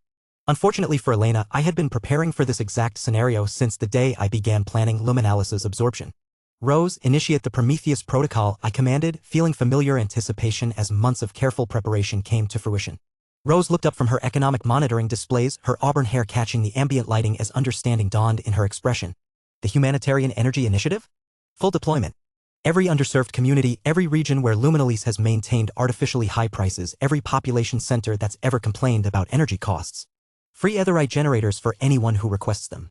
The next several hours passed in a blur of coordinated deployment as our various teams implemented what was effectively the largest humanitarian technology program in continental history. Etherite generators, compact enough to power individual buildings yet efficient enough to operate indefinitely, began materializing in communities across the continent. But this wasn't just charity, it was strategic warfare at its most elegant. The response is unprecedented, Rose reported, her voice carrying the excitement of someone witnessing economic history. We're receiving over 10,000 requests per hour. Communities that have accepted Luminalis's high prices for decades are demanding immediate installation. I watched the deployment statistics with satisfaction. Each generator installation represented not just energy independence for a community but permanent customer defection from Luminalis's network. Elena's grid manipulation had reminded everyone exactly why energy independence was valuable, and we were providing the solution she couldn't match. What's Elena's reaction? Panic, Reika replied immediately. Luminalist facilities are showing massive spikes in emergency communications. She's trying to implement counteroffers, but her entire pricing structure was built around scarcity and monopoly control. The irony was perfect. Elena's demonstration of her ability to manipulate energy distribution had accelerated demand for alternatives that made her capabilities irrelevant. Every community that received an etherite generator became permanently independent of her grid, regardless of how sophisticated her manipulation techniques might be. My communication system chimed with an incoming call from Elena herself. The holographic projection showed a woman who matched intelligence reports perfectly, apparent early 50s, dark hair streaked with silver, eyes that held the kind of systematic intelligence that had built energy empires. She wore elegant business attire that somehow managed to project both authority and accessibility. Arthur Nightingale, she said without preamble, her voice carrying the controlled precision of someone accustomed to making decisions that affected millions of lives. I believe we have reached a point where direct conversation is necessary. Elena, I replied with careful courtesy. I was wondering when you'd call. I trust you've been monitoring the public response to our humanitarian energy program. Her expression remained composed, but I caught the slight tension around her eyes that suggested she was processing implications she didn't entirely like. Your etherite generator distribution is impressive in its scope, though I note that the technology appears to be optimized for individual community use rather than industrial applications. For now, I agreed. Though I'm sure you understand how quickly technological capabilities can expand once foundational infrastructure is established. Elena leaned forward slightly, her systematic mind clearly working through scenarios that were becoming increasingly unfavorable. Which brings me to the purpose of this call. I believe there's still opportunity for cooperative solutions rather than mutual destruction. I found her choice of words interesting. Mutual destruction suggested that Elena recognized the potential for both organizations to damage each other, though she clearly understood that her position was deteriorating faster than mine. I'm always willing to discuss reasonable proposals, I replied. Infrastructure sharing, Elena said immediately. Luminalis maintains control of large-scale grid operations for industrial and governmental clients, while your etherite systems serve community and individual applications. We could create complementary networks rather than competing ones. It was a sophisticated proposal that demonstrated Elena's understanding of the technical requirements for energy distribution. Under normal circumstances, such an arrangement might have allowed both organizations to focus on their respective strengths while avoiding direct competition. But I hadn't spent months developing etherite technology to settle for market segmentation with obsolete competitors. An interesting proposal, I acknowledged. But it assumes that artificial market division is more beneficial than integrated efficiency. Tell me, Elena, what happens when your industrial clients demand access to more reliable and cost-effective energy sources? What happens when your grid operations become uncompetitive with distributed alternatives? Elena was quiet for several seconds, her systematic mind working through the long-term implications of my question. When she spoke again, her voice carried a note of resignation that hadn't been present before. You're not interested in coexistence. I'm interested in progress, I corrected. Artificial preservation of monopolistic pricing serves no one's interests except those who profit from maintaining energy scarcity. And if Luminalis refuses to cooperate? I gestured to the deployment statistics showing continued etherite generator distribution. Then you'll discover that fighting energy democratization is like fighting sunrise, initially possible through artificial barriers but ultimately futile. The call ended as Elena cut the connection, but I could see in her final expression that she understood the mathematical certainty of her situation. Unlike Marcus's emotional response, Elena would approach surrender with the same systematic thinking she applied to everything else. Sir, Dr. Chen's voice carried the kind of amazement that came from watching theoretical projections exceed practical implementation. Etherite generator deployment has reached critical mass in 12 major metropolitan areas. Elena's grid manipulation is becoming irrelevant because her customers are becoming independent faster than she can implement pressure tactics. The implications were staggering. Elena had spent decades building Luminalis into an organization that was genuinely essential to continental civilization. But essentiality based on monopoly control evaporated the moment alternatives became available. Customer defection statistics? Approaching 30% in regions where we've achieved significant generator deployment, Rose reported.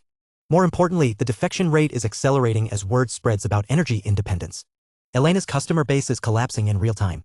I allowed myself a moment of satisfaction at watching systematic planning triumph over traditional monopolistic thinking. Elena had made the same fundamental error as Marcus, assuming that guild warfare still operated according to rules that had been obsolete since the moment superior alternatives became available. My communication system activated with an incoming call from Jean and Callie, their joint holographic projection showing both looking satisfied with successful operations. Arthur, Western Continent generator deployment is complete, Jean reported, his black eyes reflecting the kind of strategic satisfaction that came from successful complex operations. We've achieved energy independence for every community that requested assistance. Elena's grid manipulation is having no effect on our operational capabilities. Behind him, Callie moved efficiently through what appeared to be a logistics coordination center managing the complex supply chains required for continental-scale technology deployment. Public reaction? I asked. Callie turned toward the camera, her expression carrying the controlled satisfaction of someone whose operational expertise had just achieved perfect results. Overwhelmingly positive. Communities are treating the generators as liberation from decades of artificially high energy costs. Elena's manipulation attempts are being seen as proof that our independence program was necessary. The psychological impact was as important as the practical benefits. Elena's demonstration of her manipulation capabilities had destroyed public trust in traditional energy distribution while simultaneously proving the value of the alternatives we provided. What's your assessment of Elena's likely response? Jean and Callie exchanged a glance that spoke to the kind of tactical coordination they had developed through weeks of successful collaboration. Surrender within 24 hours, Jean said with confidence. Elena's too intelligent to ignore the mathematical progression of customer defection. Unlike Marcus's emotional decision-making, she'll approach this systematically and reach the logical conclusion. Agreed, Callie added. Though we should prepare for potential sabotage attempts as desperation tactics. Elena has the technical capability to damage grid infrastructure if she chooses self-destructive options. I nodded thoughtfully. Elena's systematic approach to problems could work in her favor during surrender negotiations, but it might also lead her to consider extreme measures if she calculated that mutual destruction was preferable to total defeat. Implement defensive monitoring for all critical infrastructure, I instructed. Elena's surrender should be voluntary, not forced through crisis escalation. The evening light streaming through the command center windows painted everything in warm golds and deep oranges, a peaceful contrast to the revolutionary changes unfolding across the continent. Tomorrow would likely bring Elena's formal surrender, completing the Trinity Alliance's dissolution and demonstrating to the remaining 8 great guilds that traditional resistance strategies were no longer viable. 2 down, 1 pending surrender, 7 remaining, Luna observed. 5 down, 7 remaining, I corrected. Marcus and Elena will both surrender rather than face complete organizational destruction. The quantum leap in transportation had been followed by the democratization of energy distribution. Each victory demonstrated not just technological superiority but the fundamental obsolescence of monopolistic thinking in an age of technological transcendence. Elena Bryforge was about to become the second great guild leader to discover that systematic planning meant nothing when the system itself had been rendered obsolete. And the remaining 7 guilds were about to learn that innovation trumped optimization every single time. The revolution was accelerating, and there was no longer any force on the continent capable of slowing it down. Chapter 725, Quantum Leap 3. Marcus Stormwind's surrender came first, arriving through our secure communication channels at precisely 0800 hours with the kind of military punctuality I had come to expect from him. His holographic projection appeared in my office with the bearing of a man who had calculated his position with mathematical precision and reached the only logical conclusion. Arthur, he said without preamble, his steel-gray eyes reflecting the controlled resignation of someone who had exhausted all strategic alternatives. I believe it's time we discuss terms. I leaned back in my chair, studying the legendary tactician who had built Skyvale into a continental monopoly through decades of careful planning. Even in defeat, Marcus maintained the professional composure that had made him so formidable. This wasn't the emotional collapse that had characterized Maxwell's final moments, but rather the systematic acknowledgement of mathematical reality. I'm listening, I replied, though we both knew there was only one possible outcome to this conversation. Full asset transfer, Marcus said immediately, his military background evident in his direct approach to unpleasant necessities. All Skyvale facilities, personnel, aircraft, and operational networks come under Ouroboros control. In exchange, I request protection for my employees and fair compensation for shareholders who had no part in the strategic decisions that led to this point. It was exactly what I had expected, Marcus thinking about his people even in surrender. His reputation for taking care of his subordinates was legendary, and that loyalty worked both ways. Most of Skyvale's personnel would follow his lead rather than resist integration. Acceptable terms, I confirmed. Your people will be offered positions within the expanded Ouroboros structure, and shareholders will receive fair market compensation based on pre-crisis valuations. Marcus nodded once, the gesture carrying the finality of a man closing the book on his life's work. And my personal role in the transition? That depends on your preferences, I said honestly. Your expertise in transportation logistics would be valuable for expanding our teleportation networks. But I won't compel former guild masters to serve in subordinate positions if they prefer retirement. I'll consider it, Marcus replied, though his tone suggested he was already leaning towards stepping away from the industry he had helped create. The transfer documentation will be ready within 24 hours. The call ended with the quiet dignity of a professional acknowledging superior strategy. Marcus Stormwind, master of continental transportation, had just voluntarily dismantled his empire because continuing to fight was mathematically impossible. One down, Luna observed from within my consciousness. The easier of the two, I replied silently. Elena will be more complex. Elena Brightforge's call came 3 hours later, and the contrast with Marcus's approach was immediately apparent. Where Marcus had been direct and military in his surrender, Elena's projection showed the systematic mind of someone who had spent those 3 hours analyzing every possible alternative before reaching the same inevitable conclusion. Arthur, she said, her dark eyes reflecting the kind of intellectual respect that came from recognizing superior planning. I must admit, your strategy has been more comprehensive than I initially calculated. Elena, I replied with genuine courtesy. I've always respected Luminalis's essential role in continental civilization. This conversation doesn't change that assessment. Her smile carried a note of rueful appreciation. Diplomatically said, though we both understand that essential is a relative concept when alternatives become available. She gestured beyond her projection. I spent the morning reviewing energy distribution patterns. Customer defection has reached 43% in regions where your generators have achieved saturation deployment. The number was actually higher than my estimates had projected, but I maintained a neutral expression. Public demand for energy independence appears to be strong. More than strong, Elena admitted. Irreversible. Even if I could somehow eliminate your generators tomorrow, the psychological impact of energy independence means traditional grid dependence would never fully recover. She leaned forward slightly. You fundamentally altered public expectations about energy access. It was the kind of systematic analysis I had expected from someone of Elena's reputation. Unlike Marcus's emotional recognition of defeat, Elena was processing the strategic implications with scientific precision. Which brings me to my proposition, she continued. Full integration of Luminalese assets into Ouroboros, but with a specific request. The transition of continental energy infrastructure affects millions of lives.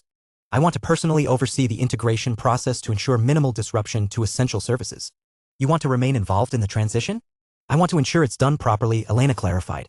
Your technology is superior, but large-scale infrastructure transitions require careful management. I'm offering my expertise to prevent the kind of systemic failures that could affect civilian populations.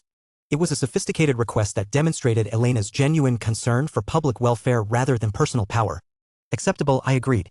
Your oversight of the integration process would be valuable. The transition should be gradual enough to maintain reliability while comprehensive enough to achieve full technological modernization. Elena's expression showed something approaching relief. Then we have an accord. I'll prepare the transfer documentation immediately. After both calls concluded, I found myself standing at my office windows looking out over Avalon as the implications of the morning's conversations settled into focus. The Trinity Alliance hadn't formally dissolved, it had simply ceased to exist as a practical entity. Marcus and Elena's surrenders meant that the coordinated resistance strategy that might have challenged my expansion had evaporated before it could fully develop. For guilds absorbed in less than 2 months, I reflected, feeling a mixture of satisfaction and anticipation for the challenges ahead. Ferroclism, Orostrade, Skyvale, and Luminalese all integrated into a unified Ouroboros empire. But the real significance wasn't the speed of expansion, it was the demonstration of technological superiority that made traditional guild warfare obsolete.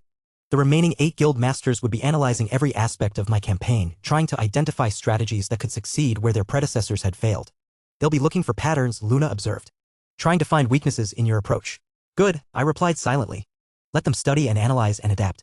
Innovation beats optimization every time, and they're still thinking in terms of optimizing obsolete strategies rather than transcending them entirely. The remaining guilds represented different challenges: information warfare, essential services, research and development, cultural influence, and military power. Each would require specialized approaches that built on the foundation I had established through the first 4 absorptions. But they would also be operating from a position of increasing desperation as they watched their peers surrender one by one. Desperation made enemies more dangerous in the short term, but it also made them more likely to make the kinds of strategic errors that I could exploit. My communication system chimed with an incoming call from Rose, her auburn hair catching the ambient lighting as she appeared on the holographic display. Arthur, the market reaction to the surrenders has been extraordinary, she reported, her voice carrying the excitement of someone watching history unfold in real time. Transportation and energy stocks have stabilized at new baseline levels reflecting your technological advantages. More importantly, public opinion polls show overwhelming support for your humanitarian technology programs. Polling numbers? 87% approval for the free energy distribution program, 91% for transportation cost reduction through teleportation networks, Rose continued. The public is seeing you as a technological liberator rather than a corporate conqueror. Perfect.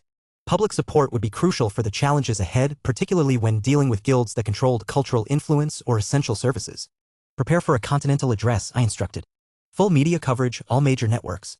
It's time to establish the new paradigm publicly. The address took place that evening in the main assembly hall of the Avalon government complex, with representatives from every major media network and political organization across the central continent. I stood before cameras that would broadcast my words to hundreds of millions of people, knowing that this moment would define how the continental population understood the transformation taking place around them. Citizens of the central continent, I began, my voice carrying clearly through the advanced audio systems. Today marks a fundamental shift in how our civilization approaches the challenges of energy, transportation, and technological development.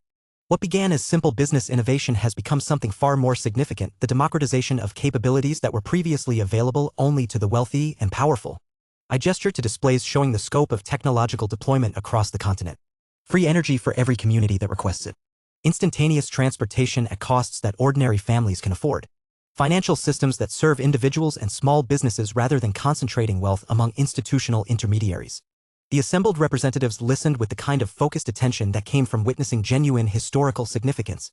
This wasn't just another corporate expansion, it was the announcement of a new economic paradigm that would reshape how continental civilization functioned. The integration of Ferroclism, Orostrade, Skyvale, and Luminalise into the expanded Ouroboros organization represents more than business consolidation, I continued. It represents the end of artificial scarcity in sectors that are essential to human flourishing. No longer will transportation, energy, finance, or security be limited by outdated technological approaches or monopolistic pricing structures. I paused, letting the implications settle before continuing. The 8 remaining great guilds have a choice to make. They can embrace technological progress and join the effort to eliminate scarcity and expand opportunity. Or they can resist change and discover that the forces of innovation are stronger than the inertia of tradition. The warning was politely phrased but unmistakable. The remaining guild masters would understand that continued resistance meant facing the same systematic dismantling that had eliminated their predecessors. The future belongs to those who choose to build it together, I concluded. And that future begins now. The response was immediate and overwhelming, standing ovations from the assembled representatives, supportive editorials from major media outlets, and public approval ratings that reached unprecedented levels. In a single evening, I had transformed the narrative from corporate warfare to technological liberation. For guilds down, 8 to go, I reflected as I returned to my office after the address. But the real victory isn't the speed of expansion, it's the demonstration that resistance to technological progress is futile. The remaining guild masters would be watching, planning, and preparing their own strategies. Some would attempt cooperation, others would try more sophisticated forms of resistance. But they would all be operating from the fundamental disadvantage of trying to fight the future with tools from the past. Ouroboros now controlled transportation, energy, finance, and security across the central continent. The foundation was complete.